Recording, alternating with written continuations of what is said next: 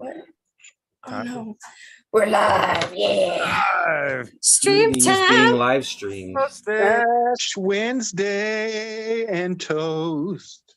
Ash Wednesday and toast. Burnt toast.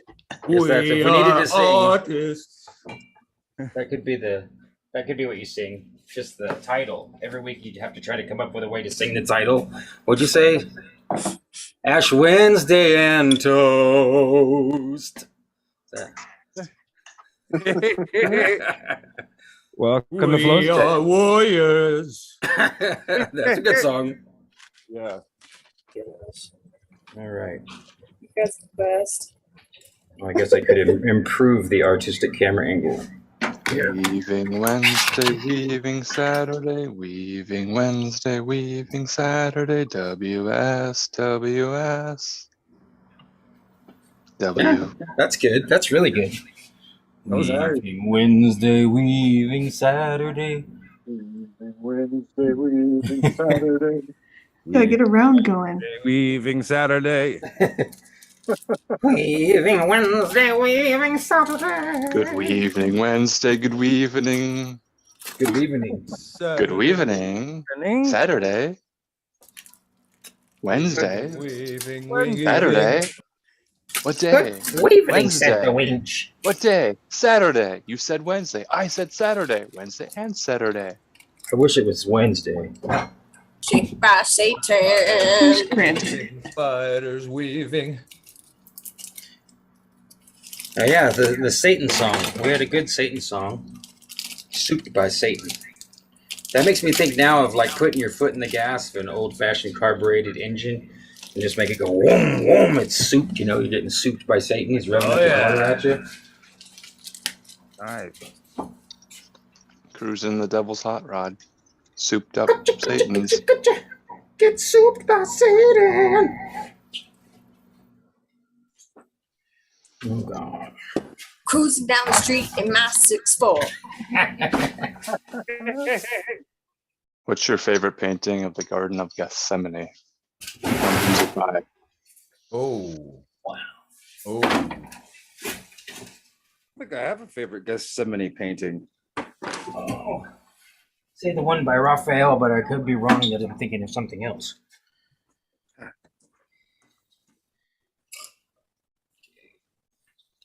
I'm gonna be honest. I need to see some examples. I think it was a beautifully specific, insanely specific question. I'm like trying to remember the one SB brought up. I'm like, I think I've seen that one. Yeah, never took art history. I feel like there's one that came out in like 90s. There was this really popular Christian artist, and I never knew who it was because all the glory to God, you know? Why would I know who this artist is? But I remember seeing his paintings in like a bunch of churches and in people's homes. He was really popular. And, I mean, they were really nice. They were very pleasant. So, you know, but that's the only one I think of is by that unknown artist who's probably very well known. Like, hey, you guys remember that painting in that church? They'd be like, oh yeah, it's that guy. Oh. I wonder how hard it is to write a quick program that just goes out on the internet and gets all the pictures of the paintings of Garden of Gethsemane and then categorizes them. Because then we could really get somewhere with this. Yeah, you could call it Google. Google, but only for paintings of Gethsemane. Yes, we could even call it that. Google, but only for paintings of Gethsemane.com. So who wants to read first? On that note. That's an excellent question. Oh man, that's good. Well, I don't know. I have Celestine Prophecy in front of me, but if anybody else wants to read first? I can show you guys something here. First, Oh yeah, Jim's got something to show The us. chariot. Yes. Nice. These are some pictures I was looking at on the line yesterday. Wow. Nice. Aren't they Oh pretty, wow. Are you pretty cool little machines? preparing for Saturday with those bad boys? Or is this That's for an art cool. project? I was just trying to understand how they worked and were put together, and I You're figured gonna I'd build one. Are you gonna make a Oh, chariot for your yeah. goats? you're gonna hook the goats up. The goat. Please say The yes. goat-mobile. Yeah. Yeah, I'm Sick. so stoked. I'm so excited to see this go. So I started out Yeah, with Oh my there. God. Yeah. some crutches on. Yes. Fucking Is death Jim trap, I love it. actually Jim? Are you actually the god Hermes incarnate in the He flesh? is. I can secretly? testify on his behalf whether he likes the answer or not, but he I'll never absolutely tell. is. That's why you have I've trained horns. I've seen him christened as a knight with a fireworks sword outside of a bar in Pendleton, Oregon. If that's anything at all. God, that's gonna be amazing. Wow. Man, I'm so stoked. Yeah. I tried it out yesterday, but it wasn't properly introduced to my goats, I think. So once Yeah, I got they're them, like, "What are you bringing us?" they spooked. And it took I me bet on they did. freaking wild ride. Yeah. I didn't have any way to steer it. I just had a goats hooked up. So I went like, Looks like work. They're thinking. Nice. Sir, Sorry. excuse me, sir. Are you Dump. transporting illegally collected rainwater? Oh my God. You're just Yes. making me think of Ben-Hur, like the Yeah. chariot, Gethsemane, the water scene, like Jim Her. Jim Hur. Hermes. You're gonna have to watch Hermes. That's great. Yeah. So yeah, I that's love it. something I wanted to share. I love it. I'll give you more Thank you for pictures sharing as it comes together. My Well, face hurts already. Oh, I hope you don't mind. We mentioned this on Saturday because Oh, episode yeah. 69. In Cancer. chat, weaving spiders Chariot. welcome. I have a goat tower and a Jesus art. If someone can screen share that. Amazing. I want to build a goat tower for Jim. The goat tower. Like Mhm. like a cat tree. Is it a tower Somebody to hold wanna the get- goats or a for tower goats? made of That goats? sounds awesome. Make it happen. Paint that picture, man. I need You to guys see the have goat towers. Cheney's info?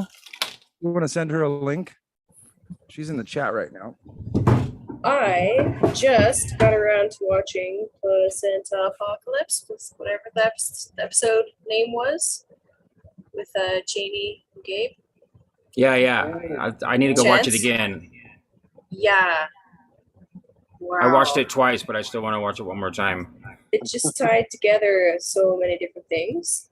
And I watched it like immediately after making the discovery of the beauty of the conception astrology. So it was like bam, bam, bam, a bunch of things Yeah, right. right all at once that tied together. That was like, oh, You accidentally studied up first. yeah. I don't and- know if oh, that man. conversation exists anywhere else. Oh man. That felt like we were breaking some ground. Yeah, man. Yeah. You And I know- mean, like, when you do like really intense like therapy work, if with a good therapist, you can get down to like birth trauma stuff. And Yeah. I think it's absolutely necessary. It's the original room, 100%. And yeah, you guys just tied it together really beautifully. So, And, if you incorporated constellation therapy yep. in with the placenta all together, I mean, that's taken everything to another level. Absolutely. I'm curious about using the gongs to vibrational frequencies of the planets in Yes. concert with your chart. That could be something. Right? Yes, I Yeah. had that thought. Well, because like they used to do like traditional astrology, they could like assign you, and they still do this, like birthstones and medals and talismans and stuff that were supposed to help you either counter bad aspects in your chart or like enhance different ones and stuff. And there's like a real like science behind that. So why not with sound? Why not? That sounds like a field to resurrect and innovate for sure. Yeah. Yeah. Well, yeah. Yep. I got to ask, do you guys all know Dan Winter? Dan Winters? Yeah, Sounds vortex familiar. guy. Vortex guy. I got to float a question to him this week, just through the chat. I got to ask him if he thinks that the consumption of the placenta could instill a connection to the ancestors, and he it was more wordy than that. But he really far away. He read the question out loud and gave it a very quick, "Yep, that's pretty much how it works." You know, Gabe, I think you're really onto something. So when you think about, again, traditional astrology, cats are being the house of like ancestry. Why not? That's more of the same symbolism, right? Yeah. So that's interesting. Very interesting. And the funny thing, somebody was talking about cats being funny around doors and portals, and they hate it when the door's closed. You always see them trying to paw their way in. And ever since somebody mentioned that, my damn cats keep coming to invade my bathroom experiences. And they weren't before that? They weren't until somebody mentioned it. And now I'm like, yeah, I guess you're right. Cats hate a closed door. Huh. That's weird. I had a strangest dream the other day. I fell asleep on the couch and I was having so like my cat was in the dream world with me, and he was walking around like kind of like a little man, like talking to me, and he was explaining to me about how he's the guide for the dream world, that cats are the guide and the messenger between us and the dream world, and they can help us out learning stuff. And he kind of explained a whole bunch of stuff to me. And then I woke up and the cat was sleeping on my chest. Mm-hmm. So it was a pretty bizarre dream. It seemed super real too. It was one of those This is one of those moments when I would trust your brain horns. Yeah, that's what I felt like. I was like, whoa. It reminds me of back when I used to do mushrooms and like talk to my cat and be like, why are you here? Can I trust you? Can I trust you? What are you even? What is this about? Weird. They have such a powerful energetic presence when you go beyond the mundane. It's ridiculous. Yeah, man. That's an amazing story, Jim. Oh, thanks. Yeah, I was gonna say that's like solid evidence in the direction of understanding why there's so much importance placed on cats, especially the traditionalists to look at it the Egyptian way, right? Egyptians and cats got something going on, but if you're hanging out and they constantly come into your dream realm and start to tell you things that are enlightening you beyond your natural capacity, then you probably want to keep them around, man. Is that why my cat likes to sleep on my head whenever I'm in bed? Don't they all? All good cats want to lay right in the crook of your neck or right across your whole head, right? It's probably protecting you, bud. Mm-hmm. What does it mean whenever he jumps directly from the floor onto my face and screams while I'm asleep? You didn't get that out of him while you were on mushrooms, Chance? I can't remember because I was on mushrooms. Good answer. That's a great answer. That was a long time ago. When the male cat teabags you in your sleeping live? state. Yeah, we're live. All right. Oh, God. The cat wants you to know who's boss. BRB. Okay. Yep. We are live in the flow state. So Celestine prophecy. Yeah, sure. If you're volunteering to read first, we'd love to hear the Celestine prophecy. Oh my God. Before Can we this recap and recall the first two insights? I think that's a good idea. You want to recap for us, Chance? You're good at that. Well, he said he read it a bunch of times. I'm muting myself again here. Okay.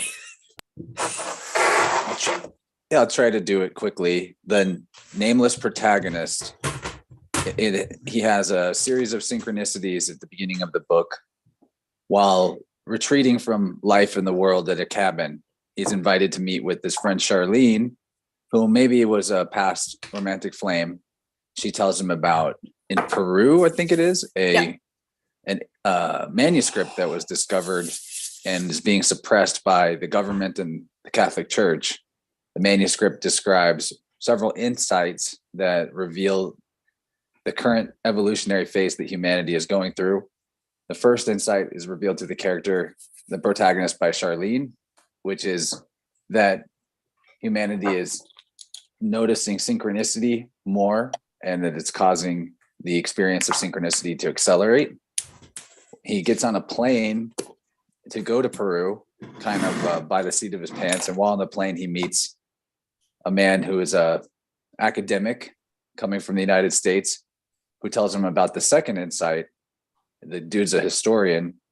The insight revolves around the progression of history and how it's leading us up to the moment of this transitionary phase.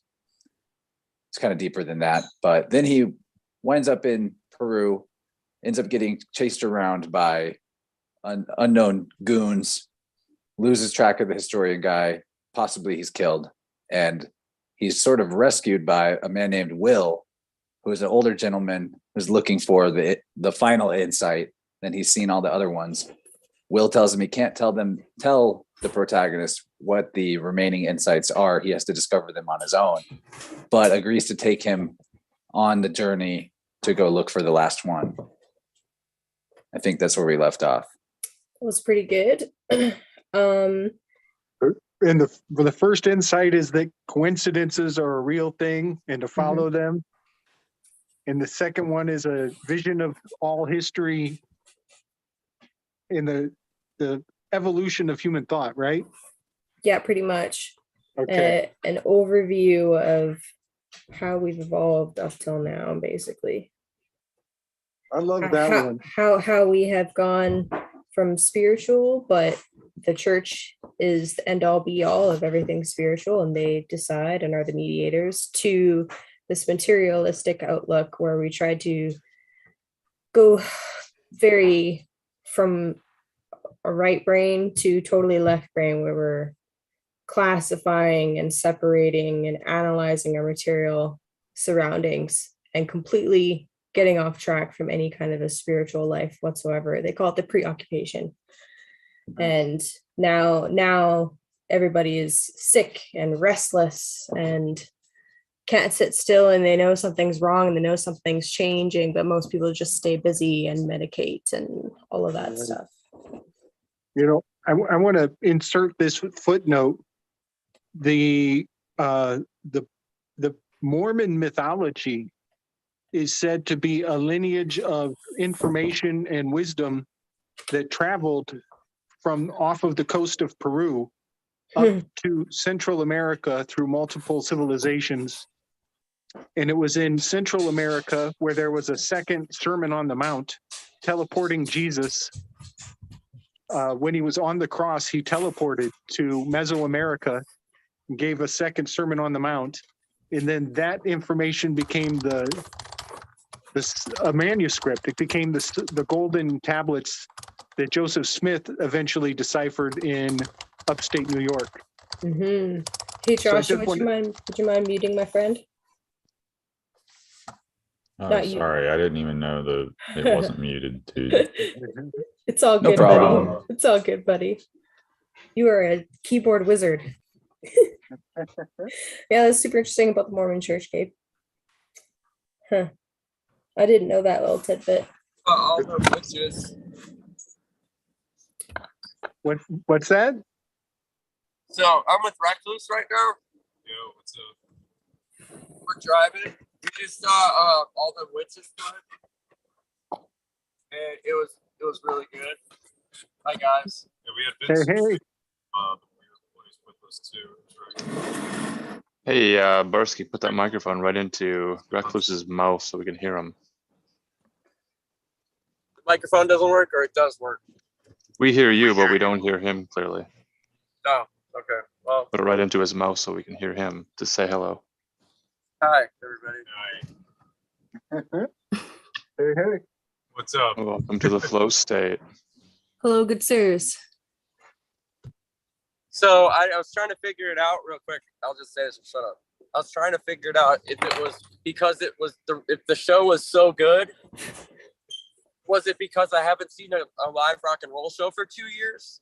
And also a really good band? Or was it also because the band was fucking amazing and it was both? I figured out.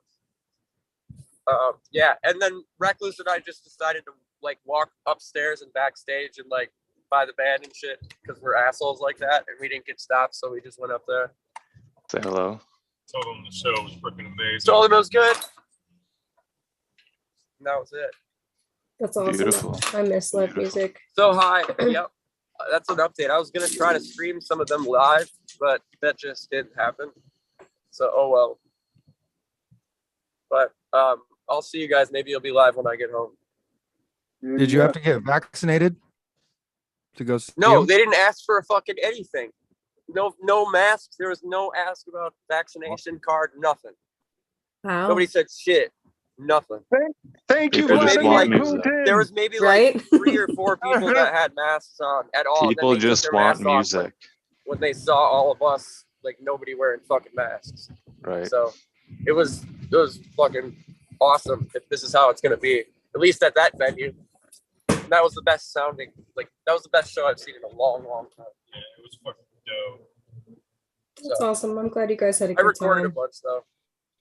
Rachel, Yeah, I well- know you got to go see them when they're near you. With Recluse here, man, this is a great opportunity to pick his brain a little bit.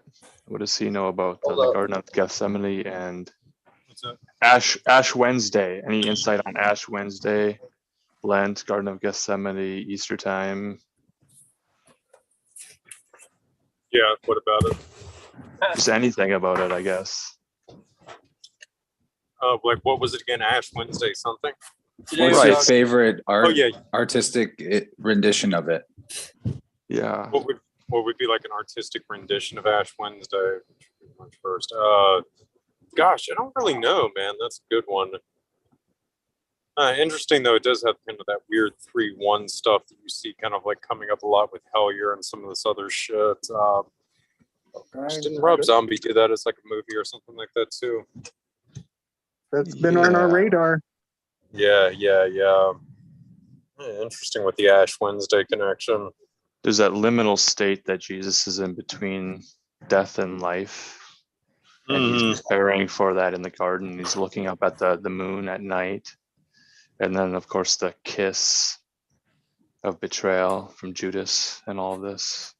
what This about is all sort of in the what- mind now. What day is the Easter on this year, by the way? April something? It's a good question. That's really a specific April varsity. 16th, I think. Something like that. Okay. Or the, yeah. Well, it's also the new moon tonight, so there's that to keep in Oh, mind. nice. Interesting. So it's a So, dark, dark Pisces. night. So real quick, Anthony Hanratty came with us to the show, and he hit an acid before we left. And let's just say, like, he ended up leaving literally like 2 minutes before all the witches took the stage. He couldn't handle it. Yeah, I was like a little worried about that. Though I just had an experience, to put it mildly, the last time I tripped. I was a little concerned that might rub off on him. I think maybe it did have a little bit. Oh, you think you had dirt on you? I'm kind of wondering about that now. He just couldn't handle it, but whatever. That sucks. But yeah, driving. It's that new moon intention to set something positive. What kind of intention? Best I think intentions, good we need some- vibrations. We need to. Ooh, sorry. Oh, Sorry, bro. Sorry, bro. You're good, bro.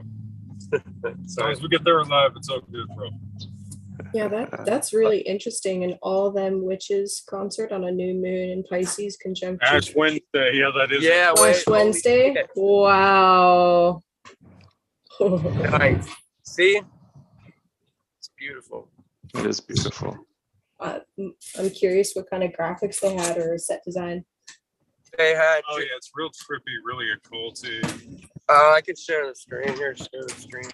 Well, yeah, like no, the drum kit was really cool because it almost has like the deer thing kind of symbolism going from True Detectives on it. You know, it's but it also with the psychedelic look. But they have that sort of interesting, like psychedelic with shamanism, with like some occultic stuff. One of their songs, I mean, is Saturnine and Iron Jaw, which is really cool to me because I've been really looking into this Saturnine stuff a lot lately. So it's really fascinating, yeah, with like all the syncs and everything that's going on right now. Like they did I'm Sleeping Through the War. I mean, some other kind of really timely songs like that, man. Oh, yeah. Interesting. They did Charles William, they did Dirt Preachers, they did Romulus and Remulus. Yeah, they did everything. Yep. It was good. For anyone who's not familiar with the band, the drummer does most of, if not all of their artwork. Yeah. So we just passed Andromeda in the constellations of the calendar. So Romulus and Remus is very apropos. Is it? Oh, shit. Or we're moving into her. We're moving into Andromeda in this next month. So let's see if this will work. Hold on. I don't know. Maybe. Might have to share when you get home. Yep. Oh, I can go. That's okay. All right. Yep. But yeah, it was super rad. It was really, really good. Thanks. I'll holler when I get home, y'all. Yeah, we'll keep the stream warm for you, and we'll keep the lights on. Yeah, sorry for just like doing this, but that's why we do it Wednesday, to drop in and get the updates. Thank you so much. Yeah. That's word. I don't believe in coincidences, so Rachel, I recorded like 2 songs, and I recorded 2 songs, or I think I put one on Twitter. I was like broadcasting it live. That's badass. Which song? It's 3-2. It's 3-2. 32, 23. 32, fucking yeah. the 23 Enigma, even more interesting, man, because I'm like a hardcore Discordian too. Oh, we love Discordianism here. So it's 3 and 2. We got the 2 and 27 3. and 23 phenomena kick on tonight with Ash Wednesday. That's even more interesting. Yeah. Hail Got that Discordia. 5 energy. Hail Eris. Hail. And Mardi Gras yesterday. The earth. Le bon temps roulé, motherfucker. Hey, are you happy in the oubliette life? Unmasking this masquerade. All right. Hey, do your thing, pimpin'. All right, then, Playboy. Hey. Yeah, I wonder if it turned out. I don't know on Twitter. It should have turned out. Ring. That's a fucking doorbell. Where's the dog barking? That's the Zoom. Who the is Zoom it? room doors wide open. Who is it? It's Jenny B. Jenny B.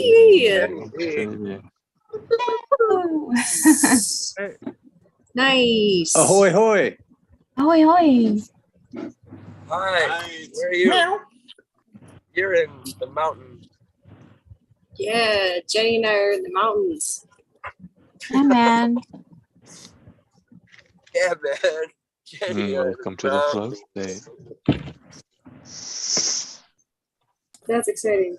I would like to talk about Ash Wednesday. Please do. Well, the Yazidis think that Malik Tau was incarnated on a Wednesday. So I think it's interesting that that particular occasion is on a Wednesday, because it could be on any day, but it's on a Wednesday. Furthermore, it kind of marks the beginning of spring, which again, like we were talking about, the Lamb of God and the act of preparation before the sacrifice, kind of mirrors like the 40 days in the wilderness. Marking the forehead with ash, that's where your pineal is in your temple, your altar. Whenever they would repent, and the act of repentance or shuvah, return to God, they'd cover themselves in sackcloth and ash, and to beg the spirit to come and dwell within them, because they're not worthy, of course. Also, the red heifer would be sacrificed and combined with the water from the pool of Siloam to create a way to anoint the forehead with, an ashen solution of sorts. And this was to actually sanitize the soul or the temple, if you will, to purify it so that you could enter into the temple. And this is one of the reasons they need the red heifer for the third temple prophecy, as it were, because without it, they can't enter the temple, because all of Jerusalem is a grave. Those dead bodies have been all over the city. So if you walk over a grave, you're tainted. So they have to have this red heifer for that, which is extinct, by the way. So the Ash Wednesday ritual kind of goes along with that too. Some people might even want to connect it to the Tammuz, the weeping of Tammuz at the gate, which is interesting because they would put out little gardens that would purposefully wilt in the sun. And that kind of relates to Adonis and Attis and those types of things too. But Jesus says to look at them and say, you'll see greater abominations than these. So implying that he didn't approve of that, but yet it's very much a part of our mythos and culture. Even still today, we see those types of things. And Aries glyph is, of course, a sprout or a lamb, the face of a lamb. Anyway, thanks for letting me. So this is Ezekiel 8:14. The prophet taken up in a vision and shown women who weep for Tammuz. This is 40 days of weeping for Tammuz. Yeah, exactly. So there you go. From Ezekiel 8:14. And back then, 40 days was a month. Interesting. It would have been the fasty calendar. 40 days is also the length of time of the Venus retrograde. Got it. Veneration. It's the ratios of Venus. Interesting. There'll be a Mars, Venus, Saturn conjunction in Capricorn on Pi Day 3.14 for a few days till the 17th, which is St. Patrick's Day. Yeah. City Guys, we were just in the middle of the fucking city, right? Proper. And nobody asked us for a fucking put on a mask. Nobody asked us for a vaccine shit. Nobody asked for shit. I just realized that again. I just want to hail Putin, baby. Hail Putin. Praise That's God. amazing. Dude, it's over. Like, I just want, like, I don't think you guys realize it yet, but it's fucking over. That is Glory, insane. glory, hallelujah. Like, Well, literally almost 2 fucking years, though, to the day, of course. Yeah. Well, might you consider the dates? Because if you consider the Revelation 12 sign With the as Pluto return. well, that too. The man-child was birthed on 9/23. You just mentioned 9/23 or 2/3 rather. The man-child was birthed on 9/23/2017, followed by the dragon and its 7 coronas or crowns, seeking the seed, the man-child, which is the body of Christ. Right. And so, if you count from the days, we're you see about, I think the calculations was 1,979 days, if you counted from that. But if you actually count from the date of event 201, it's closer to the 1,260 days, which is like middle of the tribulation. So yeah, I think I agree. I think they've obviously failed, but there is great wrath, and But they're still on the script. Oh, I know. Something Well, coming. Believe me. well. Something coming.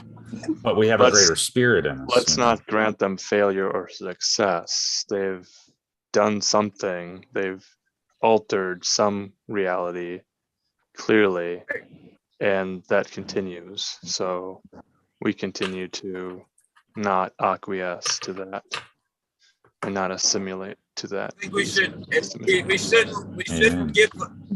give oxygen to the Mandela effect anymore either. That's just my stance. I'm with you there. Mm-hmm. It's all about the pineal, though, man. The crown chakra. It's like the same thing as when you're talking to somebody, you go, "Is it just me, or is the time going faster?" It's like, okay, yeah, no shit, we all get it, we all know it, but it's always like you make an exception for that. I think we need to stop making an exception for the Mandela effect. I think it's just fucking bad memories. People have shitty memories. Yeah, no shit. Fucking it. We all know it. Occam's razor for the kids. You make an exception for that. I think we need to stop making an exception. There's some weird echo feedback thing going on. Maybe someone listening to the stream, or I don't know. Is that someone? Ready to hear some Celestine prophecy personally. Hey, Barsky, your sound's really weird, bud. Weird echo feedback thing going on. Maybe someone listening to this. Maybe Jem can mute. Literally, I'm really stoned that I can't tell what that was like. What's up?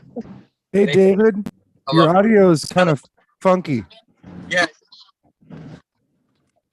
What about now? It's better now. Yeah, I think we're gonna move ahead with the flow state. We got a reader ready to read. You guys can listen in, and then when you're in a stable spot to sit with us for a while, we want to hear some more updates. I'm muted. I'm muting.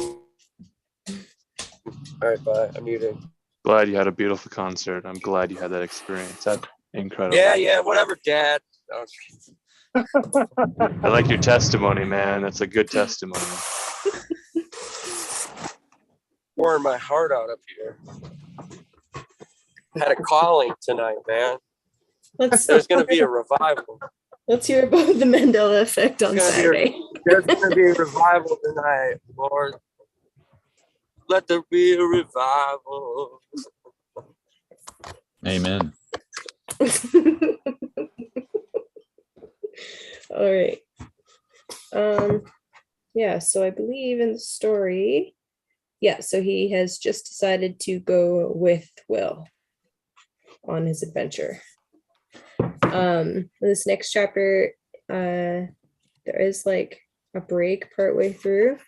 So I'll stop there and ask you guys if you want me to finish it off or not. And yeah.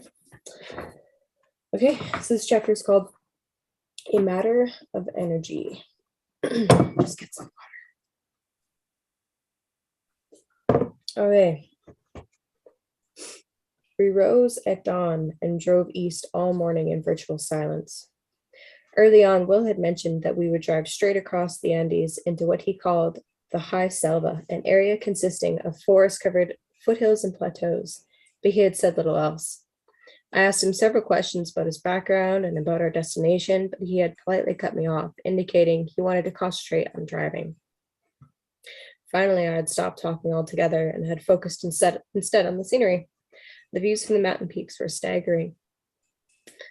About noon, when we had reached the last of the towering ridges, we stopped at an overlook to eat a lunch of sandwiches in the Jeep and to gaze at the wide, barren valley ahead.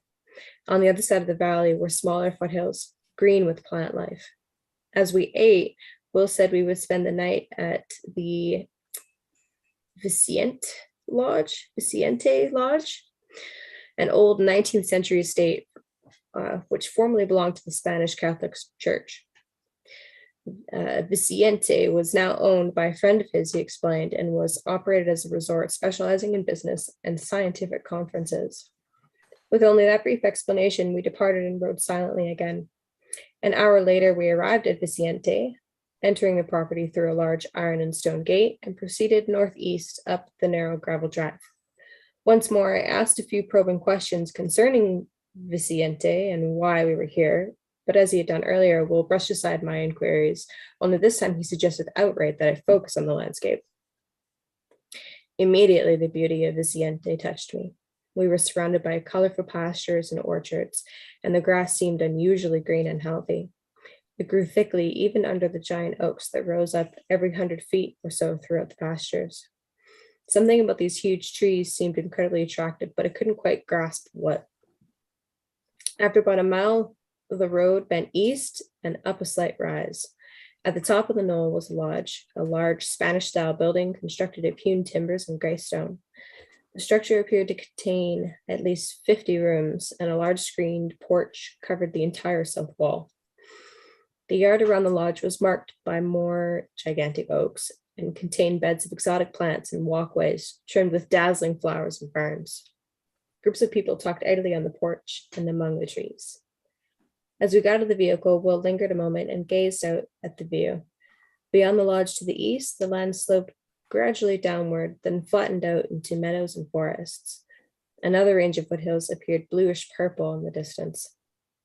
I think I'll go in and make sure they have room for us, Will said. Why don't you spend some time looking around? You're going to like this place. No kidding, I said. As he walked away, he turned and looked at me. Be sure to check out the research gardens. I'll see you at dinner time. Will was obviously leaving me alone for some reason, but I didn't care why. I felt great and not the least bit apprehensive. Will had already told me that because of the substantial tourist dollar Vicente brought into the country, the government had always taken a hands-off approach to the place, even though the manuscript was often discussed here. Several large trees and a winding path towards the south attracted me, so I walked that way. Once I reached the trees, I could see that the walkway proceeded through a small iron grate and down several tiers of stone steps to a meadow filled with wild flowers. In the distance was an orchard of some kind and a small creek and more forest land. At the gate, I stopped and took several deep breaths, admiring the beauty below.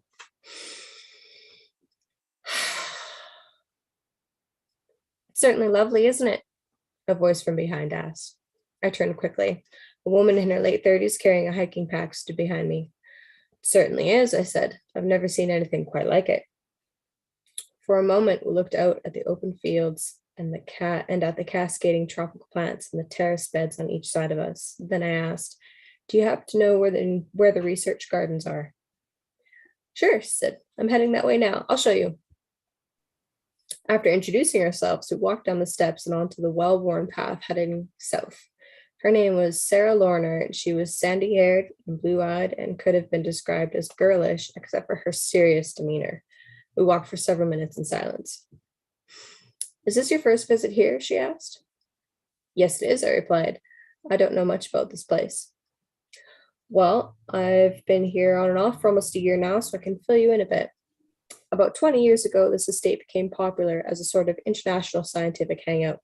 Various scientific organizations had their meetings here, biologists and physicists mainly. Then a few years ago, she hesitated for an instant and looked at me. Have you heard of the manuscript that was discovered here in Peru? Yes, I have, I said. I've heard about the first two insights. I wanted to tell her how fascinated I was with the document, but I held back, wondering whether to trust her completely. I thought that might be the case, she said. It looked as if you were picking up on the energy here. We were crossing a wooden bridge which traversed the creek. What energy? I asked. She stopped and leaned back against the railing of the bridge. Do you know anything about the third insight? Nothing. It describes a new understanding of the physical world. It says we humans will learn to perceive what was formerly an invisible type of energy. The lodge has become a gathering place for those scientists interested in studying and talking about this phenomenon. Then scientists think this energy is real? I asked. She was turning to walk across the bridge. Only a few, she said, and we take some heat for it. You're a scientist then? I teach physics at a small college in Maine. Why are some scientists disagreeing with you? She was silent for a moment, as if in thought. You have to understand the history of science, she said, glancing at me as if to ask whether I wanted to get deeper into the subject. I nodded for her to proceed. Think about the second insight for a moment. After the fall of the medieval worldview, we in the West suddenly became aware that we lived in a totally unknown universe. In attempting to understand the nature of this universe, we knew we had to somehow separate fact from superstition. In this regard, we scientists, TM, assumed a particular attitude known as scientific skepticism, which in effect demands solid evidence for any new assertion about how the world works. Before we would believe anything, we wanted evidence that could be seen and grabbed with the hands. Any idea that couldn't be proved in some physical way was systematically rejected. God knows, she continued, this attitude served us well with the more obvious phenomena in nature, with objects such as rocks and bodies and trees, objects that everyone can perceive, no matter how skeptical they are. We quickly went out and named every part of the physical world, attempting to discover why the universe operated as it did. We finally concluded that everything that occurs in nature does so according to some natural law, and each event has a direct physical and understandable cause. She smiled at me knowingly. You see, in many ways, scientists have not been that different from others in our time period. We decided along with everyone else to master this place in which we found ourselves. The idea was to create an understanding of the universe that made the world seem safe and manageable, and the skeptical attitude kept us focused on concrete problems that would make our existence seem more secure. We had followed the meandering path from the bridge through a small meadow and into an area more densely covered with trees. With this attitude, she went on, science systematically removed the uncertain and the esoteric from the world. We concluded, following the thinking of Isaac Newton, that the universe always operated in a predictable manner, like an enormous machine, because for a long time, that's all it could be proved to be. Events which happened simultaneously that other events had no causal relationship were said to occur only by chance. Then, 2 investigations occurred which opened our eyes again to the mystery of the universe.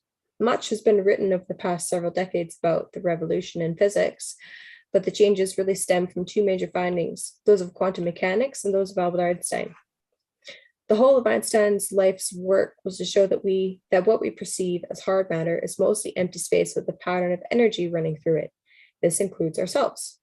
And what quantum physics has shown is that when we look at these patterns of energy at smaller and smaller levels, startling results can be seen. Experiments have revealed that when you break apart small aspects of this energy, what we call elementary particles, and try to observe how they operate, the act of observation itself alters the results, as if these elementary particles are influenced by what the experimenter expects. This is true even if the particles must appear in places they couldn't possibly go, given the laws of the universe as we know them. 2 places at the same moment, forward or backward in time, that sort of thing. She stopped to face me again. In other words, the basic stuff of the universe at its core is looking like a kind of pure energy that is malleable to human intention and expectation in a way that defies our old mechanistic model of the universe. As though our expectation itself causes our energy to flow out into the world and affect other energy systems, which of course is exactly what the 3rd insight would lead us to believe. She shook her head. Unfortunately, most scientists don't take this idea seriously. They would rather remain skeptical and wait to see if we can prove it. Hey, Sarah, over here. A voice called faintly from a distance. To the right, about 50 yards through the trees, we could see someone waving. Sarah looked at me. I need to go talk with those guys for a few minutes. I have a translation from the 3rd insight with me if you would like to pick out a spot and read some of it while I'm gone. I sure would, I said. She pulled a folder from her pack, handed it to me, and walked away. I took the folder and looked around for a place to sit down. Here the forest floor was dense with small bushes and was slightly soggy, but to the east the land rose toward what looked like another knoll. I decided to walk in that direction and search dry ground. At the top of the rise, I was awestruck. It was another spot of incredible beauty. The gnarled oaks were spaced about 50 feet apart, and the wide limbs grew completely together at the top, creating a perfect canopy overhead. On the forest floor grew broad-leafed tropical plants, which stood 4 or 5 feet high and had leaves up to 10 inches wide. These plants were interspersed with large ferns and bushes lush with white flowers. I picked out a dry place and sat down. I could smell the musty odor of the leaves and the fragrance of the blossoms.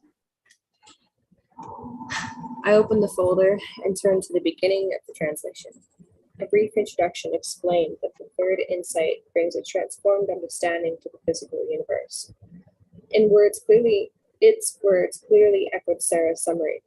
Sometime near the end of the 2nd millennium, it predicted, humans would discover a new energy which formed the basis of and radiated outwards from all things, including ourselves. I pondered at that idea for a moment, then read something that fascinated me. The manuscript said that human perception of this energy first begins with a heightened sensitivity to beauty. As I thought about this, the sound of someone walking along the path below drew my attention. I saw Sarah at the exact moment she looked towards the north and spotted me. "This place is great," she said when she reached me. "Have you come to the part about the perception of beauty yet?" "Yes," I said, "but I'm not sure what that means." "Further in the manuscript," she said. "It goes into more detail, but I'll explain it briefly. The perception of beauty is a kind of barometer telling each of us how close we are to actually perceiving the energy. This is clear because once you observe this energy, you realize it's on the same continuum as beauty." "You sound like you see it," I said. She looked at me without the slightest self-consciousness. "Yes, I do, but the first thing I developed was a deeper appreciation of beauty." "So how does that work? Isn't beauty relative?" She shook her head. "The things that we perceive as beautiful may be different, but the actual characteristics we ascribe to beautiful objects are similar. Think about it. When something strikes us as beautiful, it displays more presence and sharpness of shape and vividness of color, doesn't it? It stands out, it shines. It seems almost iridescent compared to the dullness of other objects and less attractive." I nodded. "Look at this spot," she continued. "I know you are blown away by it because we all are. This place leaps out at you. The colors and shapes seem magnified.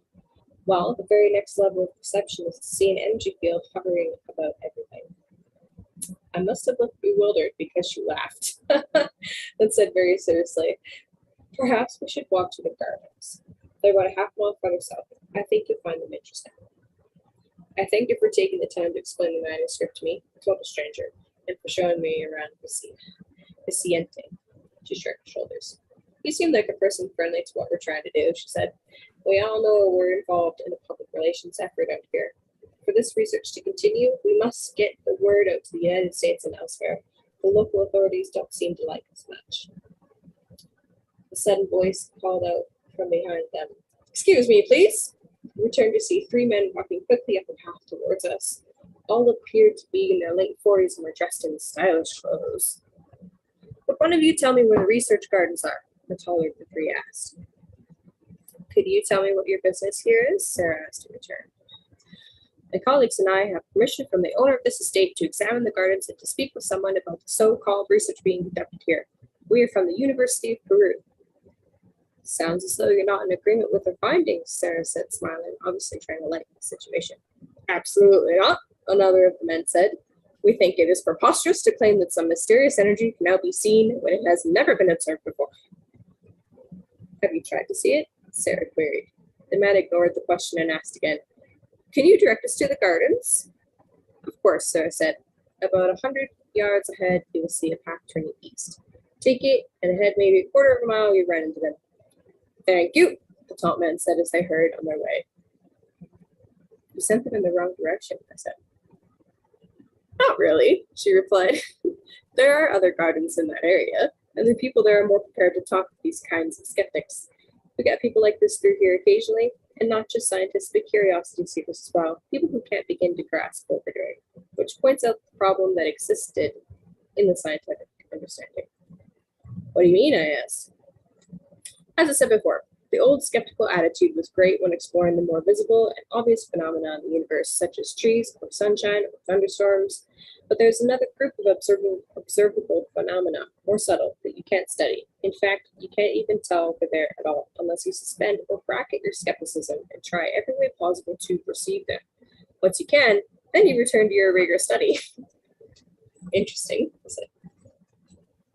Ahead, the woods ended, and I could see dozens of cultivated plots, each one growing a different type of plant. Most seemed to be food-bearing types, everything from bananas to spinach. At the eastern border of each crop was a wide gravel path which ran north to what appeared to be a public road. 3 metal outbuildings were spaced along the path. 4 or 5 people worked near each one. "I see some friends of mine," Sarah said, pointing towards the closest building. "Let's go over there. I'd like for you to meet them." Sarah introduced me to 3 men and 1 woman, all of whom were involved in the research. The men spoke with me briefly, then excused themselves to continue their work, but the woman, a biologist named Marjorie, seemed free to talk. I caught Marjorie's eye. What exactly are you researching here? I asked. She appeared to be taken off guard, but smiled and finally answered. It's hard to know where to start, she said. Are you familiar with the manuscript? The first section of it, I commented, I've just begun the third insight. Well, that's what we're all about here. Come on, I'll show you. She motioned for me to follow her and walked around the metal building to a plot of beans. I noticed they appeared to be exceptionally healthy, with no noticeable insect damage or dead leaves. Plants were growing in what appeared to be a highly humus, almost fluffy soil, and each plant was carefully spaced, the stems of the leaves of one growing near, but never touching those of the next. She pointed to the closest plant. We've tried to look at these plants as total energy systems and think of everything they need to flourish. Soil, nutrients, moisture, light. What we have found is that the total ecosystem around each plant is really one living system, one organism, and the health of each of the parts impacts on the health of the whole. She hesitated and said, the basic point is that once we started thinking about the energy relationships all around the plant, then we started seeing amazing results. The plants in our studies were not particularly larger, but according to nutritional criteria, they were more potent. How is that measured? They contain more protein, carbohydrates, vitamins, minerals. She looked at me expectantly. But that wasn't the most amazing thing. We found that the plants which had the most direct human attention were even more potent. What kind of attention? I asked. You know, she said, fiddling with the ground around them, checking them every day, that sort of thing. We set up an experiment with a control group, some getting special attention, others not, and the finding was confirmed. What's more, she continued, we expanded the concept and had a researcher not just give them attention, but to mentally ask them to grow stronger. The person would actually sit with them and focus all his attention and concern on their growth. Did they grow stronger? By significant amounts. And they also grew faster. That's incredible. Yes, it is. Her voice trailed off as she watched an older man, appearing to be in his 60s, walk towards us. The gentleman approaching is a micronutritionist, she said discreetly. He came down here about a year ago for the first time and immediately took a leave of absence from the Washington State University. His name is Professor Haynes. He's done some great studies. As he arrived, I was introduced. He was a strongly built man with black hair and gray streaks at his temples. After some prodding from Marjorie, the professor began to summarize his research. He was most interested, he told me, in the functioning of the body's organs as measured by highly sensitive blood tests, especially as this functioning related to the quality of food eaten. He told me what interested him most were the results of a particular study which showed that while nutritionally rich plants of the kind grown at Visciente increased the body's efficiency dramatically, the increase was beyond what could be reasonably expected from the nutrients themselves as we understand how they work in physiology. Something inherent in the structure of these plants created an effect not yet accounted for. I looked at Marjorie, then asked, then the focusing of attention on these plants gave them something that boosts human strength in return when they're eaten. Is this the energy mentioned in the manuscript? I looked at the professor. He gave me only a hot smile. I don't know yet, he said. I asked him about his future research, and he explained that he wanted to duplicate the garden at Washington State and set up some long-term studies to see if people eating these plants had more energy or were healthier over a longer period of time. As he spoke, I couldn't help glancing periodically at Marjorie. Suddenly, she looked incredibly beautiful. Her body appeared long and slender, even under her baggy jeans and t-shirt. Her eyes and hair were dark brown, and her hair fell in tapered curls around her face. I felt a powerful physical Bow chicka wow wow. chance. I felt a powerful physical attraction. At the exact moment I became aware of this attraction, she turned her head, stared directly into my eyes, and backed away from me a step. I've got to meet someone, she said. Maybe I'll see you later. She told Haynes goodbye, smiled coyly at me, and walked past the metal building and down the path. After a few more minutes of discussion with the professor, I wished him well and strolled back to where Sarah was standing. She was still talking intensely with one of the other researchers, but she followed me with her eyes as I walked. As I approached, the man she was with smiled, rearranged the notes on his clipboard, and walked into the building. Find out anything? Sarah asked. Yes, I said distractedly. It sounds like these folks are doing some interesting things. I was looking at the ground when she said, "Where did Marjorie go?" As I glanced up, I could see she had an amused look on her face. She said she had to meet someone. "Did you turn her off?" she asked, smiling now. I laughed. "I guess I did, but I didn't say a thing." "You didn't have to," she said. "Marjorie could detect a change in your field. It was pretty obvious. I could see it all the way over here." "A change in my what?" "In the energy field around your body. Most of us have learned to see them, at least in certain light. When a person has sexual thoughts, the person's energy field sort of swirls about and actually propels out towards the person who's the object of the attraction." This struck me totally fantastic. But before I could comment, we were distracted by several people coming out of the metal building. "Time now for the energy projection," Sarah said. "You'll want to see this." We followed 4 young men, apparently students, to a plot of corn. As we walked closer, I realized that the plot was made up of 2 separate subplots, each about 10 feet square. The corn in one was about 2 feet high. In the other, the plants were less than 15 inches. The 4 men walked to the plot containing the taller corn, then sat down, each on one corner of the plot facing inwards. On cue, they all seemed to focus their eyes on the plants. The late afternoon sun shone from behind me, bathing the plot in soft amber light, yet the woods beyond remained dark in the distance. The plot of corn and the students were silhouetted against the almost black background. Sarah was standing beside me. "This is perfect," she said. "Look, can you see that?" "What?" "They're projecting their energy onto the plants." I stared intently at the scene but could detect nothing. "I can't see anything." "Squat down lower then," Sarah said, "and focus on the space between the people and the plants." For a moment, I thought I saw a flicker of light, but I concluded it was just an after image, or my eyes playing tricks on me. I tried several more times to see something, then gave up. "I can't do it," I said, standing. She patted me on the shoulder. "Don't worry about it. The first time is the most difficult. It usually takes some experimenting with the way you focus your eyes." One of the meditators looked over at us and brought his index finger up to his lips. So we walked back towards the building. "Are you going to be here in Vicente long?" Sarah asked. "Probably not," I said. The person I'm with is looking for the last part of the manuscript." She looked surprised. "I thought all of it had been located." "Though I guess I wouldn't know. I've been so engrossed in the part that pertains to my work, I haven't read much of the rest." I instinctively reached for my pants pocket, suddenly uncertain where Sarah's translation was. It was rolled up in my back pocket. "You know," Sarah said, "we found 2 periods of the day most conducive to seeing energy fields. One is sunset. The other is sunrise. If you want, I'll meet you at dawn tomorrow and we'll try again." She reached out for the folder. "That way," she continued, "I can make you a copy of this translation and you can take it with you."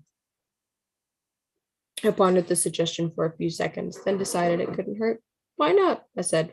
"I'll have to check with my friend, though, and make sure we have enough time." I smiled at her. "What makes you think I can learn to see this stuff?" "Call it a hunch." We agreed to meet on the hill at 6 a.m., and I started the 1-mile trek to the lodge alone. The sun had completely disappeared, but its light still bathed the gray clouds along the horizon in hues of orange. The air was chilly, but no wind blew. At the lodge, a line was forming in front of the serving bar in the huge dining room. Feeling hungry, I walked toward the head of the line to see what food was being served. Will and Professor Haynes were standing near the front, talking casually. "Well," Will said, "how did the afternoon go?" "Great," I said. "This is William Haynes." "Yes," I said, "we met earlier." The professor nodded. I mentioned my early morning rendezvous the next day. Will saw no problem, as he wanted to find a couple of people he hadn't talked to yet and didn't anticipate leaving before 9 a.m. The line moved forward then, and the people behind us invited me to join my friends. I stepped in beside the professor. "So, what do you make of what we're doing here?" Haynes asked. "I don't know," I said. "I'm trying to let it soak in a little. The whole idea of energy fields is new to me." "The reality of it is new to everyone," he said.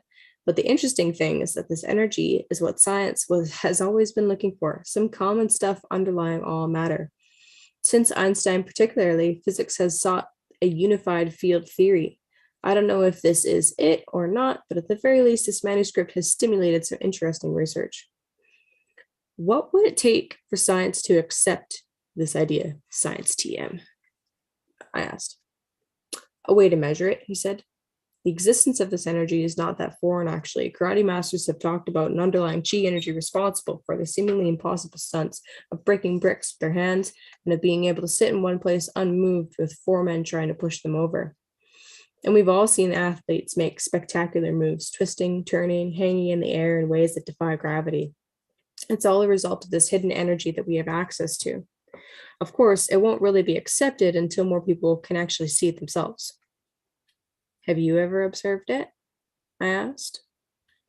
I've observed something, he said. It really depends on what I've eaten. How so? Well, the people around here who readily see the energy fields eat mostly vegetables.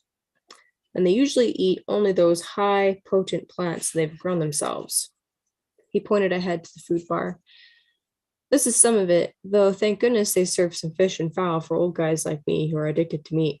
But if I force myself to eat differently, yes, I can see something. I asked him why he didn't change his diet for longer periods of time.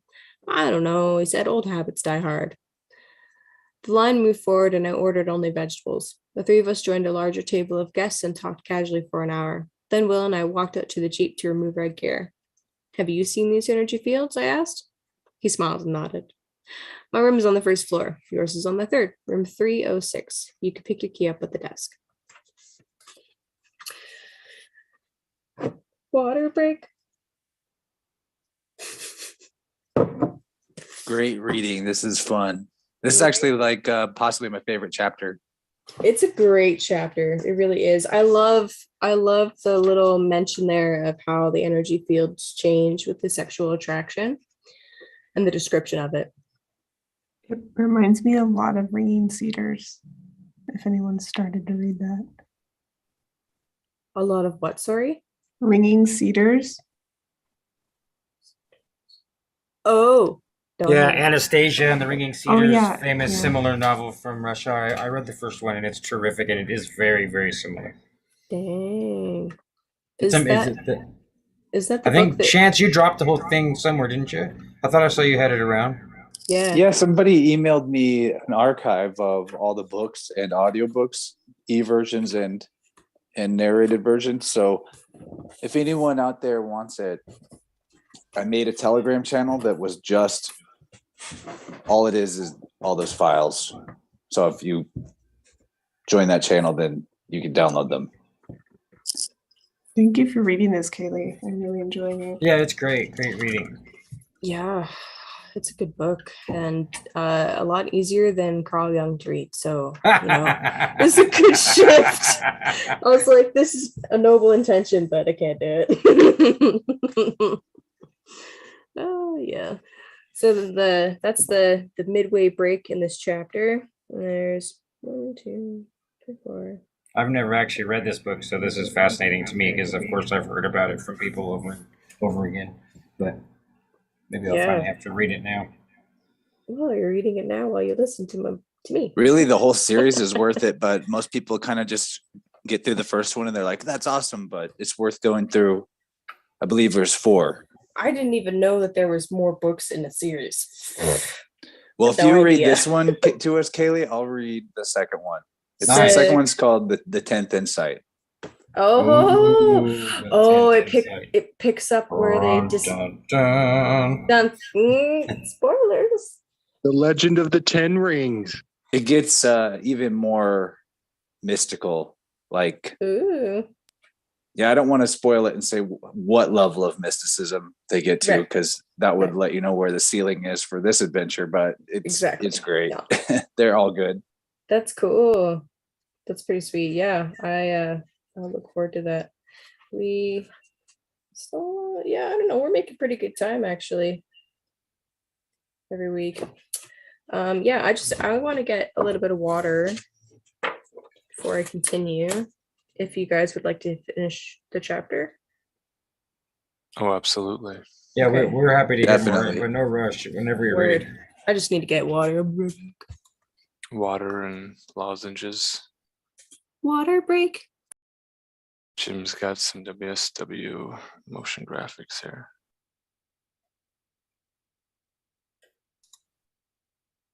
Just something fun I put together in 2 seconds with my GIF generator. I recognize this paraphernalia. Oh yeah, it's usually behind my head. Yeah, it's like some Aries ram horns going right at us or something. Exactly. Brain horns. I even know one person who changed the actual ram out for a stag. In their computer? No, in the Maseroth.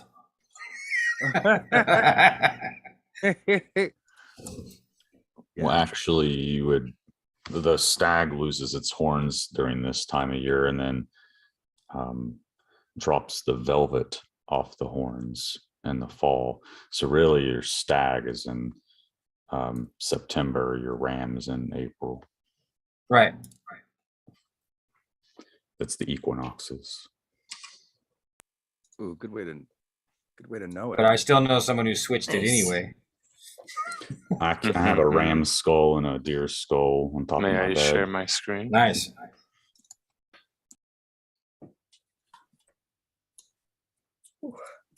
Here's that goat tower I found. Wow, dude, sweet. Oh, badass. Nice. Dude, they would have so much fun in that. Oh my god. That's gonna be the payoff for pulling the cart. Like, all right, I'll build you a taller tower.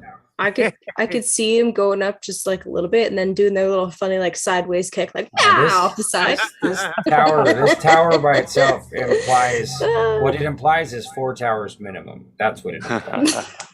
One for each goat. Oh my god. I can see them a castle. The beginning of a castle of a goat castle. fighting over each one. Oh my god, I love it. A goat castle.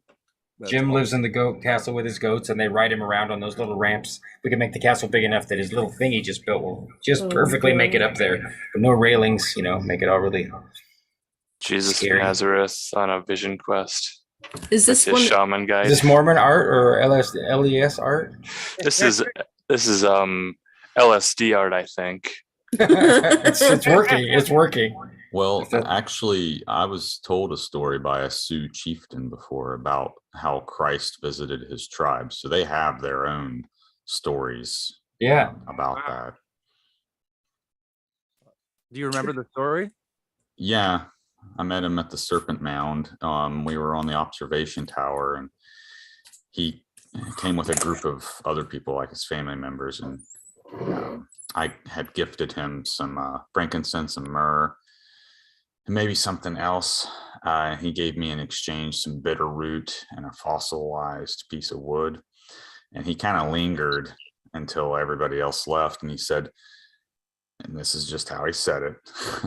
He said, well, we're not allowed to share our stories with you, but since I liked your energy, I want to tell you about our stories. And he went on to tell me about how Jesus Christ had appeared to his tribe and told them that, quote, the white man was going to take Eden from them in the future, and they were going to be subjugated by them. And that was kind of the gist of it.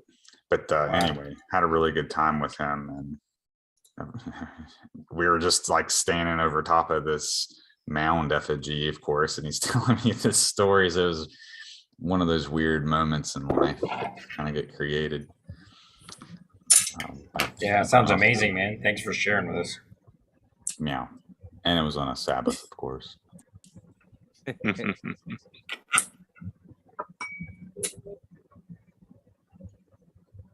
would be sweet.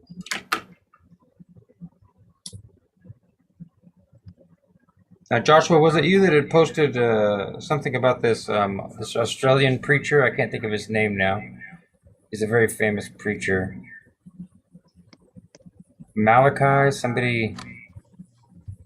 Well, somebody else actually mentioned him in more detail, but Malachi Martin is a famed priest, yes, and he would talk a lot about spiritual possession and things like that. A perfect possession even was one of the things he kind of helped to define, which gets into the generational possession and things of that nature. Yeah, like Jezebel. I know for someone's. instance. Yeah, right. Because I've always wondered where the Jezebel spirit and where they also mentioned the Python spirit. I've never taken the time to truly find out where the origins of these things are. Is that something that you know about or not? You seem so knowledgeable. It's easy for me to want to ask you question after question. It's fine. Well, what I do know is that this was one example. So you could really trace them all back to different angels, for instance, and they all wanted to father their own races. So they would seek to preserve their own bloodlines. So there was a lot of intermarrying and incestual type relationships. Right. So that they could reclaim that bloodline over and over and try to amplify certain phenotypes and such. But anyhow, the idea is that the spirit could more easily possess through that bloodline. And so they would, try to concentrate it. So the idea is that today, some of these, what they call Illuminati bloodlines, actually harken back to some of the fallen angels. And that maybe that's why they have some genetic flaws, is because, over time they've. Yeah, you keep trying to grow the same strain, it doesn't work out. Well, when it kind of gets into why the giants had trouble procreating, because they too kind of had a similar issue, which is why they kind of intermarried with us in a sense. They had to enrich their gene pool from time to time. Gets into some very interesting topics because you look throughout Norse and you can kind of see examples of that too a little bit. Yeah. When the Aesir and the giants mated. So I think that, as it says in Matthew 13, ye shall know them by their fruits. The easiest way to kind of do that type of research, I think, is to trace back fruits. So eventually you'll go back to the root of whatever began that thing. But, yeah, that makes sense. That's true. To just literally follow. The Jezebel spirit. A lot of people have heard of that, but then I started to hear people say Python spirit, and usually I would take the time to read up on it, and I just never have. So, but that makes a lot of sense what you said, that it would be traced back to any one of the Watchers or the fallen ones. Well, and in that case, a serpentine energy would be associated with the seraphim, or like a Quetzalcoatl feathered serpent type of spirit. And we kind of hear about these serpent type energies in the desert when they raised the brazen serpent up on the pole. Well, Moses, anyhow. Yeah. Because they were being besieged by these flying serpents. Right. So they were a thing. I remember being like a kid in, like sixth grade, fifth grade, and I was chosen out at church to tell the story about the brazen serpent. So I remember it because I had to study and get ready real quick, and I never really gone back and studied it since, but I definitely know that story. Well, and I don't like to necessarily give it a negative connotation, because even Christ is said to be raised up like the serpent for the salvation of mankind. So there is some type of interesting seraphim type element to it that I think merits closer observation. But one thing I would like to mention is that we kind of see the return of the Jezebel spirit today with the veil, the mask, so to speak, those types of things. Yeah, that makes sense. And the Enza, of course, being put in people's bodies. So it's like a big ritualistic act of possession, sigil magic. It really is. I wish more people could plainly see it, but that's just not the case.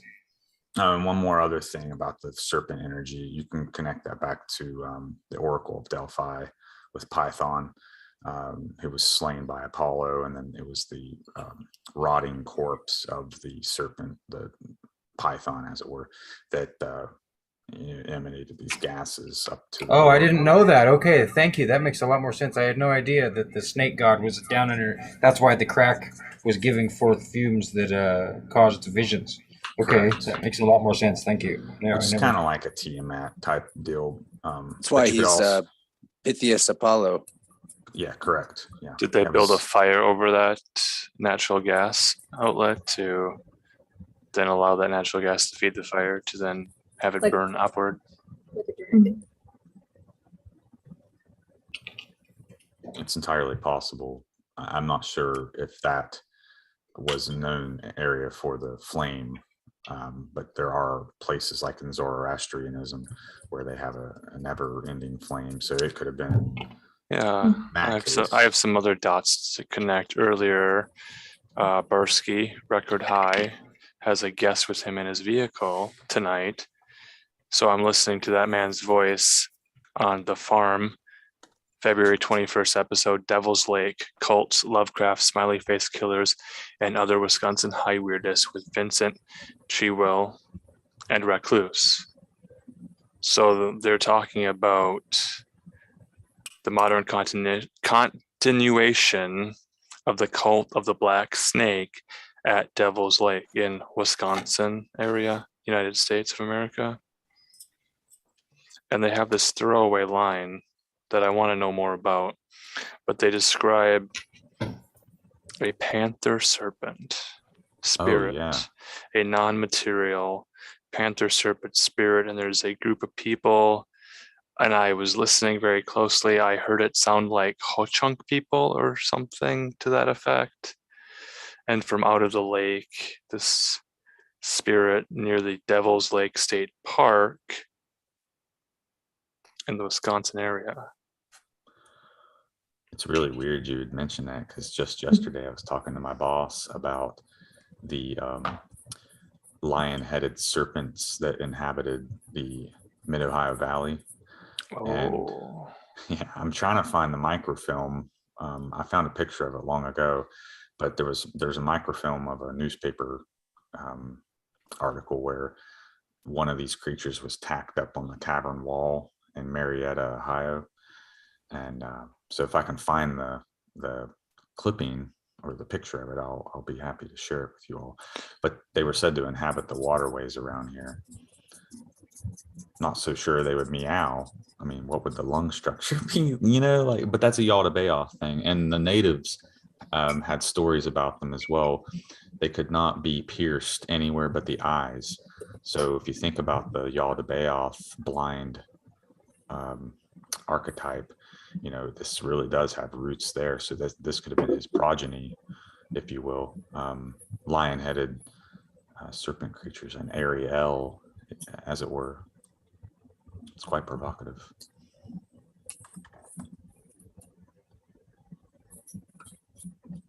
Word. Yeah. It also reminds me of the what? Guy Halud, the worm in Dune. It's also got the references to the blind worm, which, by the way, the upcoming full moon is the worm moon, by the way. Oh.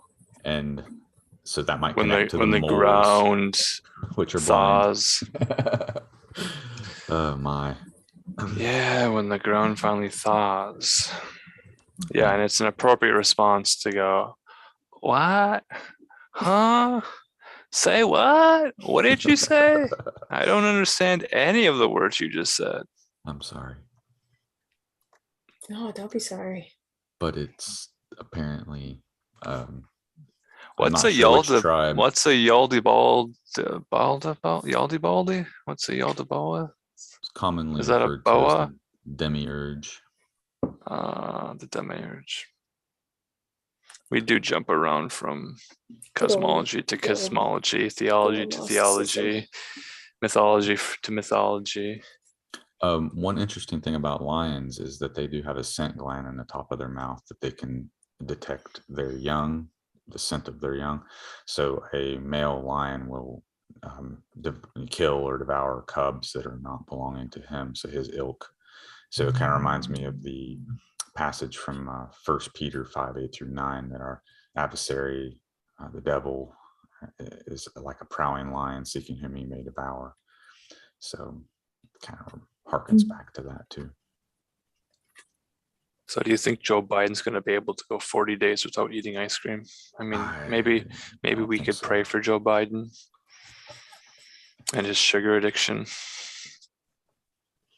He's a conehead, man.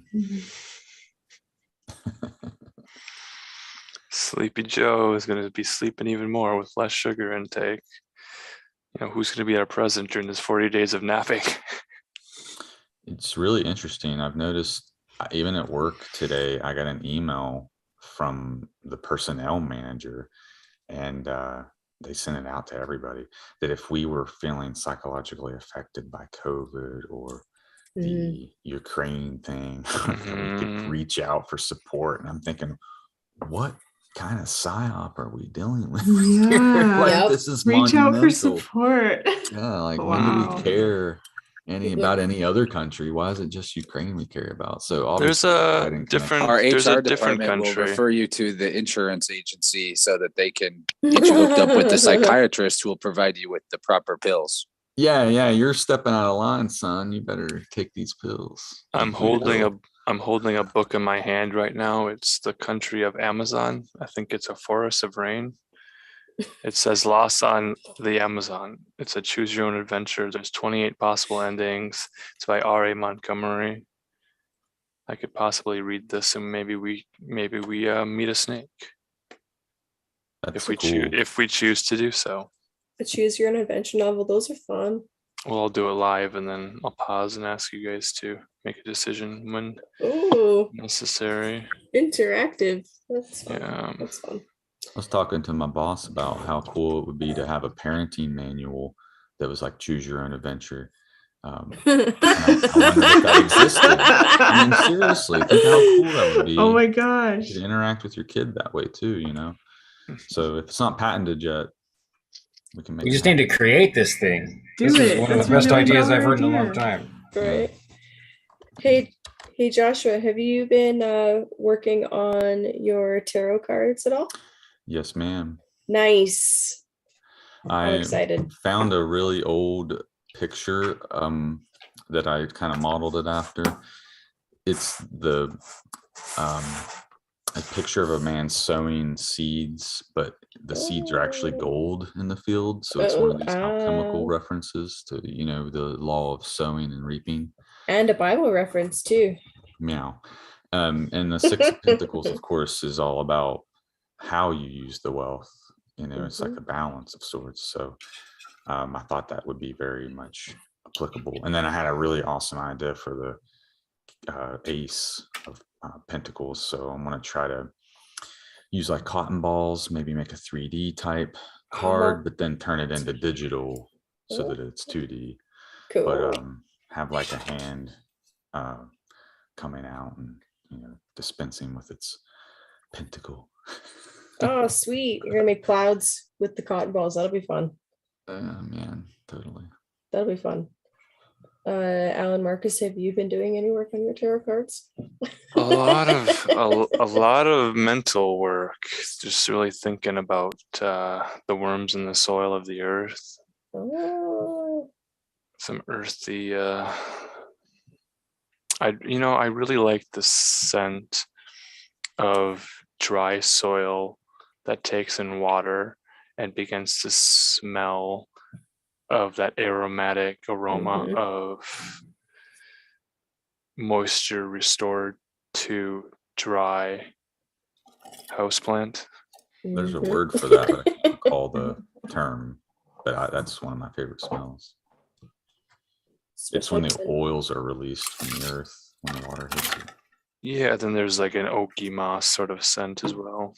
Maybe some schmagdom moss. You ever get a bucket of schmagdom moss and just really wet it down real good? Yes, and just take it in. Terrariums. Yeah, it's a very good scent. I can begin reading if we're waiting for a reader. No, just waiting for the appropriate moment to finish the chapter. Yeah, this is the longest water break ever. Your throat is your throat restored to full charge? I think so. So. All right. Sean, mute yourself. Sean, future self, mute yourself in the present. I love that. Okay. All right. We're comfy. The room had no phone, but a lodge attendant I saw in the hallway assured me someone would knock on my door at 5 a.m. sharp. I lay down and thought for a few minutes. The afternoon had been long and full, and I understood Will's silence. He wanted me to experience the third insight in my own way. The next thing I knew, someone was banging on the door. I looked at my watch, 5 a.m. When the attendant knocked again, I said, "Thank you," in a loud voice, in a voice loud enough for him to hear, then rose and looked at the small frame window. The only sign of morning was a pale glow light toward the east. I walked down the hall and showered, then dressed quickly and went downstairs. The dining room was open, and a surprising number of people were moving about.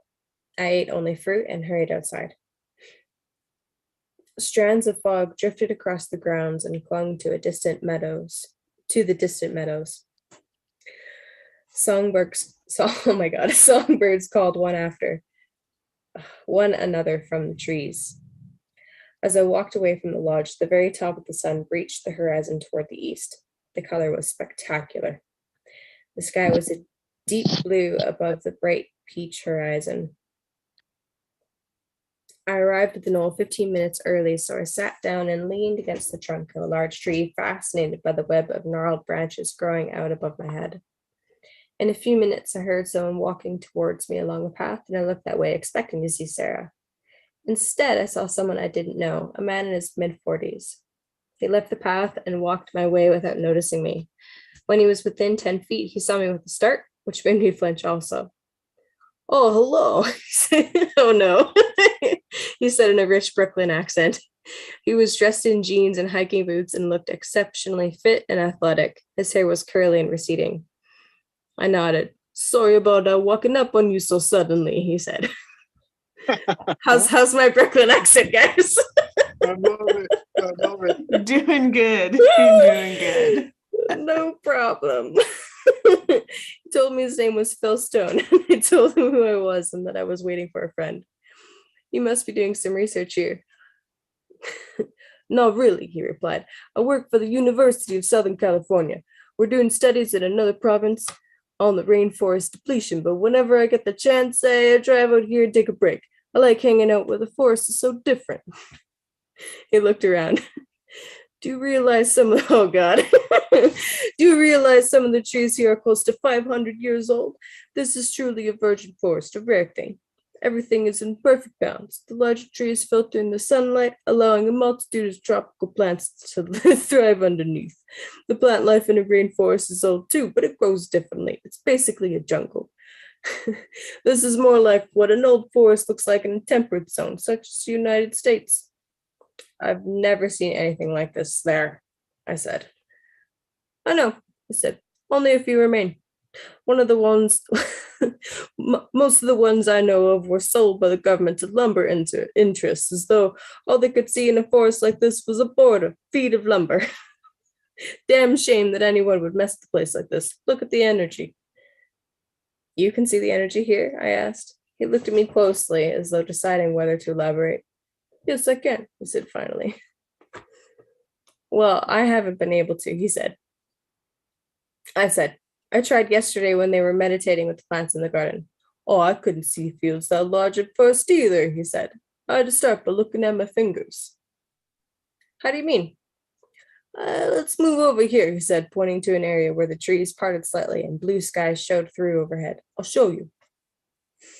When we arrived, he said, lean back and touch the tips of your index fingers together. Keep the blue sky in the background. Now separate the tips about an inch and look at the area directly between them. What do you see? Dust on the lens of my eye. Ignore that, he said. Take your eyes out of focus a little and move the tips closer, then further apart. As he talked, I moved my fingers around, unsure of what he meant by taking my eyes out of focus. I finally placed my gaze vaguely on the area between my fingers. Both fingertips went slightly blurry, and as this happened, I saw something like strands of smoke stretched between the tips. Good grief, I said and explained what I saw. That's it, he said. Now just play with that a little. I touched all 4 fingers together, then my palms and forearms. In each case, I continued to see streaks of energy between the body parts. I dropped my arms and looked at Phil. Oh yeah, you want to see mine? He asked. He stood up and stepped back a few feet, positioning his head and torso so the sky would be directly behind him. I tried for a few minutes, but a noise behind us broke my concentration. I turned and saw Sarah. Phil stepped forward and grinned broadly. Is this the person you've been waiting for? As Sarah approached, she too was smiling. Hey, I know you, she said, pointing at Phil. They embraced warmly, then Sarah looked at me and said, Sorry, I'm late. My mental alarm didn't go off for some reason, but now I guess I know why. It gave you two a chance to talk. What have you been doing? He just learned how to see the fields between his fingers, Phil said. Sarah looked at me. I read ahead and practiced, you guys.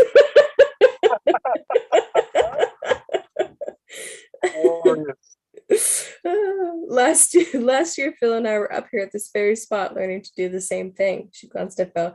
Let's put our backs together. Maybe he could see the energy between us. They stood back to back in front of me. I suggested they move closer. They stepped towards me until the space between us was about 4 feet. They were silhouetted against the sky, which was still a dark blue in that direction. To my surprise, the space between them looked lighter. It was yellow or a yellowish pink. He sees it, Phil said, reading my expression. Sarah turned and grabbed Phil by the arm, and they slowly stepped away from me so that their bodies were perhaps 10 feet away. Surrounding their upper torsos was a whitish pink field of energy. Okay, Sarah said seriously. She had walked over and crouched down beside me. Now look at the scene here, the beauty. I was immediately awed by the shapes and forms around me. I seemed to be able to focus on each of the massive oaks in a total way, not merely on one part, but on the whole form at once. I was immediately struck by the unique shape and configuration of limbs each displayed. I looked from one to the other, turning all around. Doing this somehow increased the feeling of presence each oak exuded to me, as though I was seeing them for the first time, or at least fully appreciating them for the first time. Suddenly, the tropical foliage underneath the huge trees attracted my attention. I again looked at the unique form each plant exhibited. I also noticed the way each type of plant grew together with others of its own kind in what struck me as little communities. For instance, the tall banana-type plants were often encircled by small philodendrons, who themselves were poised among even smaller fern-like plants. When I looked at these many environments, I was again struck by their uniqueness of outline and presence. Less than 10 feet away, a particular foliage plant caught my eye. I had often owned just this type of a houseplant, a particular variegated form of philodendron. Dark green, its foliage branched out to about 4 feet in diameter. The shape of this plant seemed perfectly healthy and vibrant. Yeah, focus on that one, but loosely, Sarah said. As I did so, I played with the focus of my eyes. At one point, I tried to focus on the space 6 inches to one side of each physical part of the plant. Gradually, I began to pick up glimpses of light. Then, with a single adjustment of my focus, I could see a bubble of white light encircling the plant. I'm seeing something now, I said. Look around some, Sarah said. I stepped back in shock. Around each plant with my vision was a field of whitish light, visible yet totally transparent, so that none of the plant's color or form was obscured. I realized that what I was seeing was an extension of each plant's unique beauty. It was as though first I had seen the plants, then I had seen their uniqueness and presence, and then something had amplified the pure beauty of their physical expression, at which time I had seen the energy fields. See if you can see this, Sarah said. She sat down in front of me and faced the philodendron. A plume of whitish light encircling her body, erupted outwards and engulfed the philodendron. The diameter of the plant's energy field, in turn, broadened by several feet. Damn, I exclaimed, with provoked laughter between the two friends. Soon I was laughing myself, conscious of the peculiarity of what was happening, but feeling absolutely no uneasiness at seeing, quite readily, phenomena I had totally doubted minutes earlier. I realized that the perception of the fields, rather than evoking a surrealistic sensation, actually made the things about me seem more solid and real than before. Yet at the same time, everything around me seemed different. The only reference I had to the experience was perhaps a movie which enhanced the color of the forest in order to make it seem mystical and enchanted. The plants, the leaves, the sky now all stood out with presence and a slight shimmer that suggested life there, and perhaps consciousness beyond our ordinary assumption. After seeing this, there'd be no way to take a forest for granted again. I looked at Phil. Sit down and put your energy on the philodendron. I said, I'd like to compare. Phil appeared perplexed. Can't do it, he said, and I don't know what. He looked at Sarah. Some people can, some people can't, she said. We haven't figured it out. Marjorie has to screen her graduate students to see who can do it. A couple of psychologists are trying to correlate this ability with personality characteristics, but so far no one knows. Let me try it, I said. Okay, go ahead, Sarah replied. I sat down again and faced the plant. Sarah and Phil stood at right angles to me. Okay, how do I begin? Just focus your attention on the plant as though to inflate it with your energy, Sarah said. I looked at the plant and imagined energy swelling up inside it. Then after a few minutes, I looked over at the two. Sorry, Sarah said wryly. You're obviously not one of the chosen few. I shot a mock frown at Phil. Angry voices from the path below interrupted our conversation. Through the trees, we could see a group of men passing, talking harshly amongst themselves. Who were those people? Phil asked, looking at Sarah. I don't know, she said. More folks upset with what we're doing, I guess. I looked back at the forest around us. Everything appeared ordinary again. Hey, I can't see the energy fields anymore. Some things bring you right down, don't they? Sarah remarked. Phil smiled and patted my shoulder. You can do it any time now. It's just like riding a bicycle. All you have to do is see the beauty and then extend from there. I suddenly remembered to check the time. The sun was much higher in the sky and a light morning breeze swayed the trees. My watch showed 7:50 a.m. I guess I'd better head back, I said. Sarah and Phil joined me. As we walked, I looked back at the wooded hillside. That's one beautiful place, I said. Too bad there aren't more places like this in the States. Once you see the energy fields in other areas, Phil said, you'll realize just how dynamic this forest is. Look at these oaks. They're very rare and grew, but they grow here at Vicente. A cut forest, especially one that's been stripped of hardwoods in order to grow pines for profit, has a very low energy field. And a city, except for people, has a different kind of energy altogether. I tried to focus on the plants along the path, but the act of walking disrupted my concentration. Sure I'll see these fields again? I asked. Absolutely, Sarah replied. I've never heard of anyone failing to duplicate the experience once they've seen them initially. We had a research ophthalmologist, ophthalmologist, come here once, and he got all excited after he learned to see the fields. Turned out he had been working with certain sight abnormalities, including forms of color blindness, and concluded that some people have what he called lazy receptors in their eyes. He had taught people how to see colors they'd never experienced before.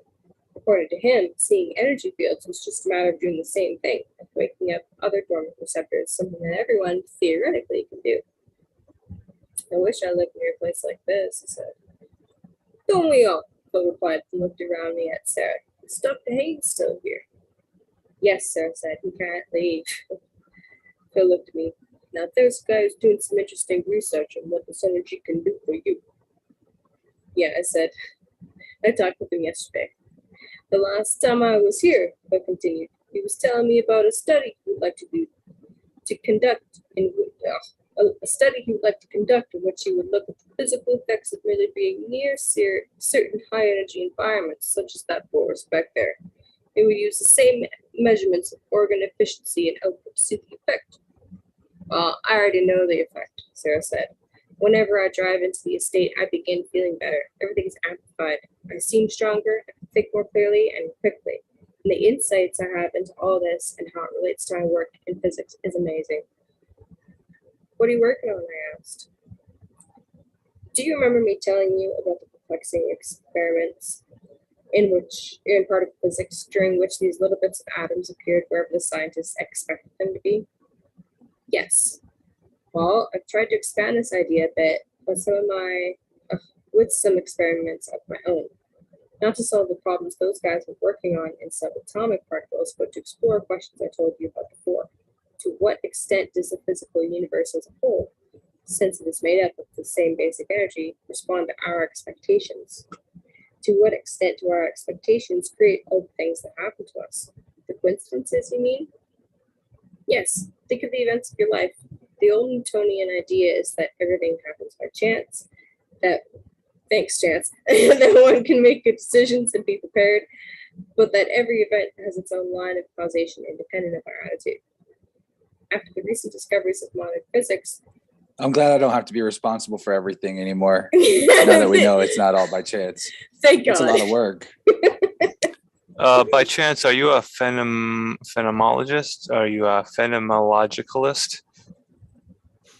No. Phenomenologist. Phenomenal, man. Kaylee, what was that word? Was it a phenomenal? Ophthalmologist. OPHTHALMOLOGIST. Ophthalmologist. Scientist of sight. Yeah. Scientist of sight. Eyeball doctor. Yes. I figured if I finished the paragraph, y'all would kind of figure that out. Fill in the blanks there. Laser receptors. I can't wait till you finish this paragraph. If y'all would have waited. Now I have to just say, like, ops is the eye, but opus is the serpent. Eyes and serpents have a correlation in the etymology. Interesting. Very interesting. Sight, wisdom.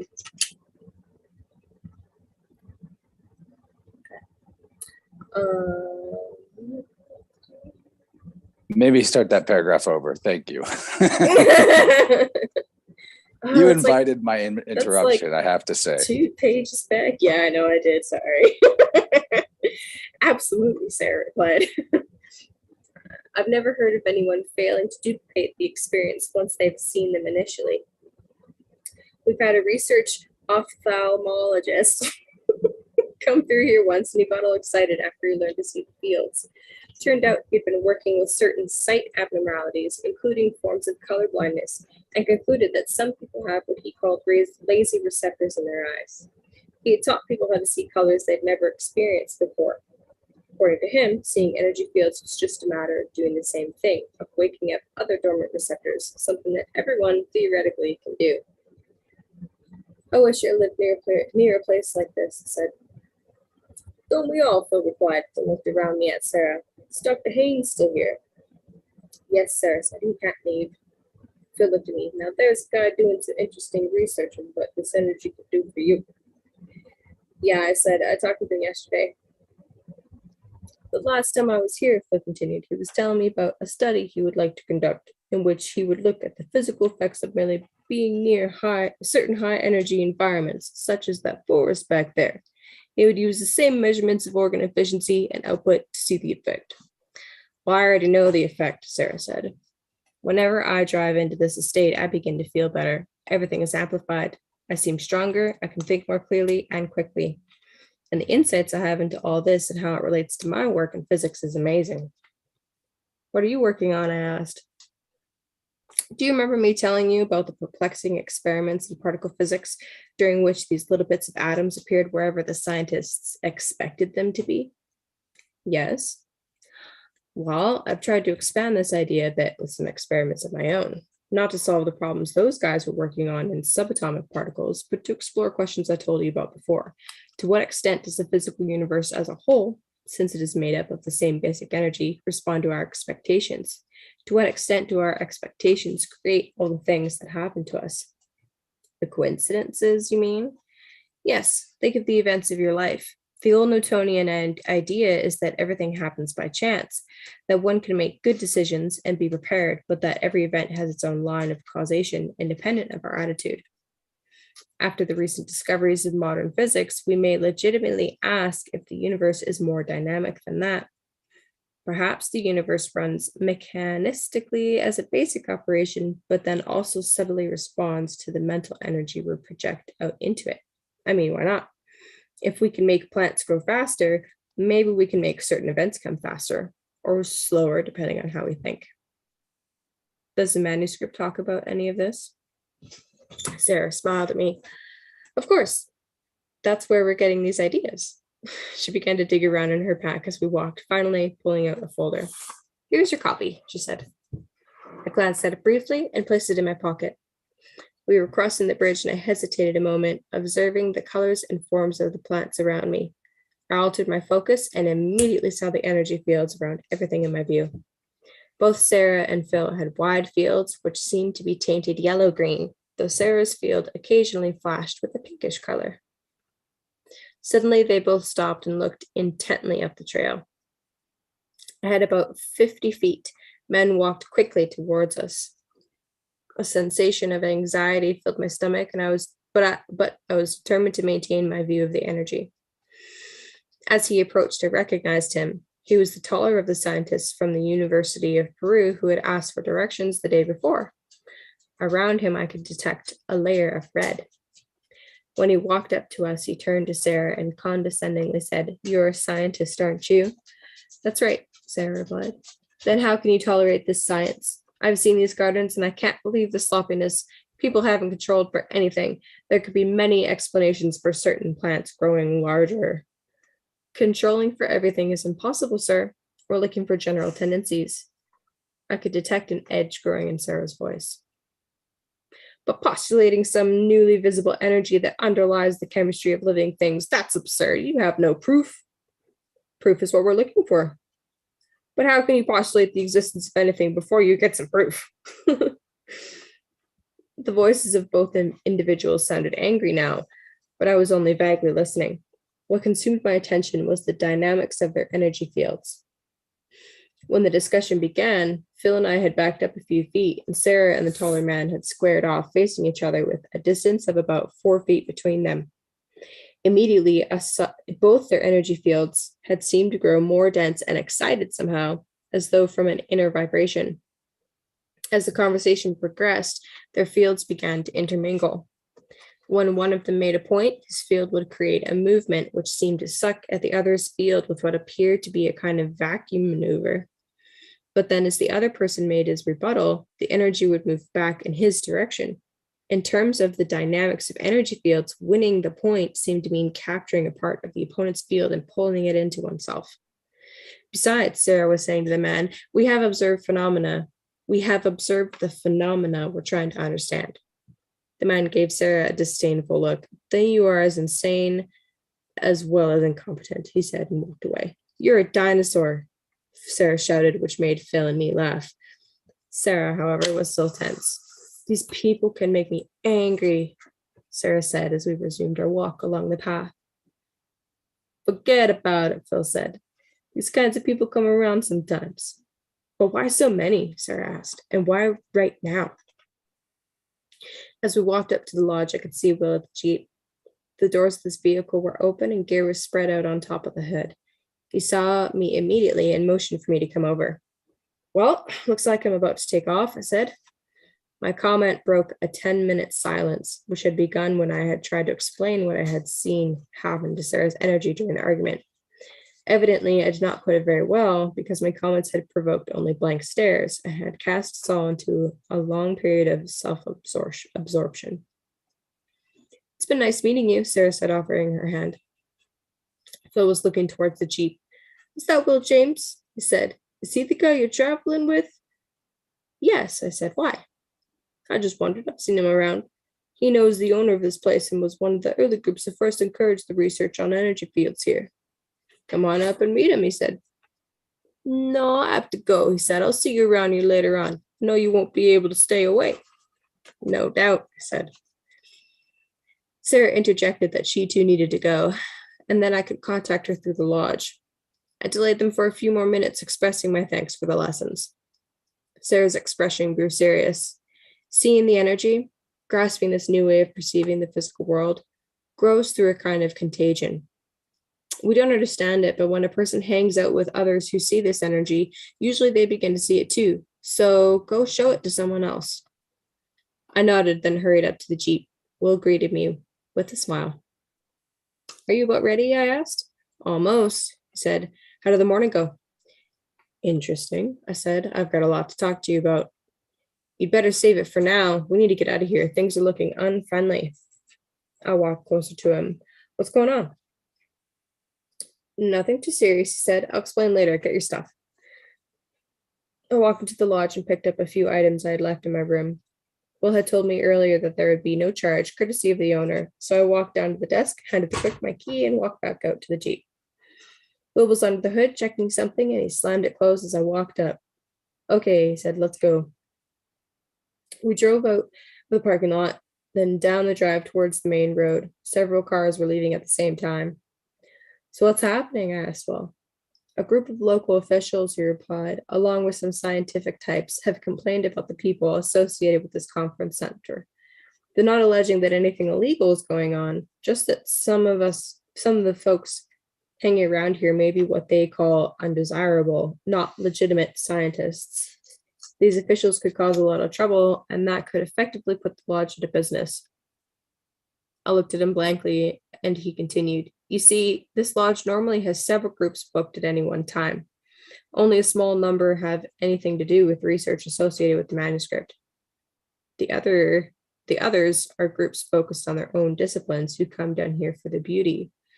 If the officials get too ugly and create a negative climate, these groups will stop meeting there. But I thought you said the local officials wouldn't tamper with the tourist money coming into Vicente. I didn't think they would. Someone has them nervous about the manuscript.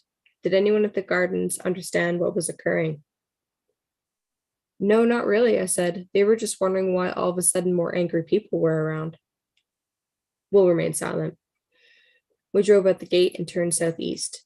A mile later, we took another road which headed due east towards the mountain range in the distance. We'll be going right by the gardens, Will said after a while. I saw the plots and the first metal building. As we came along the side, the door opened and I met eyes with the person coming out. It was Marjorie. She smiled and turned toward me as we passed, our gaze lingering for a moment. Who was that? Will asked. A woman I met yesterday, I answered. He nodded, then changed the subject. Did you get a look at the third insight? I was given a copy. Will didn't reply, appearing to be lost in thought, so I pulled out the translation and found where I'd stopped reading. From there, the third insight elaborated on the nature of beauty, describing this perception as the one through which humans would eventually learn to observe energy fields. Once this occurred, it said, then our understanding of the physical universe would quickly transform. For instance, we would begin to eat more foods which were still alive with this energy. We would become conscious that certain localities radiate more energy than others. The highest radiation coming from old natural environments, and especially forests. I was about to read the final pages when Will suddenly spoke. Tell me what you experienced back at the gardens, he said. As best as I could, I related in detail the events of the 2 days, including the people I had met. When I told him of the encounter with Marjorie, he looked at me and smiled.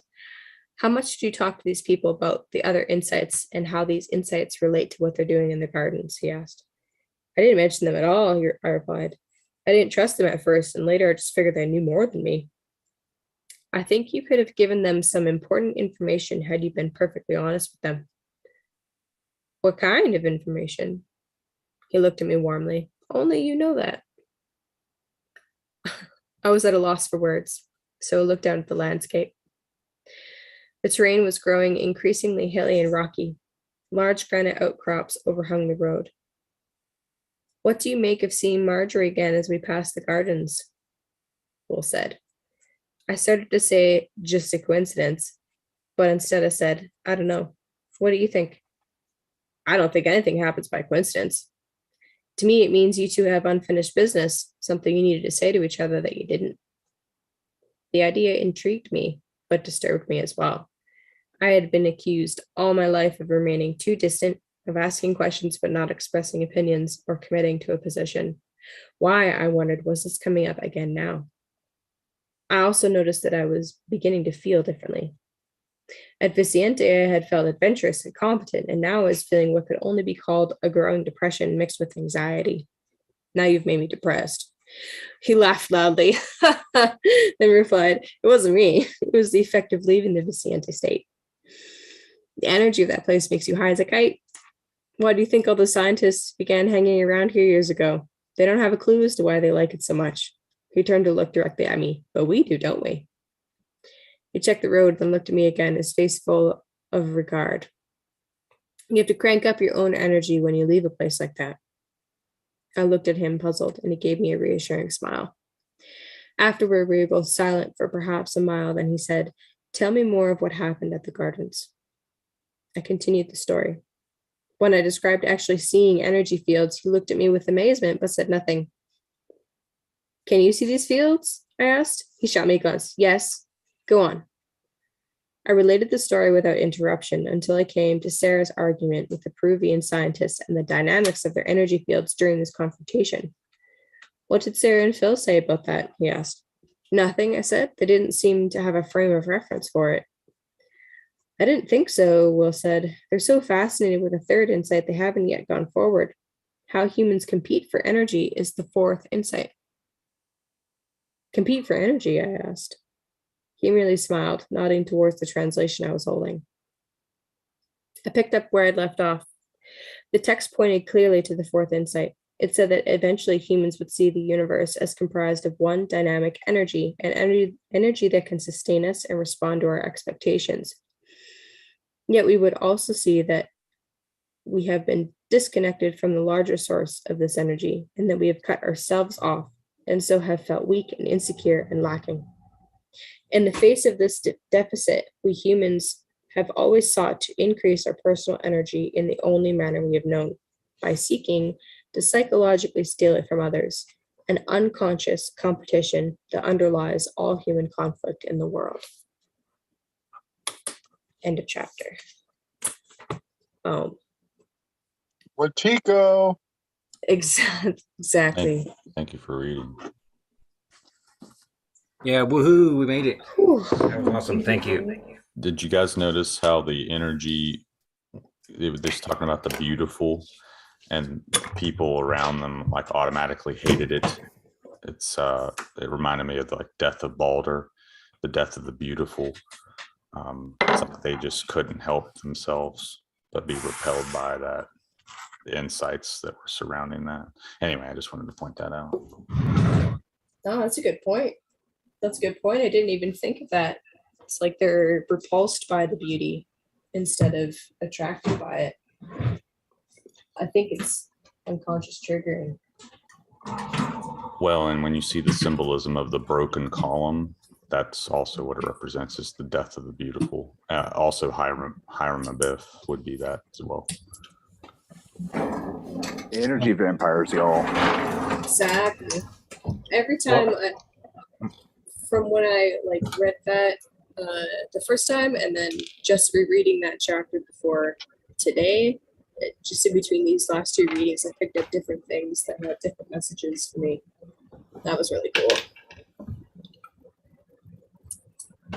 Yeah, I would say that death of beauty thing is symbolic of what I would consider to be the more true definition of blasphemy. You know, to look at what's good and call it evil, or vice versa, is the actual blasphemy that's described. Not if you say Jesus Christ or goddamn or whatever, that there's real blasphemy, which is looking at what's obviously good and true and not being able to see it or recognize it, or worse, intentionally to call it something bad when it's something beautiful and good. The word does talk about how in the end days good will be called evil and evil will be called good. That's quite profound, Sean. Yeah, Sean, I was thinking about that recently too. Like, think of all the two-worded curse words. First you say something beautiful, and then you say the opposite, something terrible, like God and damn. Mother fucker. Yep. Son of a bitch. Huh. Mm-hmm. Yeah, that's true. That's good. We're onto something. This Celestine prophecy's got something to it. Maybe this is more than just a fiction book. Choose your own adventure. Right on. We're living it.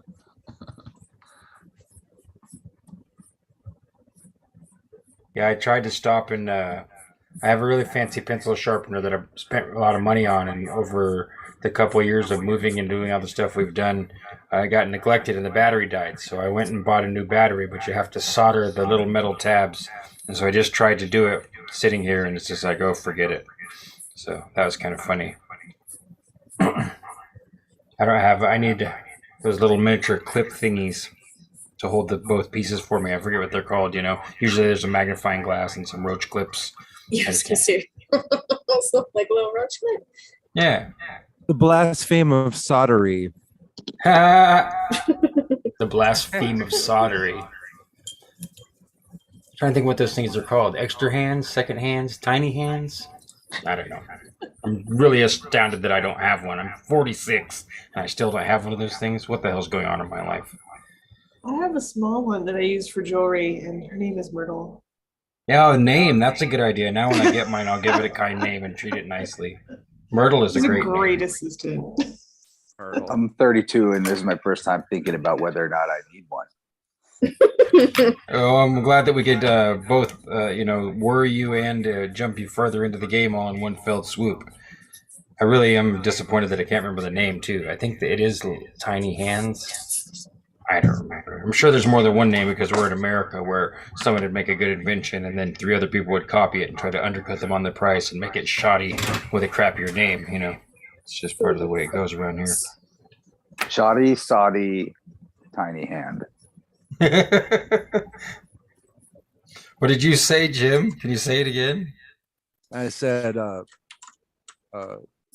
the blaspheme of soldery. Yeah, the blaspheme of soldery. Now, if we make our own version of the machine, we need to make it in all sizes, out of all materials, and call it that. And make it so you have to spend like, at least $250 to make a custom order, and then we take a really detailed order from you. I want mine made out of tiger woods with sterling silver clips. I am making word pottery. You're making what pottery? Word pottery. It's Word not poetry because it's not baked yet, but maybe you are. So I'm looking for pudding before I see any proof, said the phenomenologicalist, swirling, dazzling, phenomenological, I can't even say the word anymore. Phenomenologicalist. I can say it without the ist at the end. Phenomenologist? No, it's phenomenologicalist. It's not a phenomenologist. I added extra syllables and I can't even say it. It's phenomenologicalist. Phenomenologicalist. Phenomenologicalist. Amen. All logicalist. Phenomenologicalist. Phenomenologicalist. Yeah, I'm looking for pudding before I see any proof. Swirling and dazzling. Now, did you just write this tonight, Alan? Perplexing expectations of particle placental physicals. Physicist. I think that's what's like physicist. Have you guys ever heard of the oculists? Physicist. I'm adding extra syllables to Oculus. I have heard of them, the Secret Society. Correct. It's all about the eye. The light hand. That was in Germany, right? I do believe. And the Kofial cipher, I think. Koviv? Weren't they eye doctors also? Well, that was their front anyway. Cover. Yeah. But they would they had a ritual where they would pluck out your eyebrow, a hair or two from your eyebrow, and then they'd hand you a piece of paper that was blank. You would not be able to read it, and they would pluck out your eyebrow hair, and then suddenly you'd be able to see it because, of course, they show you something with writing on it. And then you had to have, you were being given the eyes to see, for instance. So they were really big into ciphers and such. But the Kofial cipher was a German text that was solved, and it describes rituals and such of initiation, etc. Trippy. It kind of relates strongly to the one eye symbolism, of course. Probably third eye. pineal gland. Well, it makes me think of the numbing of the eye and using it as a means to bypass the eye, insert worms in the eye, project flashing sigilized images into the eye so that it breaches the subconscious and programs an MK Ultra type victim for their tasks, etc., etc. For real, man. I'd Kinda like to like, return to that word that Chance shared with us of the office, the aphological, the eye, and the serpent. Orphic. It's not Orphic. Well, there's the Orphic egg with a serpent wrapped around it, which Well, is there's ops is Greek for eye, ops, and then that's OPS, and then OPHIS, opus is serpent. And what is the word that you said when Kaylee was saying another word?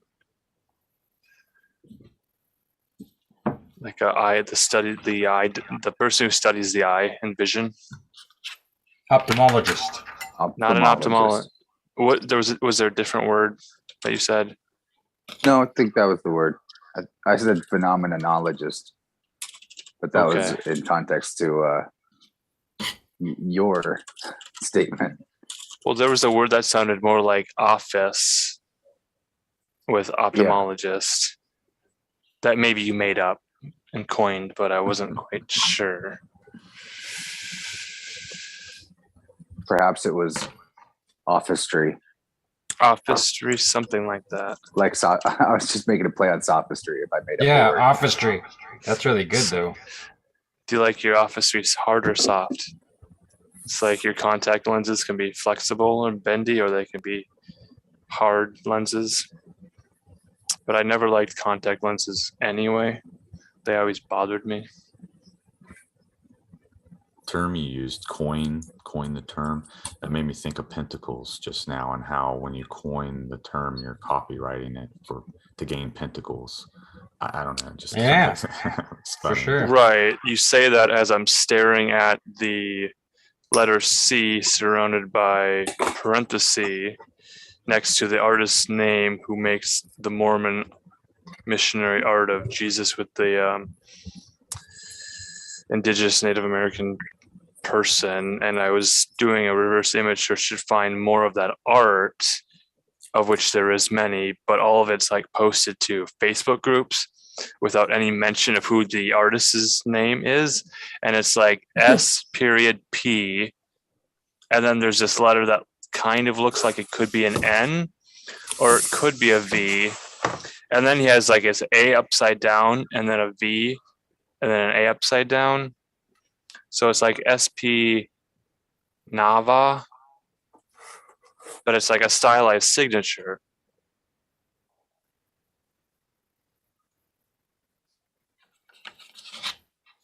So if artists could just sign their name and then print it clearly so I can read it, that'd be great.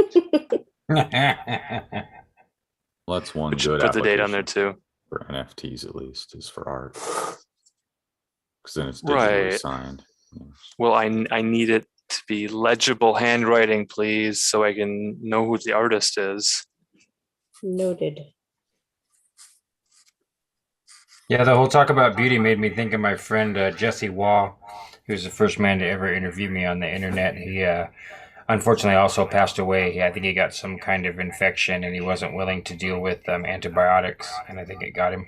He was an artist who wrote a manifesto called the Pulcherist Manifesto, and the whole thing is a pretty short thing. You can find it online if you Google Jesse Waugh Manifesto. It's Waugh. But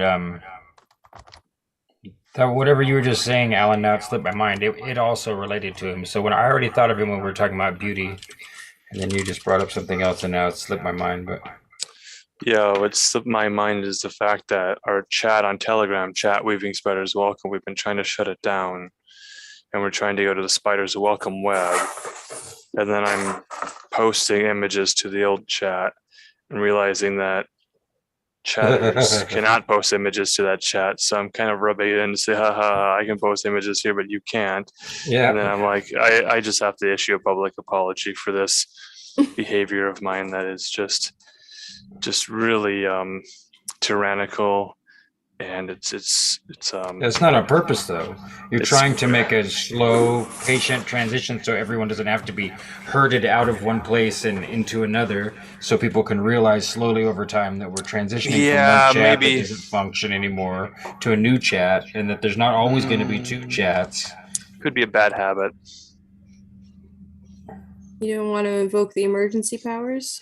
Well, I thought, could I give up Telegram for 40 days for Lent? I realized, oh man, 40 days without Telegram, I would be so far out of all the loops. Every single loop.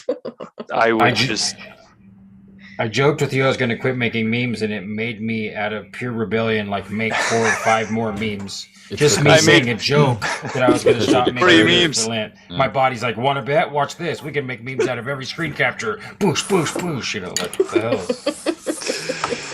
Yeah, I love Telegram. I just don't like logging in and then seeing all the messages I haven't checked and responded to, and I'm like, oh my goodness. There is it's a going to take me an hour. Yeah, that comes with it. There really is. It's going to take me an hour just to get to all these. And as I'm trying to respond to old chats, I'm getting new chats. I'm like, I can't instant message 20 people at once. Sure you can. We're all living proof. Well, I do that, but then the signals and wires and messages get mixed and confused because I'm responding to another conversation in a different conversation. It's like, can't you guys just read my mind yet? You're gonna turn into Lawnmower Man, Alan. I haven't thought about Lawnmower. I'm Johnny Mnemonic, and I've only got 80 gigs of information in my mind at one time. That's a lot of RAM. RAM. I want to download more RAM. Oh, about the Orphic egg that I mentioned, the one thing I thought was interesting that connects it to the eyes, in a sense. But there's something called candling that you can use a bright light to shine into the egg and see the embryo inside. So it kind of reminds me of like the serpent winding around the egg. Of course, you can see the egg as an eye as well. Yeah, someone was saying they were smelling caramel. I wonder if someone lit a caramel candle for Lent.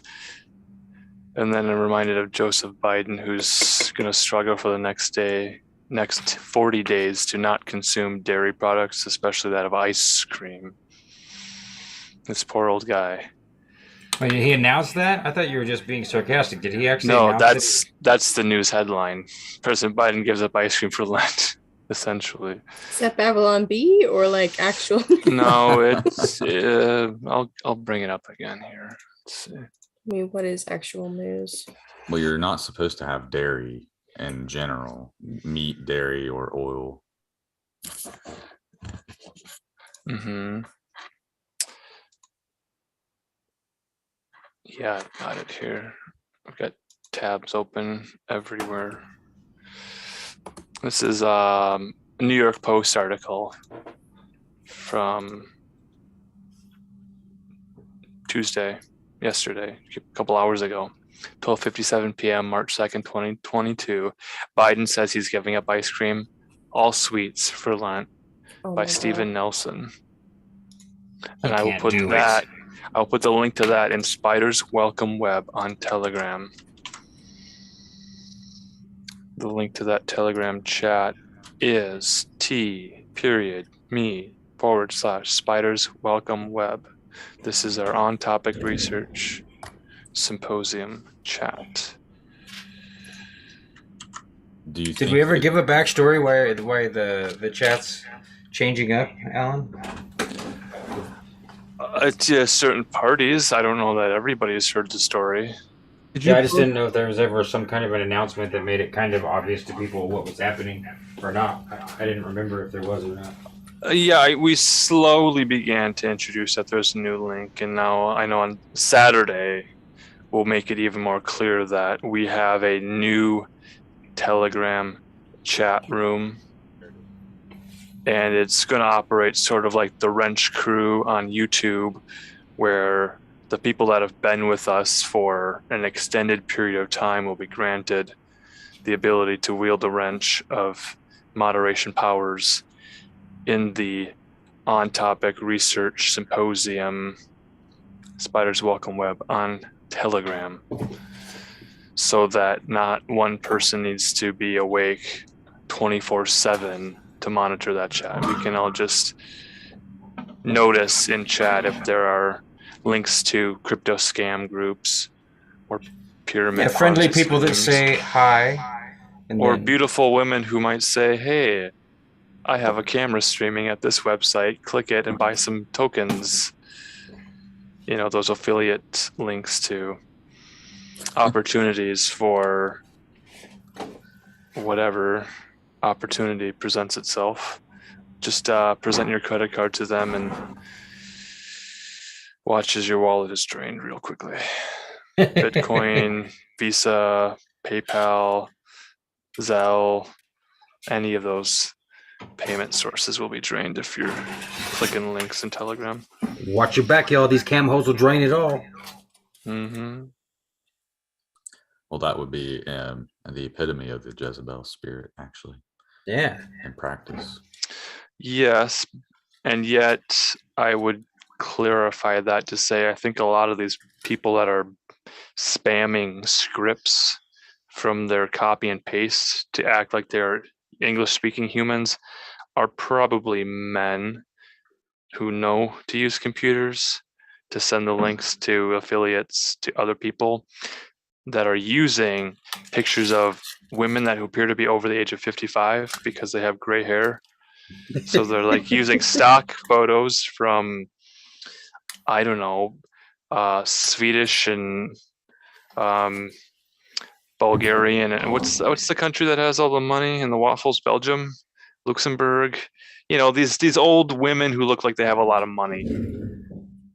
They're taking their picture, using it as a profile photo on Telegram, and then sending you to a Norvitas Capital Group so that you can earn lots of money on your Bitcoin investments. But all you have to do is send them all your Bitcoin so that they can invest it for you. So for these reasons, we needed to make sure we lock down our telegrams so that we're not having solicitation of other live streams or other offers or other things that are not on the topic and are not promoted by or sponsored by or within our sphere of influence.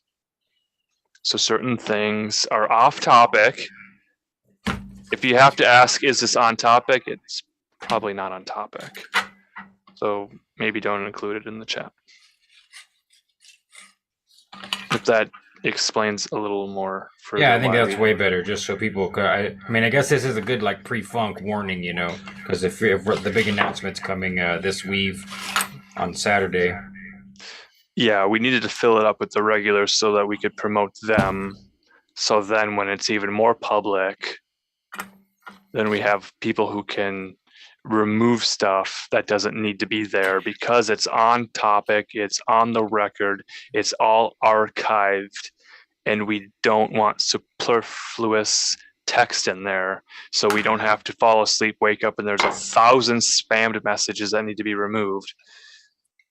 And that's also why there's a slow chat on as well. So is it on slow chat right now? I didn't notice that. Okay. So new members who join the public link can't post, paste, enter, post, paste, enter, post, paste, enter, and then every 5 seconds there's a new line. So we have to slow that down. Keep it on topic.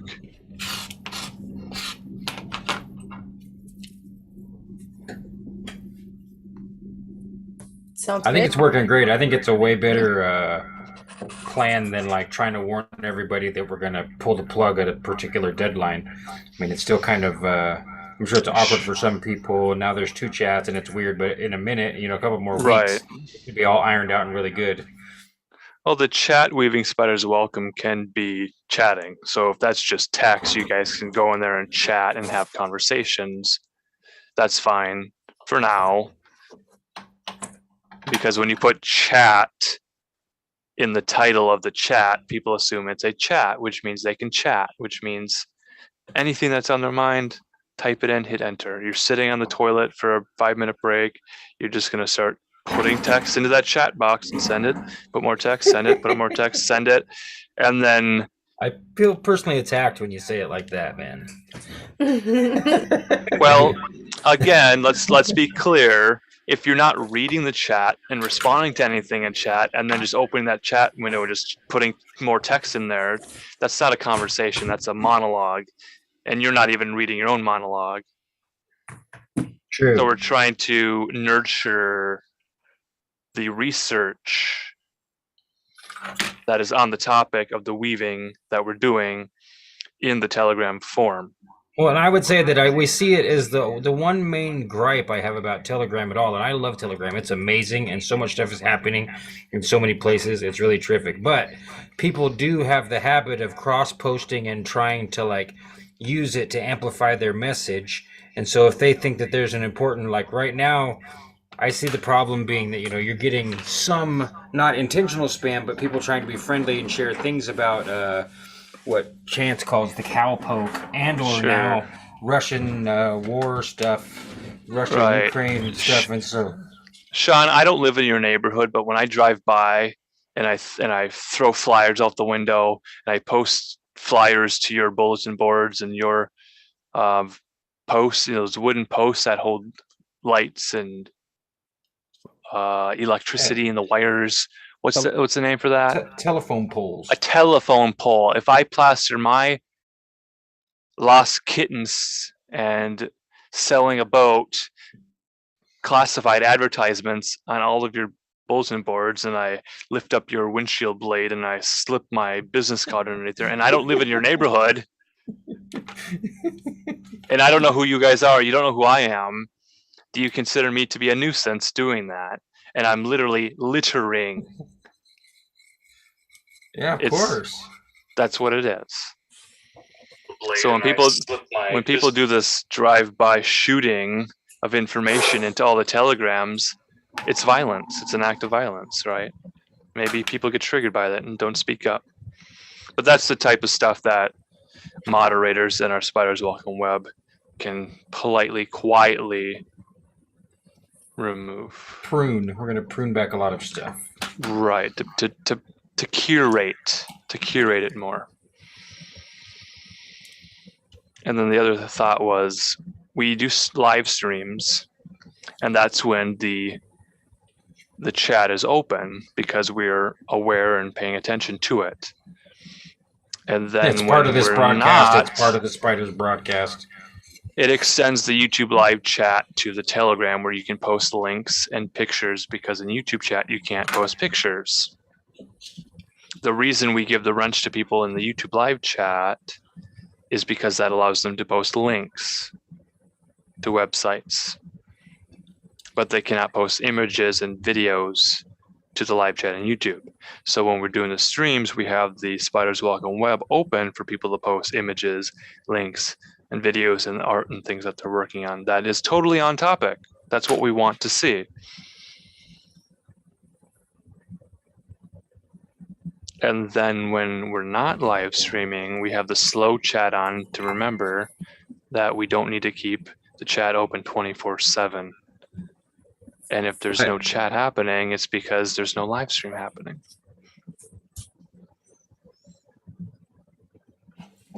Perfect.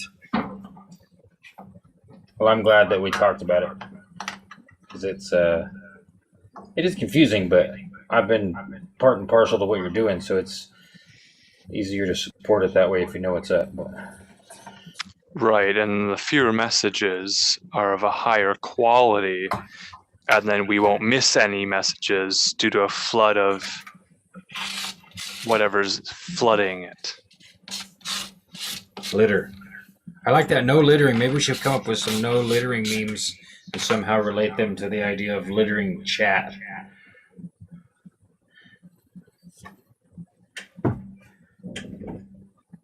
Yeah, and maybe it's just our own thoughts about what a message board is and what slow, intentional forum posting is like. Okay. I can't stand no littering signs.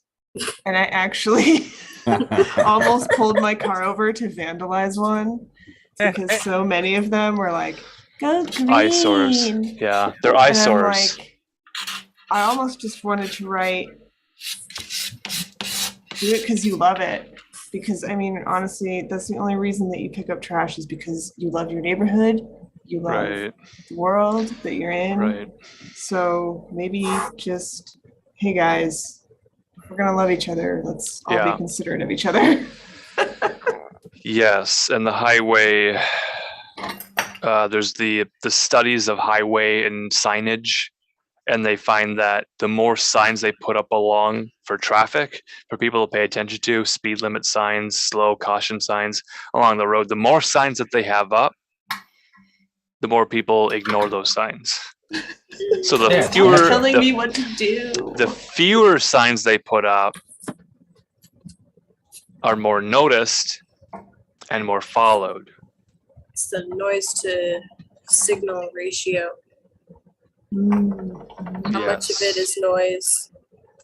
Kind of relates to the Celestine prophecy. I mean, if there was 1,000 insights, would they matter so much? But if there's only a few, they're more profound, right? True. It's Alan, like I was 10 looking for the Commandments. 1100th insight and I can't find it. Do you remember which manuscript it is in? You remember the 10 Commandments, right?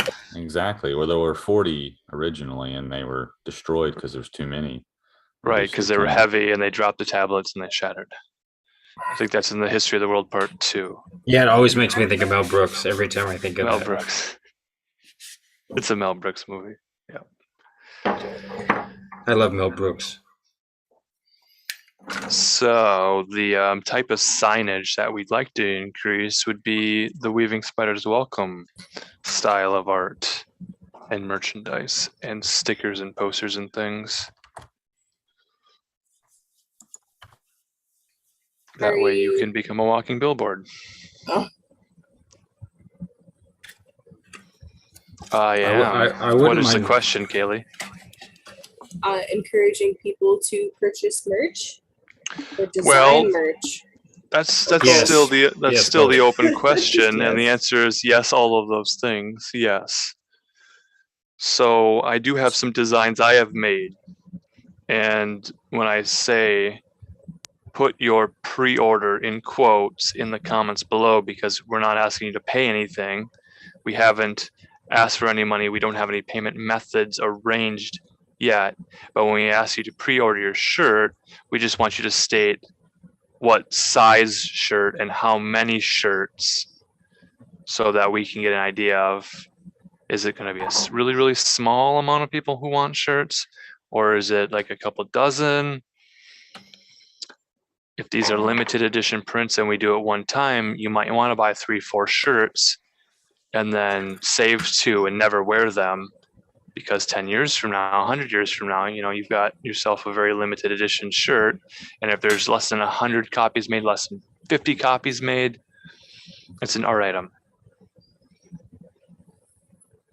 That makes me imagine people getting killed for the last Weaving Spiders Welcome original edition. And people forging them. You know, we get our hands on one of the last ones and we take it and we pull a Mark Hoffman. We get the dyes and we get the fibers and we reproduce the Weaving Spiders Welcome shirts so that there's 2. Because I do have a test print and there is a label on it, so I could hand number each shirt so you will know. It'll be a limited edition. If there's 24 printed shirts, it'll be 1 of 24, 2 of 24, and I can put that on a label, and then sign you it. can have them. Well, yeah, I guess I could sign it because I did design it. Yeah, absolutely. In perfectly clear and legible Right? Nice shtick. Way to Hey, bring it on man. home. Alan, mark Hey, stuff man. on. Alan, mark Hey, stuff man. on. Hey, man, I like the way you think. It reminds me of someone I like a lot. Me. I think you're hilarious. I think you're hilarious. I love it. Now, of course, you can have them enchanted for added value. Oh, I mean, I don't think we should. Get The the fact that wizard they're going to aspect pass through the going. wizard Alan Marcus's hands is a terrific amount of enchantment. I'm not sure we need to add an extra If fucking layer of you enchantment. want me to wear the shirt and sweat in it, and then roll it up and put it in a sealed baggie Anointed. and send it to you, so you can Experience, Alan. experience I'm sure someone through your orifices the aroma. Hey, I wanted to point out that I did notice that along with whatever we're seeing is the change in the stars, there's like a natural propensity for more dick and fart and jokes, and like people are being just a little bit more lewd, crude, sexual. I know because I'm noticing it across a number of chats all at once. So to me, it's like, oh, this isn't like Barsky Spring barging. fertility, it's the spring fertility rites. Yeah. And Saturday, episode 6 and 9, 69. Nice. So that made me want to ask you. Can I ask you a personal question, Alan? You can ask all the personal questions, and then maybe So wait an hour. How much to do the same thing, only pee on the shirt and send it in the plastic bag? Is that on? I'm listening. I was just thinking of, is it a monetary price or is it some other kind of exchange? Never mind. We'll talk about it privately. Yeah. Just don't send me private message on Telegram asking for urine-soaked limited edition friends. It's got electrolytes, though. I'm a house-trained feline. Oh my god. Get your DNA, man. As inappropriate, I apologize. I will mind my manners. Do you have it's a good question, though. Do you have the Kavorka, Alan? Dr. Kevorkian. The lure of the animal. It was in Seinfeld. Oh, you're talking pheromones, man. If you want my pheromones on the shirt, wrapped up real tight and sealed in 3 different freezer bags to preserve it. I mean, it's going to cost a higher amount. Kavorka, is that what you said, Joshua? Yeah, it was in the Latvian Orthodox episode where George was trying to convert to Latvian Orthodox to be with this woman. Yeah, you don't think I ever saw that one. And the Kavorka was featured in that. Kavorka. And the only cure for it was to bathe in, I think it was garlic and some other things, because Kramer had to cure himself of it, of course. Of course. The Kavorka, is that Kavorka? I think that would be close enough. Maybe if you threw Seinfeld in there, it would probably. How do I get rid of Kavorka? The priests tell Kramer that he has the power of the Kavorka, which translates to the lure of the animal and the irresistible to women. To end the young nun's infatuation with Kramer, he is told that he has to get rid of the Kavorka by wearing foul-smelling foods. Kind of like a vampire when you think about it. Right. That's you want me to cut up some fresh garlic and then eat a lot of garlic and then go for a jog and sweat it out onto the shirt. It's like I want you to fast on garlic for 3 days and then like do that. Like a Pokemon lure. I'm like a cumin. I'm like a beans and cumin kind of guy. So if you like the cumin on the shirt scent, that's totally a raggedy option for y'all. If that's what you're into. Alan is cumin at you. Beans and cumin. Oh yeah. Now toot toot to that. Toot toot. I'm rootin' tootin'. I think didn't Pythagoras advise against beans, legumes? I never heard of that, but wouldn't surprise me. He's pretty restrictive in general. Hey man, let me have my vices, okay? Like, don't talk at all. I'm not giving up everything for 40 days. Straight from the can. I don't know. Dude, I'd say that we're working up towards a good beans episode straight 69. from the can through me to the can. Don't even worry about it. Can you can? From one can to another, huh? Oh my goodness! Is someone else going to read? Martin, save us. So I will sell special limited edition hand numbered pre-worn crust punk Weaving Spiders Welcome merch. Crust punk. Crust punk. That's right. Crust punk merch from the Marcus Allen Marcus. I will blow my nose on this shirt. I will never wash it. I will seal it up for you, and it's the best I can do. It's like a Guar shirt. Yeah, exactly. Like a Guar shirt. Now that would be the ultimate end of this whole thing is Alan will wear the shirt to a fucking Guar show and then send it, you know. Fucking metal. Exactly. I will wear the shirt and nothing but the shirt, and I'll sleep in the shirt. And I'll wake up and I'll roll it up and I'll put it in a bag. So is there a discount if it's clean then? Yay! So my shirt was clean when I got it. Yeah, this is good. This is good marketing now. Like if you want a clean shirt, it's actually a lot of money. If you want a clean shirt, I'll upload the design to like Redbubble or a print on demand service, and you can order it. Rest assured that I never wore it. There's a taint now on the offer, quite literally.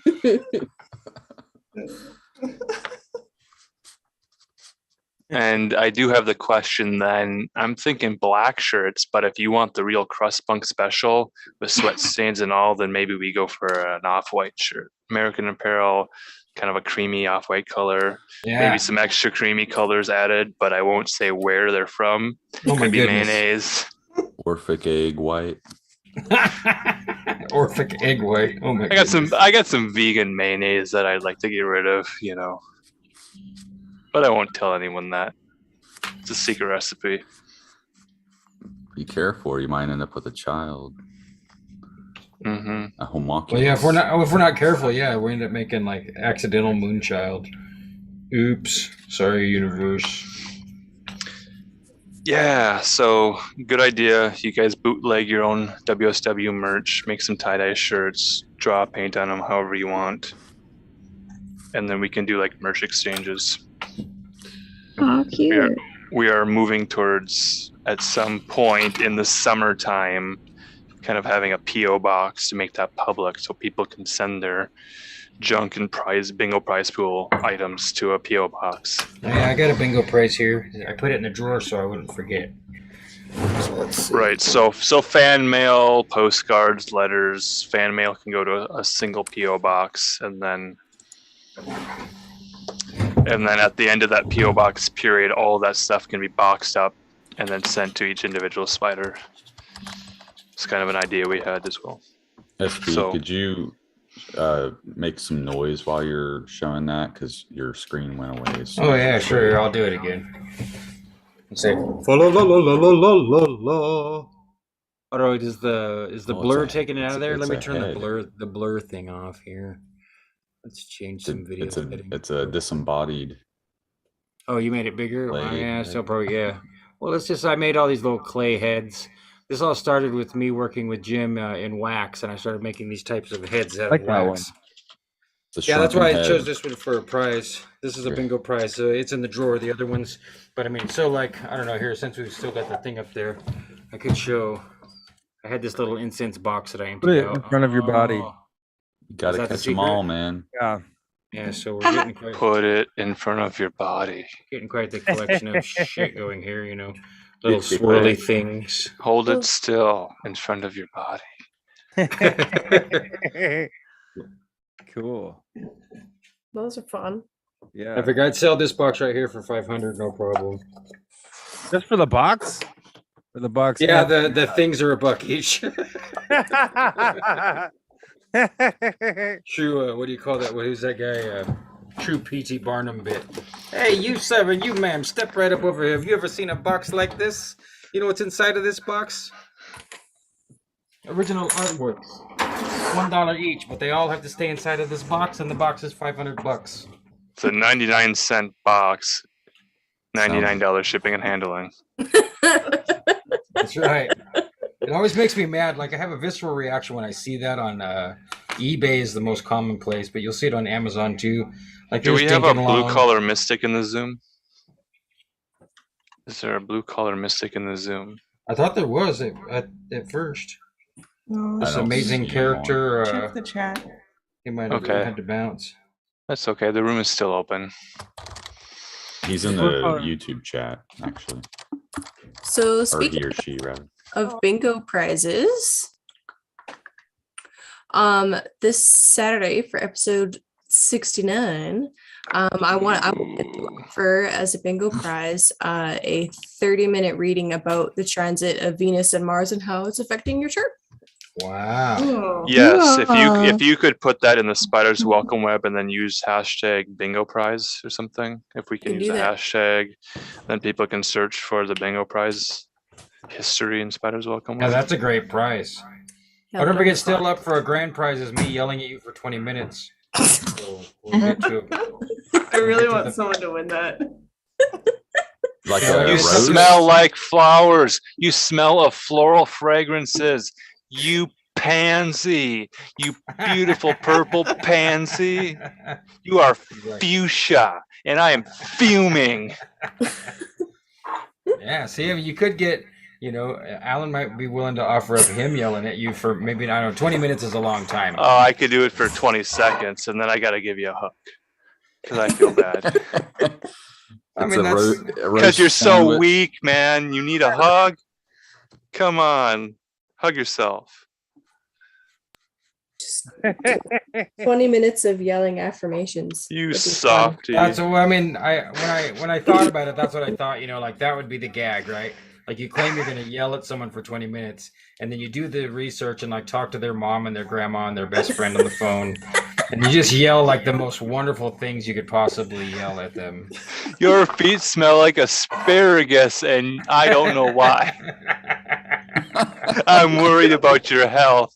Your pheromones are phenomenal, man. It's just incredible how many vegetable scents I smell right now. It's like sauerkraut in my eyes. It's just beautiful, man. The vegetable man. Yeah, that's the 3 stages from. I was also going to offer reading just like the first chapter or a continued chapter from something I've read on here. Yes. Didn't we say we wanted? Well, I'd like to hear from September. Yeah, the adventures of A through L. Totally. Oh, He's yeah. been coming up constantly in syncs for me. You can see what's up next. Alum was one such word. Aluminum. The minimum aluminum in the brain. What is the acceptable level? Question mark. Oh. Aluminium.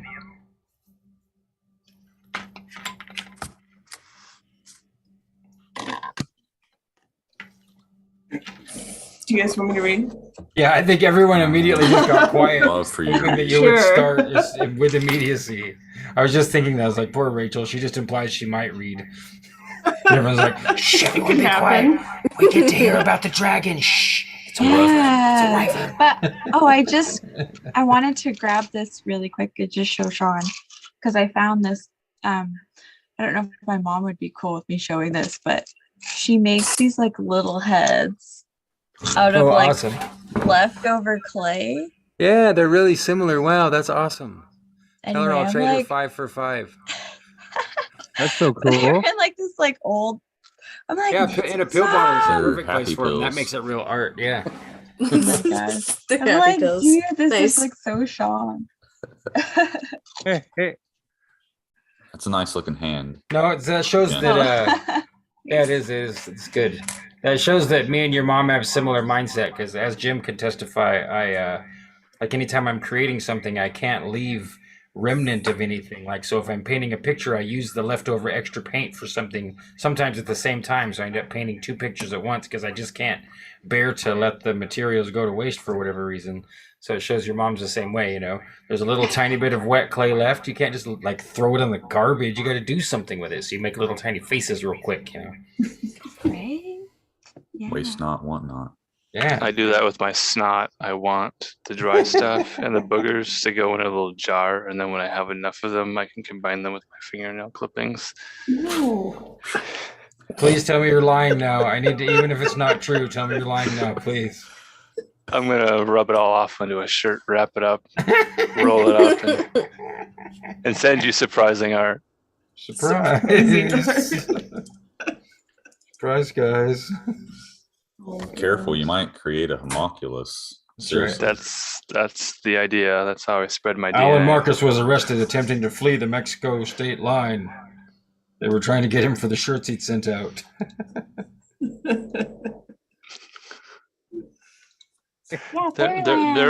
There are women that do this as a business that I've heard about on like Vice or something. I don't know. I mean, I might have heard about it one time.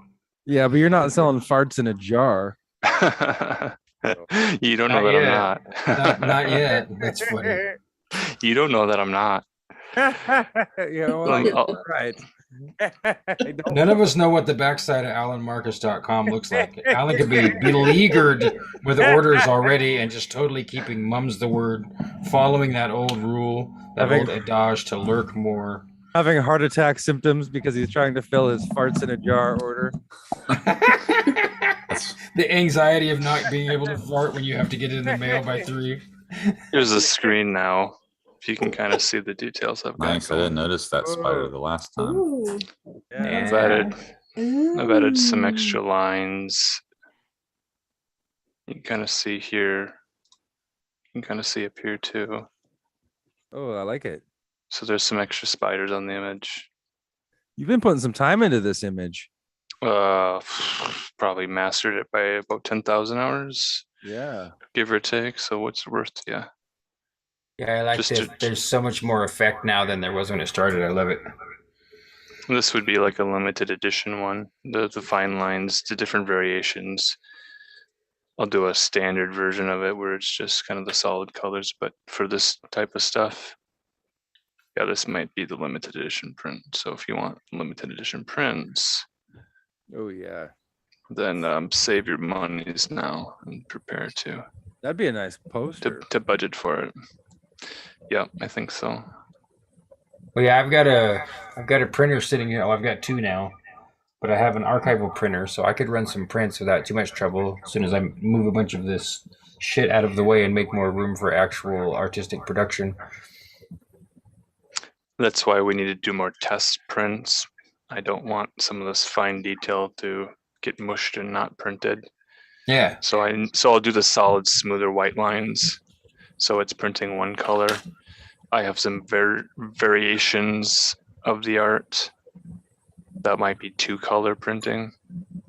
And you know, Alan, I have access to another on-demand print type of stuff because I'm signed up with Fine Arts America. That's where I've got 99 pictures up there for sale right now. You can get them all kinds of things, you know, just a regular image like to hang on your wall or a shower curtain or a duvet cover and all this different stuff. But if you wanted to add, if you know, I could add the 100th image as your shirt and only limit it to t-shirt or only things that you might want if you want to try something like that for fun. I'm interested in hearing your experience as someone who uploads art and then experiences of people who have purchased art from certain on-demand services. If there's a preference, if there's something to avoid, if something is great or not great, we'd like to hear that feedback and comments. Well, I can definitely give Fine Arts America credit for giving you a reasonable interface. I mean, it's not brilliant, but it's good enough that you're actually taking pretty good control and you have some ability to edit.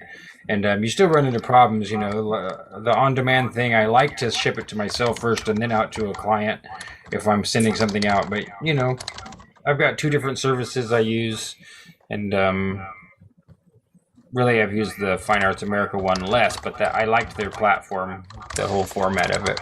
But yeah, it's good if I can ship it to myself first so I can wear it and then scratch my belly button lint out and then preserve that for those people who are requesting it in chat. Now, can we get that without the shirt? No, because I need to wear it to kind of scratch my body to accumulate. There's a whole process that I go through. Yeah, right. I can't just manifest belly button lint. I wouldn't be so hard on yourself. You might be able to, just because you haven't tried. Or that's actually a pretty interesting sink. It's lint. You're talking about lint. And lentils, beans. So yeah. Lentil bean. We live in your mind. Knocking out the cobwebs. It's not a joke. It's real life. I love lentils. I do too, man. I do like lentils. Mix them with rice. Lentils and cumin, though. Oh. Well, that's what you said. I thought you meant lentils when you said beans. I didn't think you were like taking pinto beans and putting cumin in them. Not that there's anything wrong with that. But. Oh, I do that too. I refry my own beans. And after I've fried them, I refry them. Hey, what's a group of spiders called? Is it a weave? Like a gaggle of geese and a murder of It's a good question. I've never looked it up. It is a good question. A group of spiders for most people is a nightmare. It's a nightmare situation. A nightmare of spiders. Phobia. That's fun. There was a rowdy nightmare of spiders. It's a jeepers moment. It's a yikes and a oofda. Oofda. And a shrilling scream in the night. Oofda. You know, I've gotten really good at not having reactions when things are crawling on me in my bed at night. I'm just like, oh, I got a friend. Okay, cool. Continue along. And usually it's just like hair, you know? It could just be hair. It could just be the phantom wood tick. You know, it could be any number of things, but to like freak out and toss and turn and jump out of bed and, you know, stand on your tiptoes on a chair in the corner. Yeah, that's a program response that I am not programmed to do. Yes. Don't be a fuchsia pansy. Come on, man. Jim, remember when the flower. spider, I never thought about this. I had some foreshadowing of the weaving spiders coming because a spider came to me at my workstation there when I was working for Jim. And so I pulled out my phone and I recorded him. And I had a conversation with him about him freaking me out by rushing up on me. And that I usually had a rule that I just mash spiders if they show themselves indoors, especially. And after that, I've been nice to spiders and had a more symbiotic relationship with them. But that was all before this. It's on my YouTube. If you go look up something like Conversation with Spider on my YouTube channel, it's only 2 or 3 minutes long, and I do help him get over to the plants instead of on the dangerous hot desk area where he was waving his little arms at me and talking to me. I mean, it's really a weird video. It's worth watching. It literally changed my attitude towards spiders forever. So, Do you ever hear the? Oh, pardon. Oh, I was just gonna say that according to the Google machine, that a group of spiders is called a cluster or a clutter. A clutter of spiders. Now that really That makes makes sense to me. Yeah, spiders love clutter. That's at least what I was told growing up, and that's why I had to keep my room clean. But I get spiders anyway. I like the clutter in my own designs. All the lines. That white And one's then- hot too. Well, imagine that background color is transparent. On a white But then, well, yeah, if you have a white shirt and you print white ink on white shirt, it gives it a different effect in the light. Well, it's got Especially if you Oh, get yeah. covered in guar blood. Our blood is different than other blood. I'll tell you that's true. That would make it well. If it were in white, it would be black light sensitive as well. Ooh. Yeah. You guys ever heard the song Boris the Spider by The Who? No. No, you guys have never heard Boris the Spider by The Who? No. See, that's one thing I hate about YouTube. By who? Yes. By who? That is correct. Whom? By who? The Whom? I've never heard of the Whom. Are they any good? Weavers at the Whom? No, that's a hook for a song right there, Alan. Weavers at the Whom? Weavers at the Whom? Say what? Oh, they them? Yeah, not them. them. Now, if we weren't on YouTube, then I would say we could just listen to the song Boris the Spider. But if we do that, then like the people that own the Who's music will attack us immediately, and they may continue to hassle and attack us after that, just for us playing a song that's been published probably longer than I've been alive. Well, they This coined is it. So. this is us living in your mind here. I know someone else is ready to read, so they could just begin reading. Oh yeah, I'm gonna Like mute. 2 seconds. I have to finish this. No while rush. My point is. Did we It's okay. leave off at the golem? Yeah, so they just went through the bathhouse, I found that and that's where we left golem off. experience interesting because it like sacrifices a piece of itself. Yeah. She's made of soap. She can do that. Spider silk. Soap. Sopapilla. Does your cilantro sopapillas taste are like good. sopapilla? It could.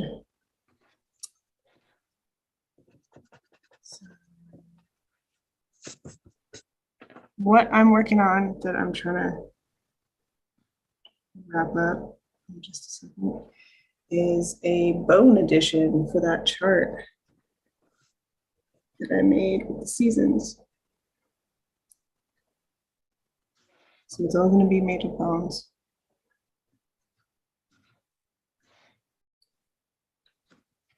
Crickets. I was just Bone imagining it actually. Sorry. Yeah. Yeah, Where I'll are show the you bones? some. Like, where are the bones? Here, see if I can In the show you. body. The bones are in the body. These are bones that are outside of the body at this point. That's what I figured. There's a I mean, there's a governmental I could try body. to make them inside. That could be weird. I have this governmental body design as well, so let's not forget the United Smurfs Senate. Liberty, liberty, Let me liberty. Look on my screen. Let's see if I can show you.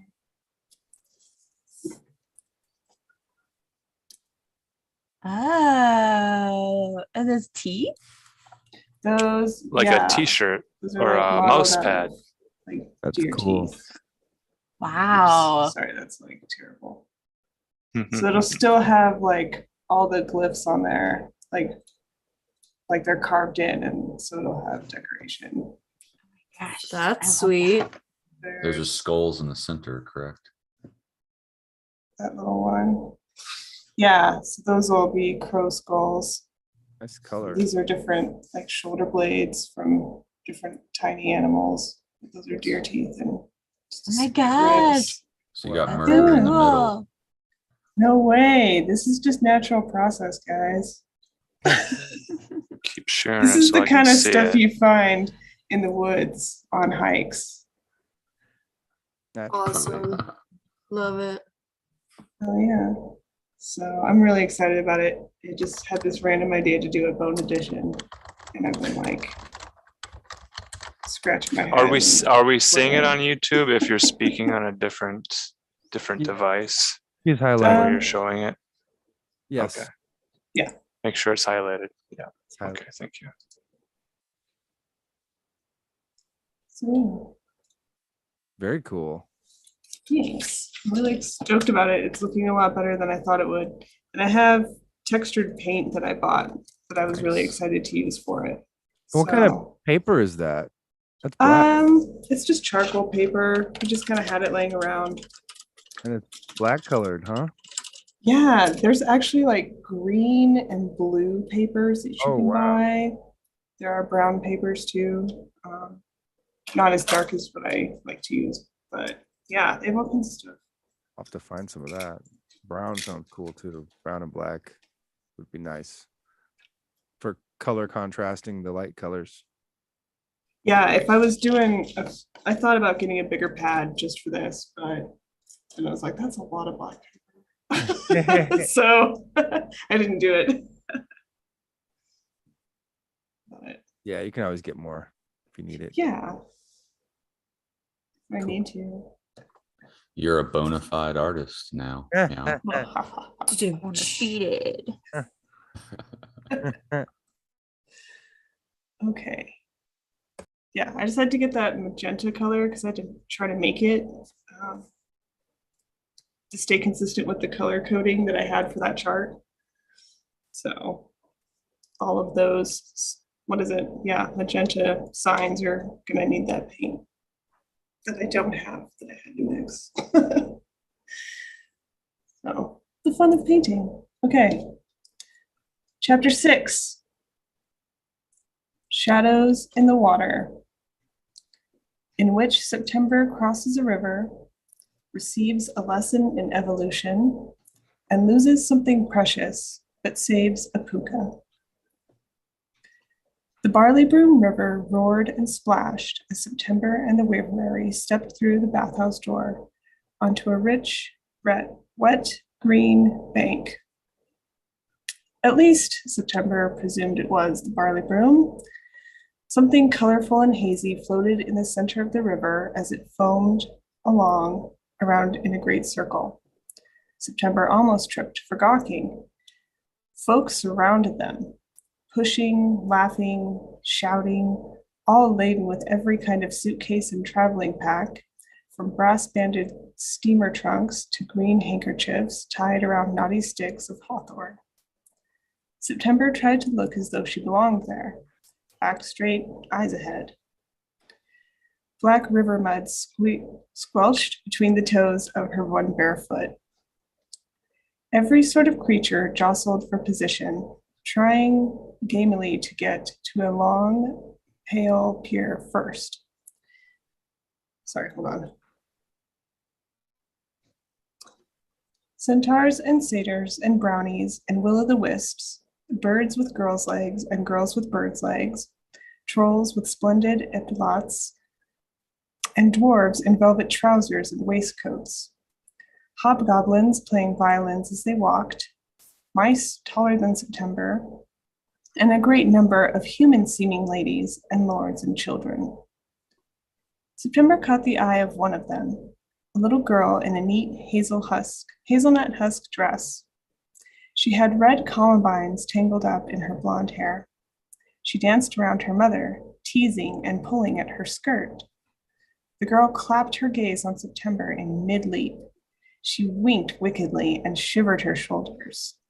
And suddenly, the girl was a sleek, black jackal pup with a gold stripe down her back. Now, jackals are not the wicked creatures some irresponsible folklorists would have children believe. They're quite sweet and soft, and their ears are clever and enormous. Such a lovely creature the little girl had become. Only her narrow blue eyes were the same. Her great tall ears twitched, and she continued on pestering her mother with yips and nips. "Did you know," said the Waverary happily, sniffing the fresh air with his huge nostrils, "that the Barley Broom used to be full of tea? There was an undertow of tea leaves flowing in from some tributary. It used to be, the color of brandy, with little bits of lemon peel floating in it and lumps of sugar like lily pads.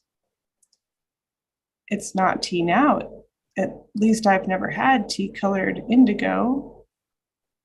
"Well, the Marquess said that sort of thing was silly. Everyone knows what a river looks like," she said. She got the Glashton to dam the tributary and drag along nets to catch all the leaves and eat up all the lemon peels and sugar cubes. They cried while they did it. But you see now, it's nice and a normal blue color." The Waverary scowled. "Proper, I guess," he sighed. The jackal girl chased her tail. What is that girl, Elle? Hmm? Oh, just a puka, I suspect. Starts with P. None of mine, you know. Finally, the procession fanned out before a great gnarled pier of driftwood and ropey yellow vines. A great barge, tiered like a black cake moored there. Sorry. Green paper lanterns swung from its ledges and arches. Fell designs had been long ago carved into its wood. All along the top were old men leaning against monstrous poles. Ribbons and lily strands streamed from the pole tips. The whole effect was very gay and festive, but the old men were haggard and salty and grim. The barley room fairy, crowed the Waverary. Of course, never was a need for it before a body could fly into pandemonium as quick as you like, but progress is the goal of all good souls. September stared open-mouthed as they slowly inched near the gangplank. She tugged at the tip of A through L's wing. It's a fairy, she whispered. Of course it is, girl. What did I just say? No, not a fairy, a fairy. The tall man was ancient and haunched, his gray hair caught up in several wild pigtails around two barnacled goat horns. He had rheumy eyes and glasses as thick as earmug bottoms, and 3 gold hoops in one ear. He wore a thick navy pea coat with brass buttons and sailcloth trousers, and 2 iridescent wings jutted out of the back of his tailored coat, rimmed in gold, glittering as the sunlight made spinning violet prisms inside them. They were bound with a delicate iron chain, thin, but enough to keep them flat and useless against the old ferryman's back. Fair, he growled as their turn came. The Waverary cleared his prodigious throat. September startled. Oh, she cried, I suppose I'm the one with the purse strings. She pulled her scepter from the links in Elle's chain. I knew I might need such a thing. September felt quite pleased with herself for displaying such excellent foresight. With the end of one of Elle's claws, she chipped two rubies from the bulb of the scepter and held them out proudly. He's too big, sniffed the ferryman. Have to pay double for excessive baggage. I'm not baggage, gasped the Waverary. Dunno. She keeps her shiny whatnot on you. Might be baggage. Sure, and you're excessive. Double fare anyhow. It's fine, hushed September, and chipped a 3rd gleaming red stone from the scepter. All 3 glittered on her palm like pricks of blood. Easy come, easy go. I certainly shan't be going without you.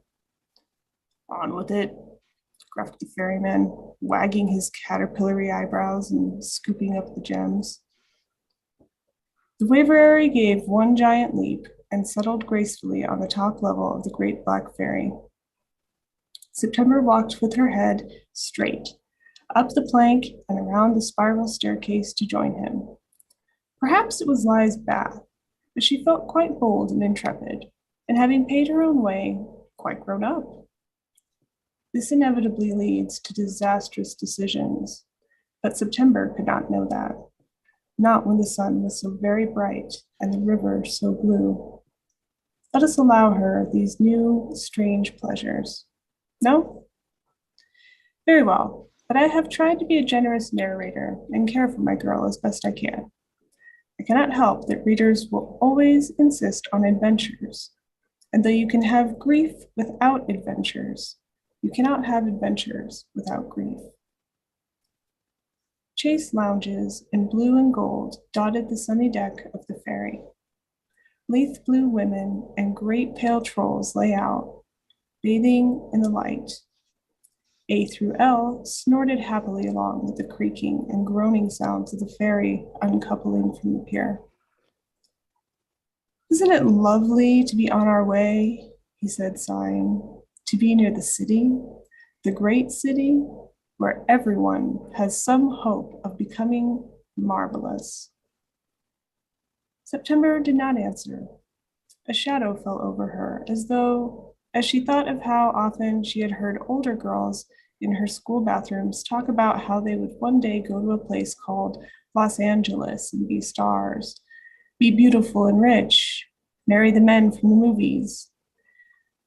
A few said they might chuck California and go to New York, where they would also be beautiful and rich, but instead of movie stars, they would be dancers and photographers' models and marry great writers. September had been dubious. She had not wanted to go to either city. They seemed awful and huge and too crammed with marriageable men. She did not want to think that Pandemonium could be like that. She did not want Fairyland to be full of older girls who wanted to be stars. Look sharp, girl, grumbled the ferryman who had come up to take his place at the pole.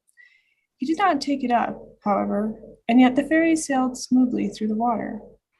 He just leaned against it and squinted at the distant city. Small ones who daydream are like to fall off. You don't want that. I can swim, said September with mild indignation, recalling her adventure in the ocean. Sure you can, but the Glaston have the run of the barley broom, and they swim better. September wanted to ask about the Glaston, but her mouth ran away from her. Are you a fairy, sir? The ferryman gave her a withering look. Well, I mean, I think you're one, but I'd rather ask. I wouldn't like someone to assume I'm something I'm not. And what I mean to say is, if you are a fairy, then could you tell me what a fairy is, taxonomically speaking, and why you're the only one I've ever seen? September was glad for her pronunciation of taxonomically, which she had had as a spelling word not terribly far back. Scientifically speaking, a fairy, what I am, is not much different than a human. Your lot evolved from monkeys. We evolved, well, it's not talked on in polite circles, but there was never a polite circle with a human in it. Fairies started out as frogs. Amphibidanderous, right? Well, being frogs was no kind of fun, so we went about and stole better bits. Wings from dragonflies and the faces of people, and the hearts from birds, and horns from various goats and antelopish things, and souls from ifrits, and tails from cows.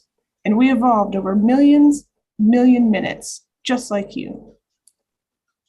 I don't think that's how evolution works, said September softly.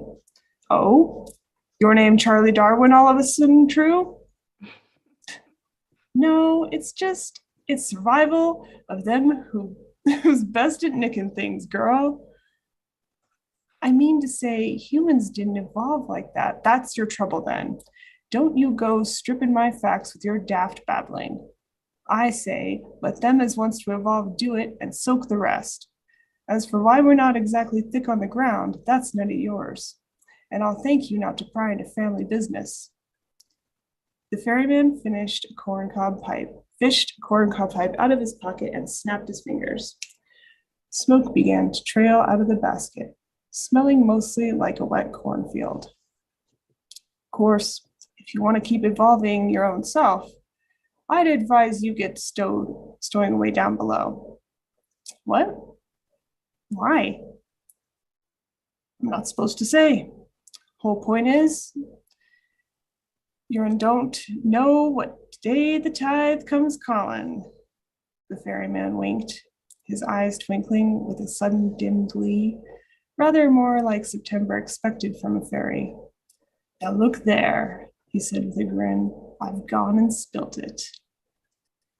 September might well have run, but she could not abandon her scaly red friend, and despite being quite able to use the word taxonomically in a sentence, was somewhat fuzzy on the meaning of tithe.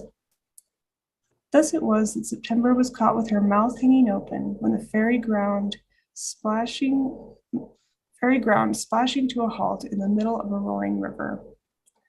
I told you, but ears like a cow you've got, sighed the ferryman, and stuck his pole to meet the 6 tall men climbing 6 ropes, pirate-like, over the top of the deck.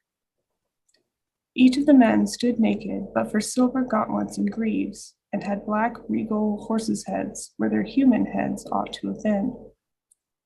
The leader, a big brass ring in his silky nose as if he were a bull, called out in a deep echoing voice, Charlie Crunch Crab.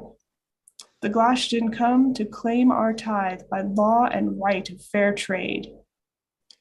I hear you, old nag, grumbled the ferryman. Not so dense as all that. Got the summons this morning and everything. Needn't be so formal. The ferry folk gathered on the top deck and quailed and clung together in silent terror. They stared fixedly at the floor, trying desperately not to look the horsemen in the eye. September looked across the throng at El, who shook his great head and tried to hunker down and become improbably invisible. Bring the children up, bellowed one of the horsemen. Rough hands grabbed September's arms and dragged her along with dozens of other small ones to stand before the Glashtan, whose eyes flashed blue-green fire. September looked down and saw the little puka girl beside her. Trembling, her jackal ears appeared and disappeared nervously. September took the child's hand and squeezed it comfortingly. Not me, the girl whispered. Please let it not be me. The Glashtan walked down the line, staring each of the children in the eye.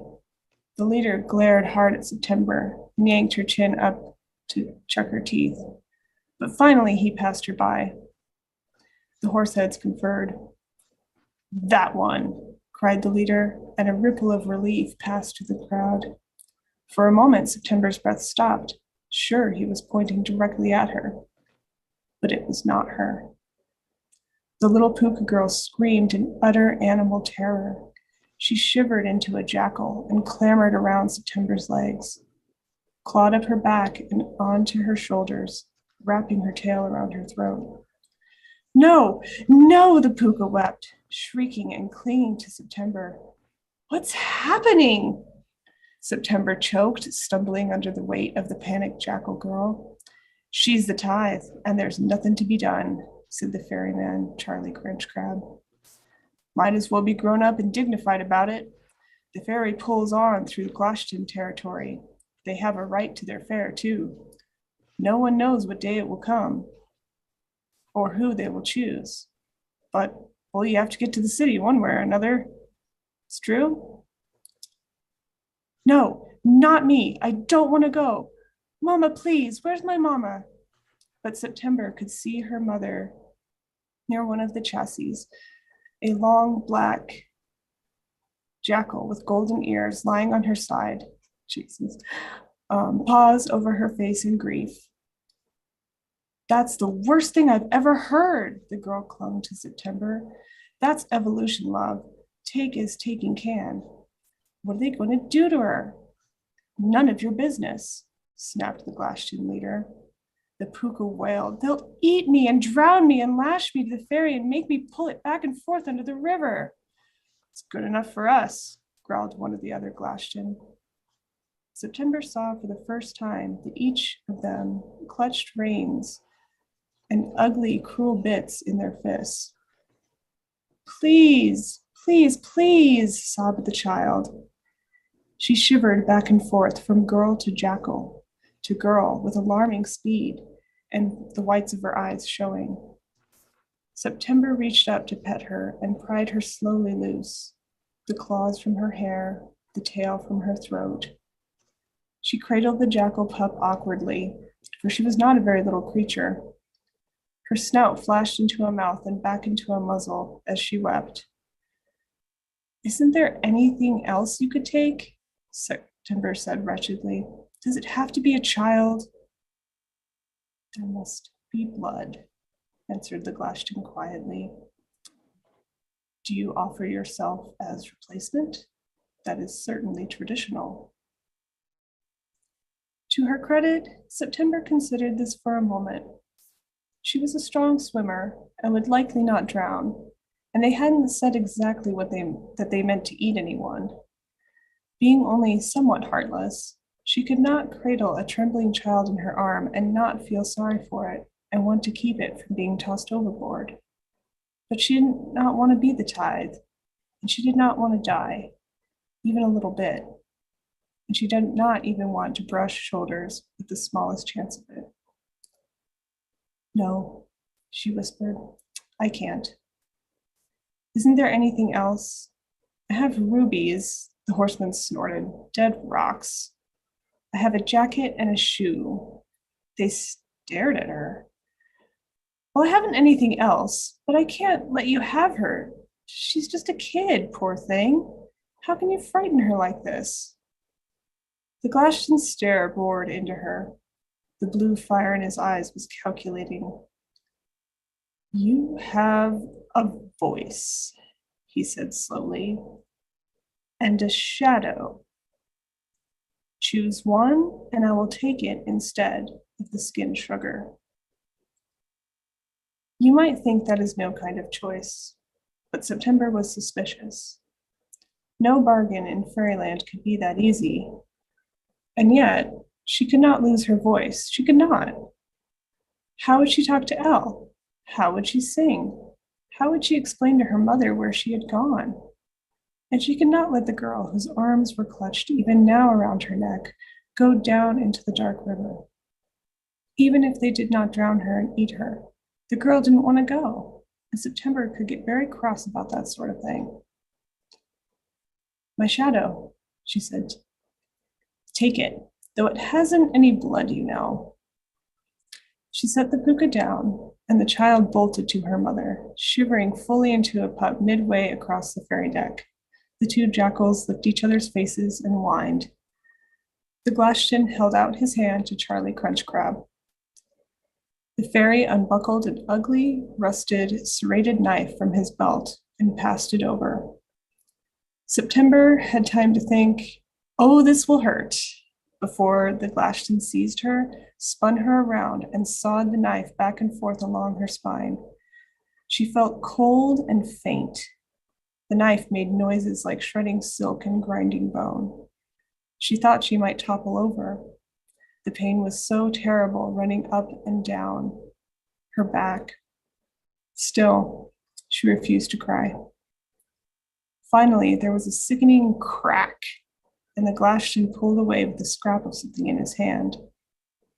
A single drop of September's blood dripped from the knife to the bleached wood of the deck. The Glashtan set the scrap of something down before him.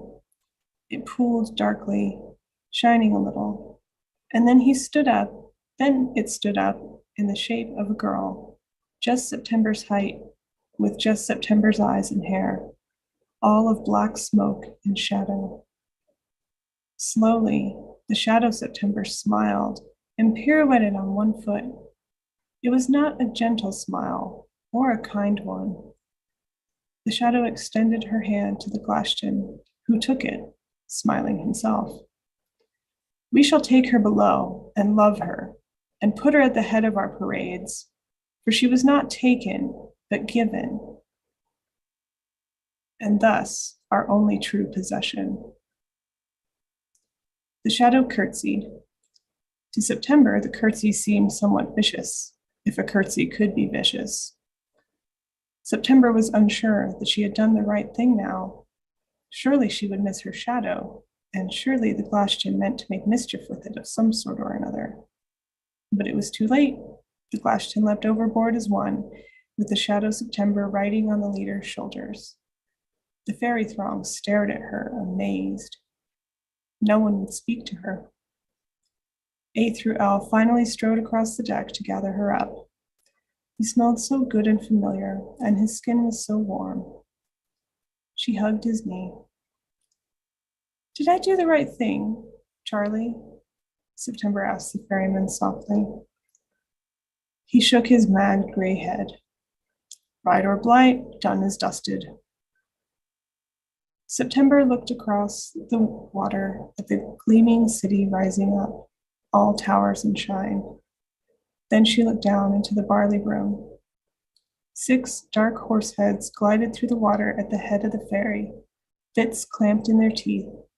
Over their backs, a shadow girl leapt and danced, her ghostly laughter all but eaten up by the waves. That's the end of that chapter. That sounds like there's going to be some grave consequences. Scary, Just a freaky few? cool. Yeah. Jeez. Can't give away your shadow. Yeah, no. But not something. you also, it would be hard to know that they've come to use the blood of a child for something you don't want to think of. So negotiating could get tense pretty fast, I guess. Well, yeah, and they weren't really clear on what they were gonna do, No, they might not know yet. Right. Haven't decided. I find it What to do interesting with all this also that kid they of cut the child's shadow from blood. her spine. Yeah, that was shocking and horrible, right? That's So where. it's as if Oh, sorry, go ahead. I was just going to comment that when you consider your auric body kind of emanating from your chakras of your spine, your shadow would be the inverse of that, which he sawed from her spine. So yeah, it's almost like he took her the anima to her. Exactly. Animus. That's exactly what I meant when I said you can't give away your shadow. Don't give away half. That's half. Yeah.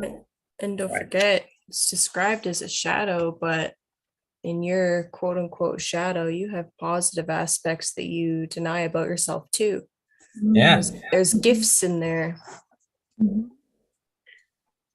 Exactly. Yeah. What's hidden there is it's not like this less than you thing that you can discount and say, okay, I can let go of this. I don't need it. You have no idea what's in there. It's in shadow. Scary. This book is terrifying and wonderful. Thank you for reading it to us. Oh, and one other, was there like a small detail about the shadow having like was it a mischievous grin or something? Yeah, definitely. Some mischief. So maybe she got rid of the worst part of her, and so it could have been a good thing too. It could have been. There is a very short interlude if you guys want to read that. Oh, I had no idea we'd have a chance for more. Please go on. Go for it, yeah. Okay, it is very short, so. Okay, interlude. The Key and its Travels, in which we turn our attention to a long forgotten and much suffering jeweled key.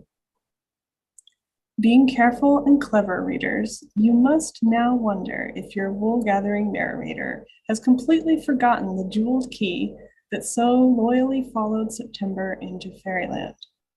Not so, but a key's adventuring is of necessity a quieter thing than a girl's, more single-minded and also more fraught with loneliness. For the key slipped between latitude and longitude and tumbled briefly, oh so briefly, through the starry dark behind the screen of the world. It landed unceremoniously on the shimmering jacket of a hobgoblin in transit from Brocasillade to Atlantis. The key blended into the other glittery bits of folly that bedecked the jacket and went unquestioned by Betsy Basilstock or Rupert the Gargoyle. Good-naturedly illiterate, the key had no wish to visit the blue crystal universities of Atlantis and unhook its clasp just in time to tumble through the ruddy, moldy, wormy passage to fairyland. It caught an upright draft of sea air and soared over the fleecy clouds, playing tag with the blue-necked gillybirds. It passed over the witches and narrowly avoided a sucking vortex of events of the next week that threatened to pull it down into the cauldron. It flew over the field full of little red flowers, but no Waverary, or even a Wavern, appeared to accompany it, or explain how anything worked or was in the days before today. The key, too, found the house without warning, long after a nicely scrubbed September had passed through. Under Lie's gentle eye, the key primly dropped into a tiny tub and soaked until it gleamed. The key missed the ferry September rode into Pandemonium and was forced to sleep on the grassy shore, where it was picked up by a delighted banshee child. The girl squealed piercingly and pinned the key to her little green gold breast. Her mother admonished her not to pick up strange treasures that surely were not hers, but no one can listen to a banshee shriek in indignation for long without giving in. So it was that the key boarded the ferry and passed into Pandemonium 3 days after September had left the city behind. The key cursed its slowness. It wept an orange tear, slightly rusted. The key remembered being part of a green smoking jacket. It remembered wanting to please. It remembered, a little, being born out of a lapel and sudden as the sudden rush of air over facets and gold. It recalled with sorrow being torn from its mother, the jacket, and the taste of a young girl's blood under its needle. It shuddered at the memory of her blood at night. When the key knew it was connected to September, then the purpose of its whole being was to be with her, just to rest near her skin. The key had been created to make her smile. It could not stop wanting to make her smile, any more than you can stop walking on 2 legs or start breathing with your liver instead of your lungs. What if September really needed the key?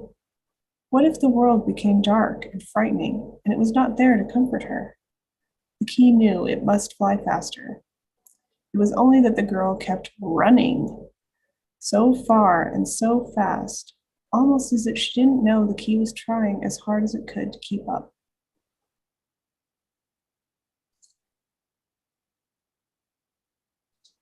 Awesome. Yeah. Yeah, that seems more complete. Thank you. Yeah, you're welcome. May I comment? Please. So she was scrubbed with the soap to become clean. And so when you look at the alchemical key of the tarot, or not so much the tarot, but well, I guess it is actually, because it's the same thing. So the alchemical process for the Philosopher's Stone, the teeth of the key, the shin of the key, if you will, one of them is white, albedo, blue is Torah, and then red is blood. So you have obedience, the blood, and the purification. So she's going through those stages, and then she gives 3 rubies. That's rubedo as well. She gives her blood, etc. Then she's given the alchemical key, whose purpose is to make her happy, it seems. And it even ends with her running, right? Well, your bottom of your legs are shins, which are teeth. So like the key again, and that's related to Capricorn and Aquarius, that area of the body. So I just wanted to throw that in. That this story is really intriguing to me because it's literally about alchemy. I mean, even the wyvern that accompanies her is eighth through L after all. Yeah. Yeah. Love the story. Nice to put together, Joshua. I was wondering what the 3 red rubies. I'm like, ruby. It's Red. rubedo, yeah, and she's Virgo. She's September, and the dragon is, that's in Revelation 12:1 as well. It's interesting. Well, speaking of zodiac themes, I'll show you guys what I've been working on today. I decided to try to finish my painting. Oh wow, you've added a lot. Yeah. I can't see. Oh, there you go. So I've got. Oh wow. I like I like vines and shit. Yeah. So yeah. Wow. Is that the current configuration or your chart? Or? Oh, this is my chart. Meow. Yeah. I love it. And I love the other bonus artwork you have hanging up. Yes, Not- behind me. Not that I'm creeping out your background, but you know, kind of am. Yeah, I love it. You can creep on my background. That's It's why I've got it up there. You've got Elements? air, water, earth, fire. That's sweet. Take it off the wall and show it to me closer. To the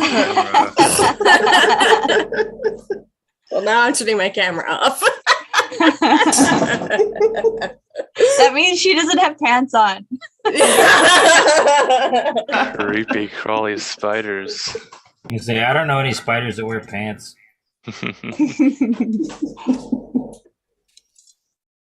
Do you know any spiders that do laundry? Yes. Flutters of spiders do laundry. Why were Got pants pants are just gonna on. get dirty again? I got pants on. Proof of pants. You friggin' creep.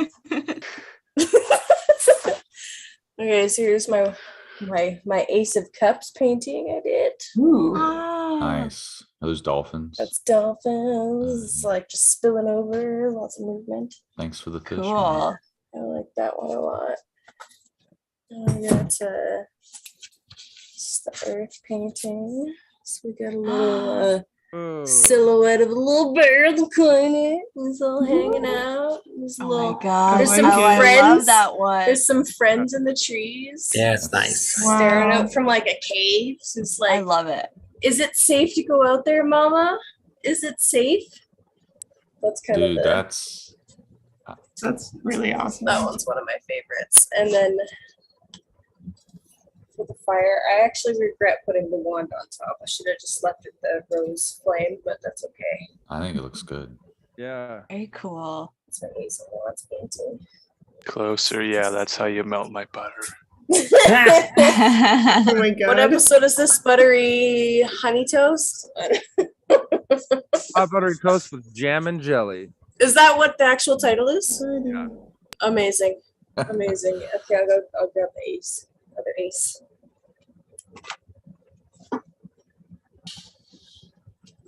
Yeah. The sword.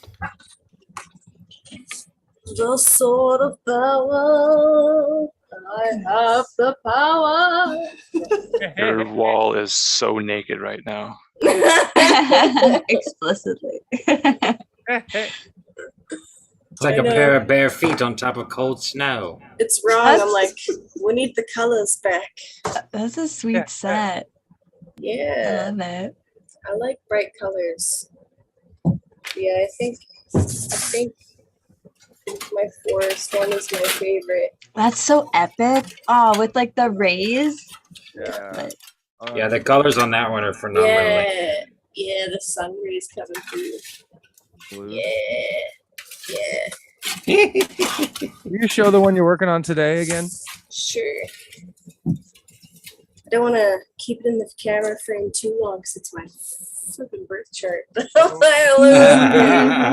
Like on, those show it to magic- me. So Yeah, before it dries, show it to me. Come on. So I have a Alan nighttime. I have a Marcus. nighttime chart. So it's night. The sun's on the other side. Oh. That's why the sun's on the bottom. So yeah.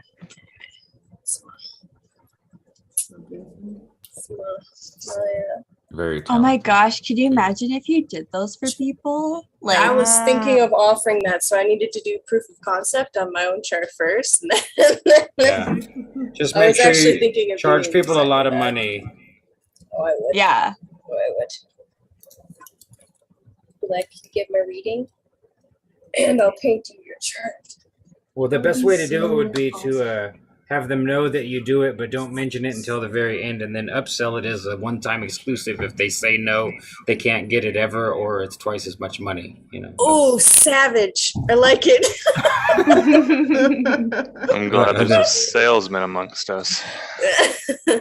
I don't like to do it because it is true black magic, but you know, I've These studied a lot artists of have sales. to eat. I've seen so many artists Yeah, starve we, to that's death, just it. and it's a tragedy. We have to get money for our art because it takes so fucking long to make Good night, it. So. Barsky. Good night, Absolutely. Barsky. Yeah. Oh, Speaking good night, of good Dave. night, It's 1:30 a.m. in Idaho, and I also am going to exit stage right. I love you all with all of my heart. I enjoy these evenings more than I can describe with the English language. I look forward to seeing you on Saturday, and of course in the Telegram groups. Left or right? feel Stage left or stage right? I feel that. Which way are you exiting? Stage right to the left. Maybe I'll go east is up to get out. Just dissolve. It's a tradition, and it's a tradition for me to say, "Okay, bye." Solve Okay, et bye. coagula. Goodbye. Goodbye. I feel like I have to leave when I say it, so try not. No, don't say it again. Not again. Not again.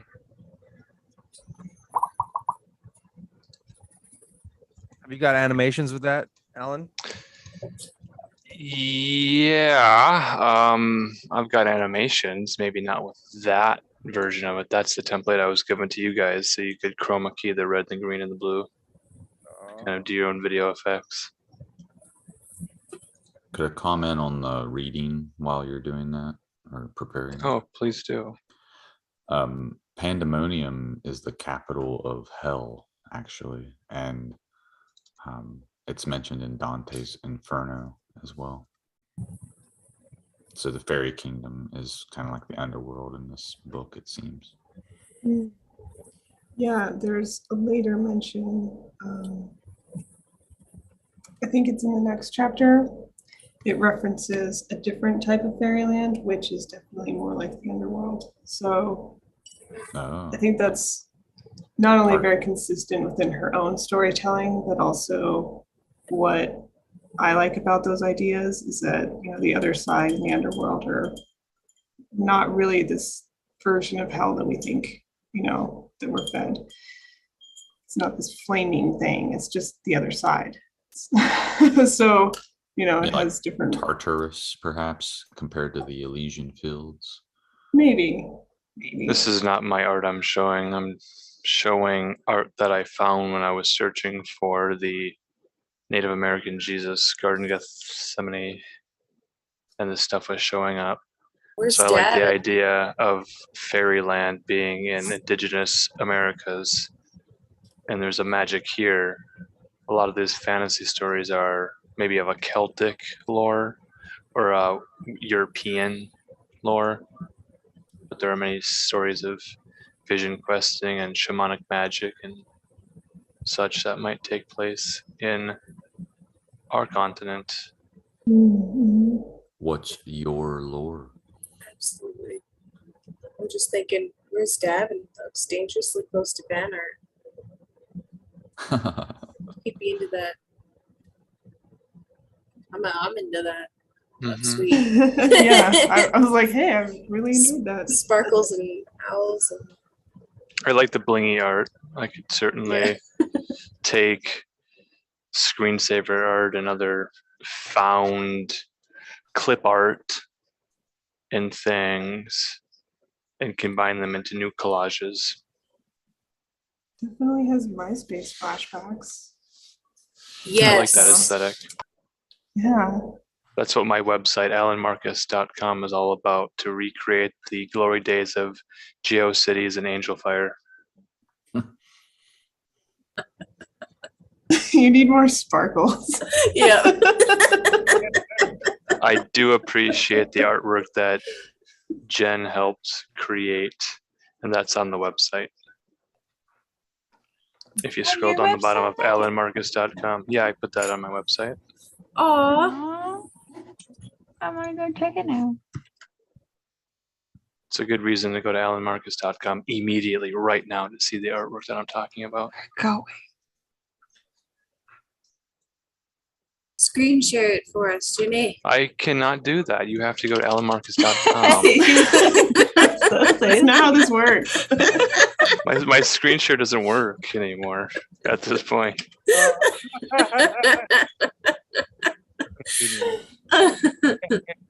Oh does- yeah, It that's does a say good one. "Don't believe me." That's a really good. Jenny's building up the FOMO. It took a Well, long time. Jenny knows what it looks like. She's the one who made it Damn it. based off of the work that I had started. Are you logging So- all of our IP addresses, Alan, as we're going to your websites? No, I'm glad you asked that because I don't collect any of that data. I don't have any sort of click agree to a privacy policy. There's no privacy policy. If there's any scripts or any funny business, let me know and I'll get rid of it. But it should be a clean HTML, CSS website. Very profesh.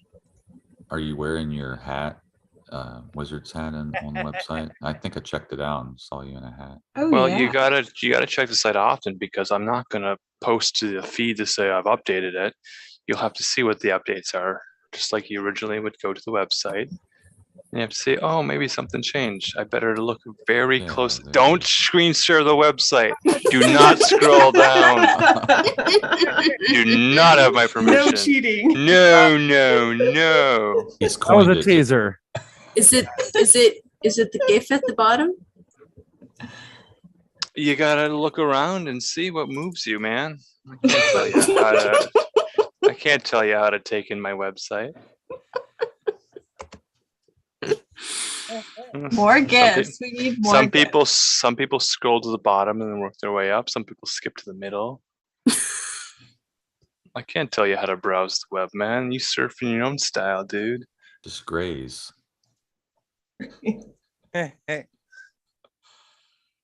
Do you know what those hats were traditionally used for? Those style of hats? No, what? Distillation of potions as like a filter. Mm-hmm. Oh, that makes sense. Yeah. Put down, huh? I did go to a dollar store asking a woman to help me find some cheap hosiery. And then I looked at her and I had to explain, hey, wait a second. I'm not Buffalo Bill. I'm not wearing it. It's for food filtration. So, which might make it even more weird. Like, what are you using hosiery to filter? What? Do I need to make a report with the local authorities? Strange behavior. I have some tinctures that I've made See something, in the say something. autumnal time, but I have to filter the tinctures. And I don't have a cheesecloth I think to copy do so. filters probably work just as well. Well, try not to use the bleached ones though, because they can kind of taint things. You can get the brown ones that are a little bit better for that. Yeah. Or, it might not be as fine, but a metal strainer would probably work. Yeah. So can I do like a very short reading? Yeah. Yeah. It's with this like oracle deck. So I'll pull a card and then I'll read whatever the card is. But this is by an artist, an author, Nick Bantock. And my aunt came and dropped this off recently. And it's so good. Oh, I love it. That's the Hand of the Mysteries. With the pin key. Yeah. Very cool. Okay. So buttery toast. Well, if Whatever a card we falls call it. out, then you got to use the Butterfinger card. Yeah, what? Tell us. Give us just one, please, though. And they're so big, these cards. Okay. I'm just going to take the top one because a few fell up. Okay. Metamorph. It looks like a fairy. Just like a fairy, chimeric It's exactly fairy. like a fairy. Or like, I don't know, like, what is that? Like a griffin? The shadow Something. of it is a griffin. Kinda, yeah. Okay. Metamorph. So there's like a story.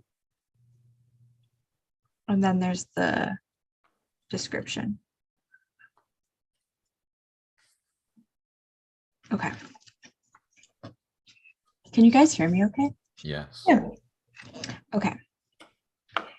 A child stands frozen, unable to step beyond its shadow, quaking on the edge of panic. Its parents nowhere to be seen. From the night come the griffin and the sphinx, brother and sister, creatures in transition, morphing twixt here and there. Grasping the child's hands, they swing it high, sending it in a playful arc across the divide.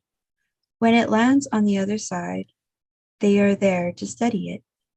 The metamorph is neither and both at once.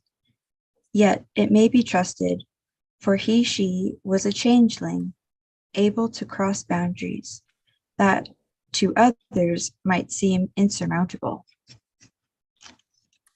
Okay, and then the part 2. Okay. Metamorph. The metamorph will aid you in all your life's transitions, from child to adult, from midlife to maturity, and eventually onto your ultimate rite of passage. Inevitably, there will be times when you need to let go of one set of patterns and take on others.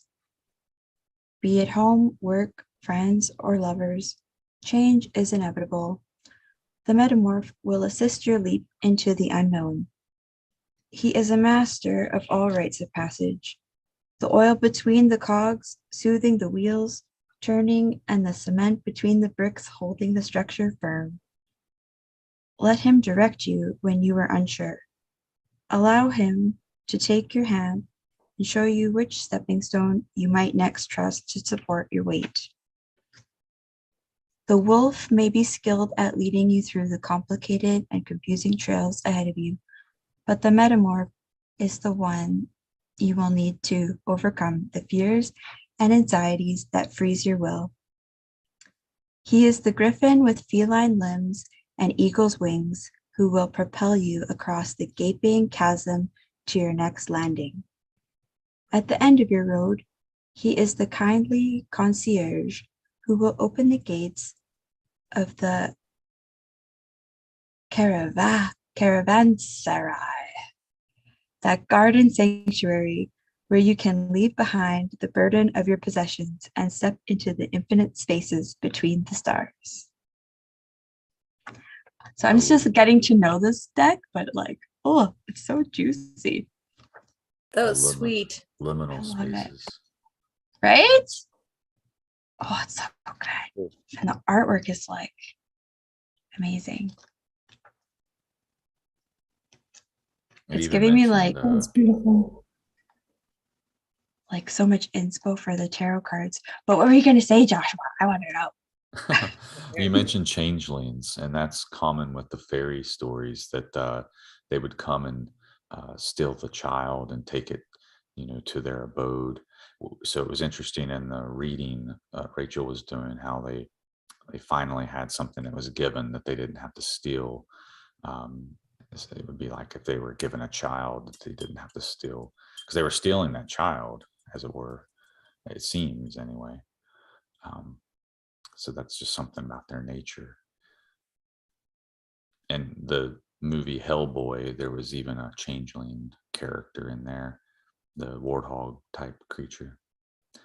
I have a funny story to tell you guys too. So on the 222 day, I wanted to like decorate my journal kind of special for it. So I was looking at like some ephemera and I was like, oh, okay, I want to print something. And I asked my mom to print out a 2 of cups.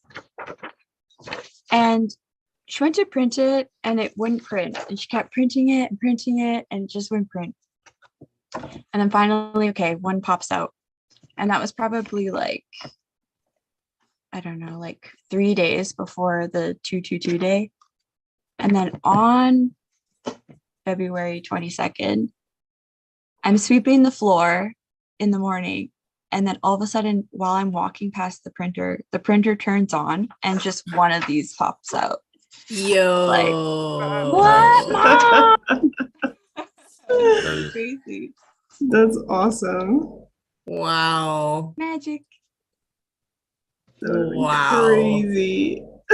A meeting of hearts, eh? A. Eh? So this little Rocky Mountain resident is gonna go to bed, but I love you guys so much. Thanks for Bye. joining us tonight, Jen. Yeah. Yes, thank you. And for pulling an Hopefully- oracle card for us. That was fun. Oh, hopefully more as I'm establishing my art setup. So yeah. Yeah, I that's wanted exciting. to mention one more thing about that card is that it was anything it needed to be. It could overcome obstacles. It had multiple kingdoms combined into one entity, and the sight of a cat, the flight of a bird, etc. The heart or mind of a man, perhaps, or woman. That's cool. I dig it. I'll catch you guys in the chat. Farewell. Peace Of the out. Rockies. Good night. Good night, Jen. Bye.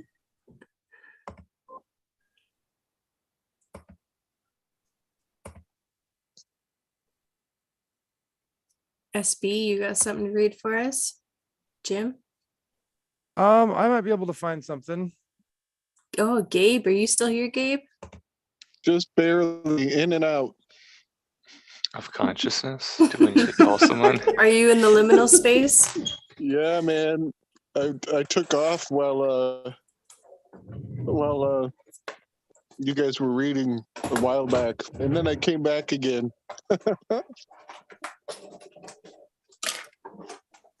think I went to Fairyland.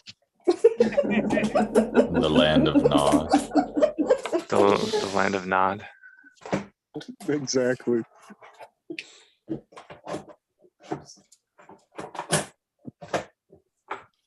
Anybody else have anything they want to read? I have a choose your own adventure queued up at some point. Oh, cool. I was gonna look. I don't have it. Do you have yours? I don't have it handy, but It'd be funny if we do the choose your own adventure and then I ask you what page do you want to turn to, and then we go to your book, and then you can weave in this somewhat a second story. Oh my gosh, that'd be chaos. I like that. Just don't eat the food in Fairyland. Yeah, It that's might- don't eat the food. that's don't like eat the number one rule. carrots, the Yeah. artichokes, Damn it. magic bullet blenders.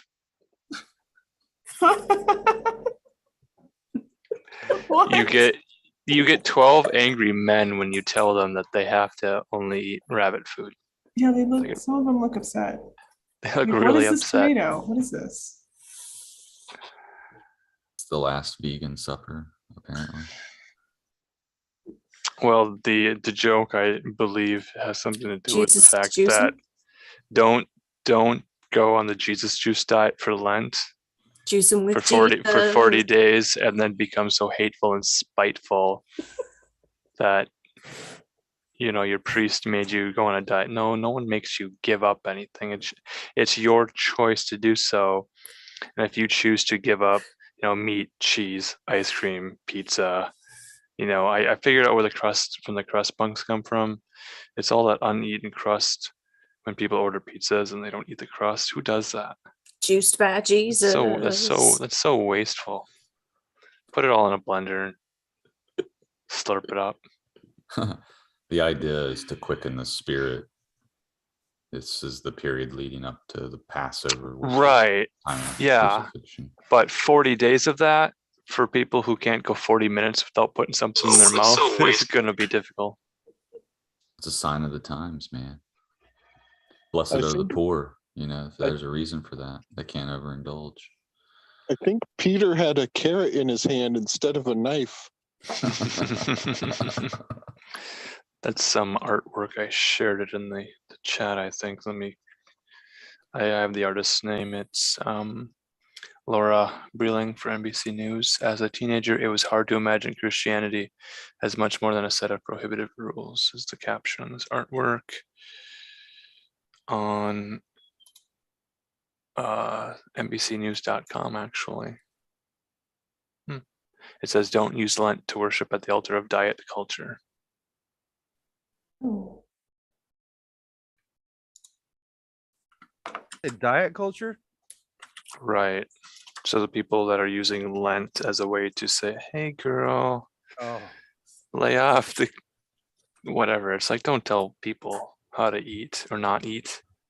And then don't use Lent as an excuse to say, hey, stick to your diet because you're going to go to hell if you don't, especially during Lent. That's like the number one thing you should do during Lent. Then you miss the point. If it's about being purified or whatever, then you should absolutely clean your diet up. Well, yes. And more specifically, let's be clear here. If you are someone who's already struggling with eating and that, it's difficult to say fast during Lent because Jesus wants you to, and then it creates more self-denial and obsessions and wrong reasons. And so Lent responsibly is what I'm saying. Lent responsibly, actually do the work you're supposed to do. Right. Well, and furthermore, it says not to even tell anybody or act like with a grimace on your face, not to exercise, because what you're doing is whatever state you're in, that's what you attract to yourself. So if you're slogging through it and suffering, you're wearing it as a yoke, then you're going to attract the negative archonic type entities. Right. But if you're saying, oh, what do I have to give up? I'm going to give up something that's toxic and bad for me. I don't know if that's the spirit of Lent. I think Lent is to give up, to sacrifice something that is a little bit above and beyond what is necessary for survival, like a luxury item or something you can go 40 days without. Don't say I'm going to go 40 days without, releasing a bowel movement, because that's just ridiculous. Don't say I'm going to not fart for 40 days and then suffer for it. Yikes. Well, again, I think the whole purpose of it is to stimulate the alchemical processes. So, whether we're removing our obsession with material things or luxury items, that's part of the emotive work. Yeah. It's like, I'm going to go on TikTok every 40 minutes to update you about my 40-day Lent of not going on Facebook. It's like replacing one evil with another, sort of a thing to think about. Well, and the Bible says that those who do those sorts of things, they get their reward, which again, they'll become a magnet for certain critters, spiritual critters. Well, I'm really glad that I've made the spiritual decisions I've made, and I don't feel the need to have 40-day sacrifices. Because I can do sacrifices anytime. I can do a 40-day sacrifice whenever I want. Yeah, I think there is a Christian community that will support you when everyone is giving up one thing, and you don't have to tell anybody what it is. But when you're doing it in a Christian community, then there's that aspect where everybody's agreed to participate together. That would be the benefit of it. Yeah, I can see that.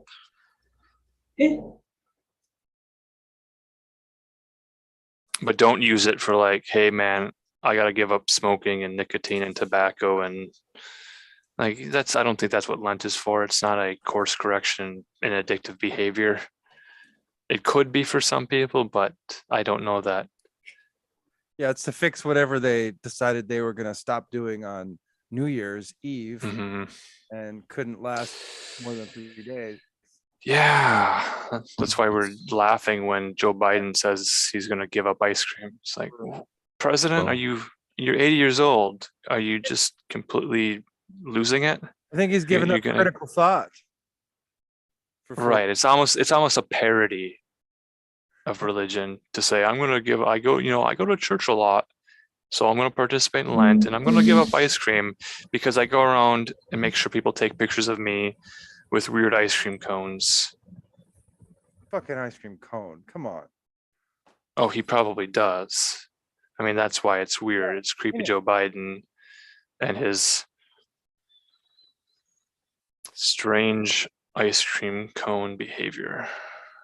It also emphasize, well, it's like spring cleaning of your temple, by the way. It's one other way to look at it if you treat the body as a temple. But one other thing is that it's emblematic also of the first fruits. So it culminates with Passover, which is when you have your first fruits.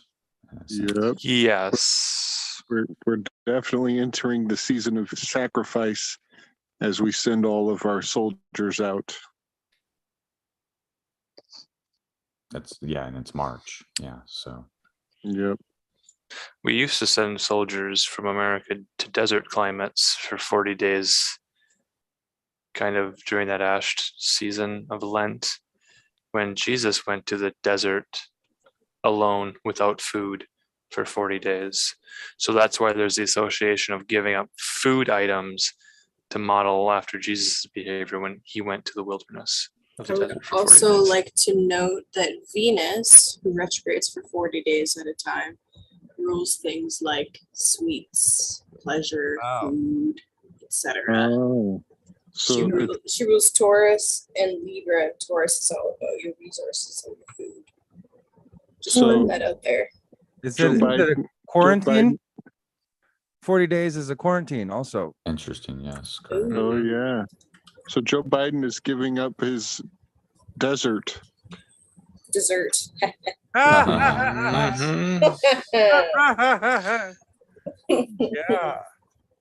I do believe that is entirely intentional. That is entirely why it's a headline. It's the just desserts situation. Hope they get the dogs out of there. Right. And Jesus said, what goes into someone's mouth does not defile them, but what comes out of their mouth, that is what defiles them. It's the blessing or the curse. Amen. And he had a State of the Union, perhaps. And then after that, maybe he should just shut up for 40 days, because I don't know what he said during the State of the Union, but I'm sure he said a lot of nothing and can continue to keep his mouth shut for the next 40 days. Yeah. The last thing he said was, go get him. Let's go, Brandon. Go get him. Famous last word. Yeah, exactly. Whoa, hold on. That's Gog. Gog, get him. Gog and Magog Go is and how get I 'em. started a conversation with Joshua this evening. Gog, Magog, question mark. Asia, Correct. China, question mark. Yeah, Gog, It's, get him. it's literally on the border of paradise, which would be the lands of Shem, the double portion. And then your Don River divides them into the quadrants. Well, not a quadrant. I guess it would be whatever threes are. But yeah, that Gog and Magog is listed at the top of that TNO map. Gog and Magog are also associated with England as giants. Famously. Yep. Wow. And the final topic of food. When is Pancake Day 2022? The date of Shrove Tuesday and Ash Wednesday 2022. So today being, are we Thursday now? Correct. Wednesday, Ash Wednesday, Tuesday this week was a Pancake Day.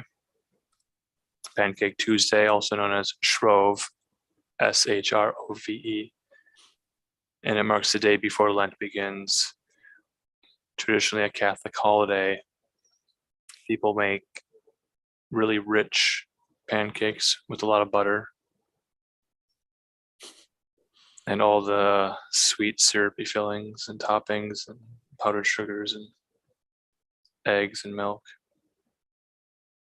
So almost like a cake to celebrate. And then you abstain from junk food for the next 40 days. Could have been a way to keep some of that stuff from spoiling, like, hey, because I'm up against that right now. I get my milk from a local farm, and it's got all this cream on the top, Right. So Lent begins the fast. Eat everything in the refrigerator before it spoils and have a feast, and then fast.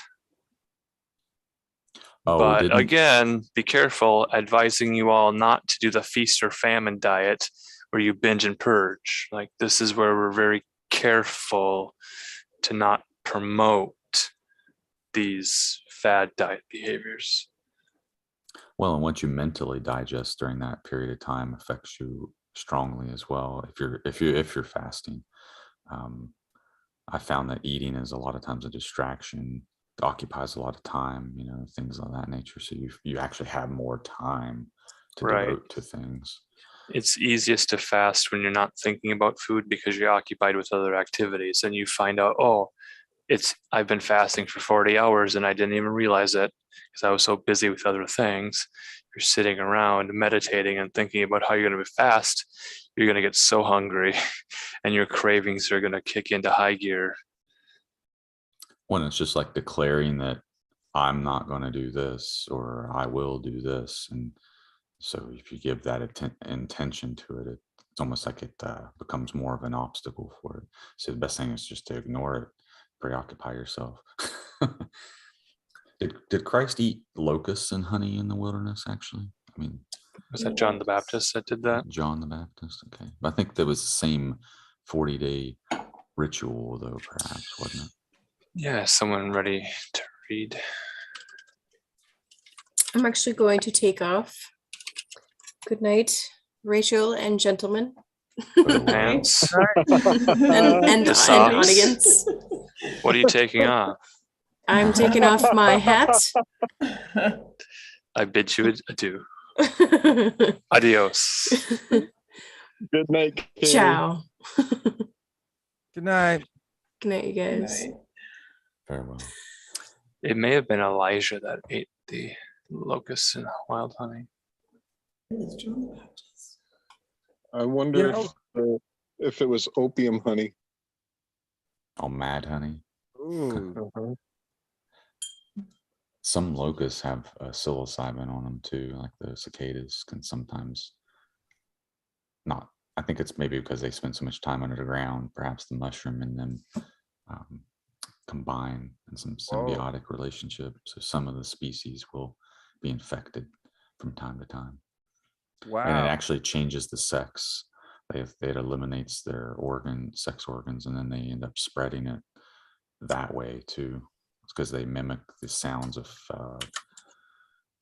one another, male or female. I can't remember exactly which gender is affected by it. But Nice. Chalk one up for the stoned ape theory.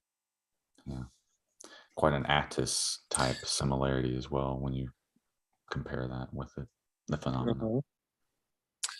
The story I find here is that Elijah was fed by a flock of ravens. The ravens were scavengers and brought him locusts to eat. Oh, cool. That's very interesting. That's Elijah. He was fleeing John the Jezebel, Baptist ate actually. locusts and honey. Elijah was fleeing Jezebel. He had slaughtered all the priests after doing the competition with the burning the ox on the pyre. And then he fled into the wilderness. So the question is, cicadas, are they locusts? Cicadas are known for their regular emergence annually or in cycles of 13 or 17 years, and their ability to produce a distinct buzzy droning sound. Locusts are a type of grasshopper known for sometimes traveling in swarms and devouring plant life on a large scale. Still, cicadas are sometimes referred to as locusts. And they're high in mercury content as well, by the way. So I think they have like an alchemical. Makes them crazy. Mercury. Yeah. I would imagine. That's a 17 cycle. The 17-year are known as magi cicadas. Septim decim, as in 17-year. Kind of like the septenary, I think. Yeah, I like that. And when you do a quick Google search, you probably have to read a few chapters of the Bible to get the context of what's being discussed. So you don't just think, oh, the website here says that John the Baptist ate this food and Elijah ate that food and Jesus's favorite color is blue. That's what this website says. What was Jesus' favorite color? Blue. God's favorite color. What was Jesus' favorite fruit? Jesus ate figs. Must be his favorite fruit. Don't question it. What is a flock of ravens called? An unkindness. At least that is one of the names given to the jet black birds with a dubious reputation. They might be unkind enough to steal eggs, but ravens are deemed to be highly intelligent and socially aware. Flock of ravens, an unkindness, if you can believe it. They're also called a congress, and they're also called a conspiracy. That's a conflation of blackbirds, an unkindness, a conspiracy, and a congress. Yep. Sounds like a State of the Union about to happen, or already did. All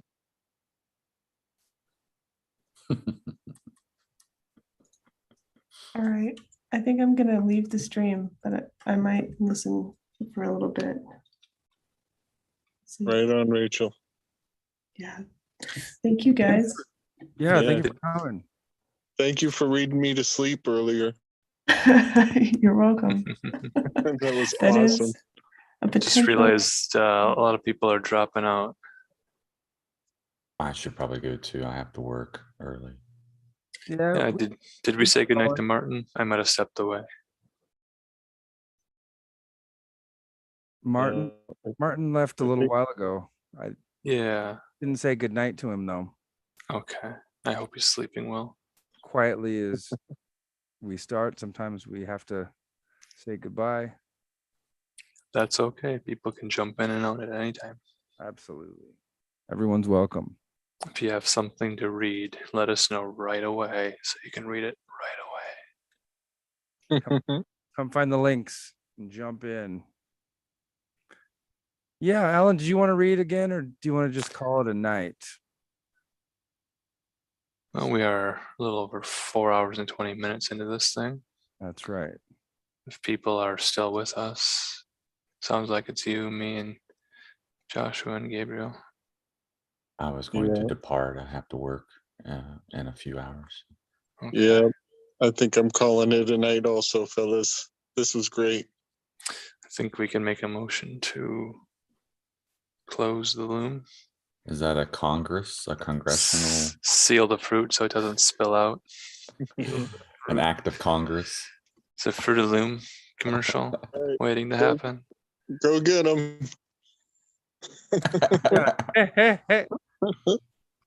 Always wear clean underpants before you start the stream. And check for clusters of spiders. Because spiders in a group are called a cluster. That's right. Don't necessarily check your pants for clusters. Can you demonstrate the proper cough for the check of the cluster?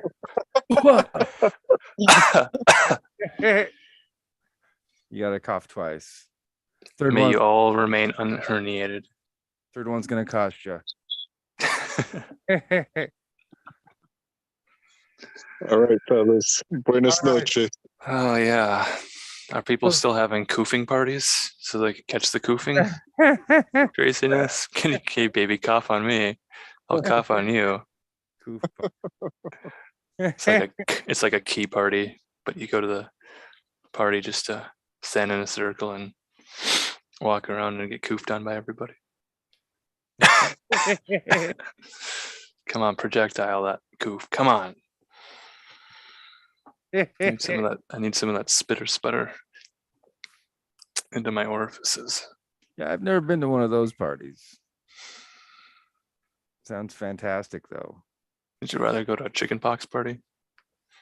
Oh no, that sounds terrible. Hey, bring your kids. Don't got a kid? Find a kid. Bring them along. We need kids for our chickenpox party. I bet Joe Biden would be there. Yeah.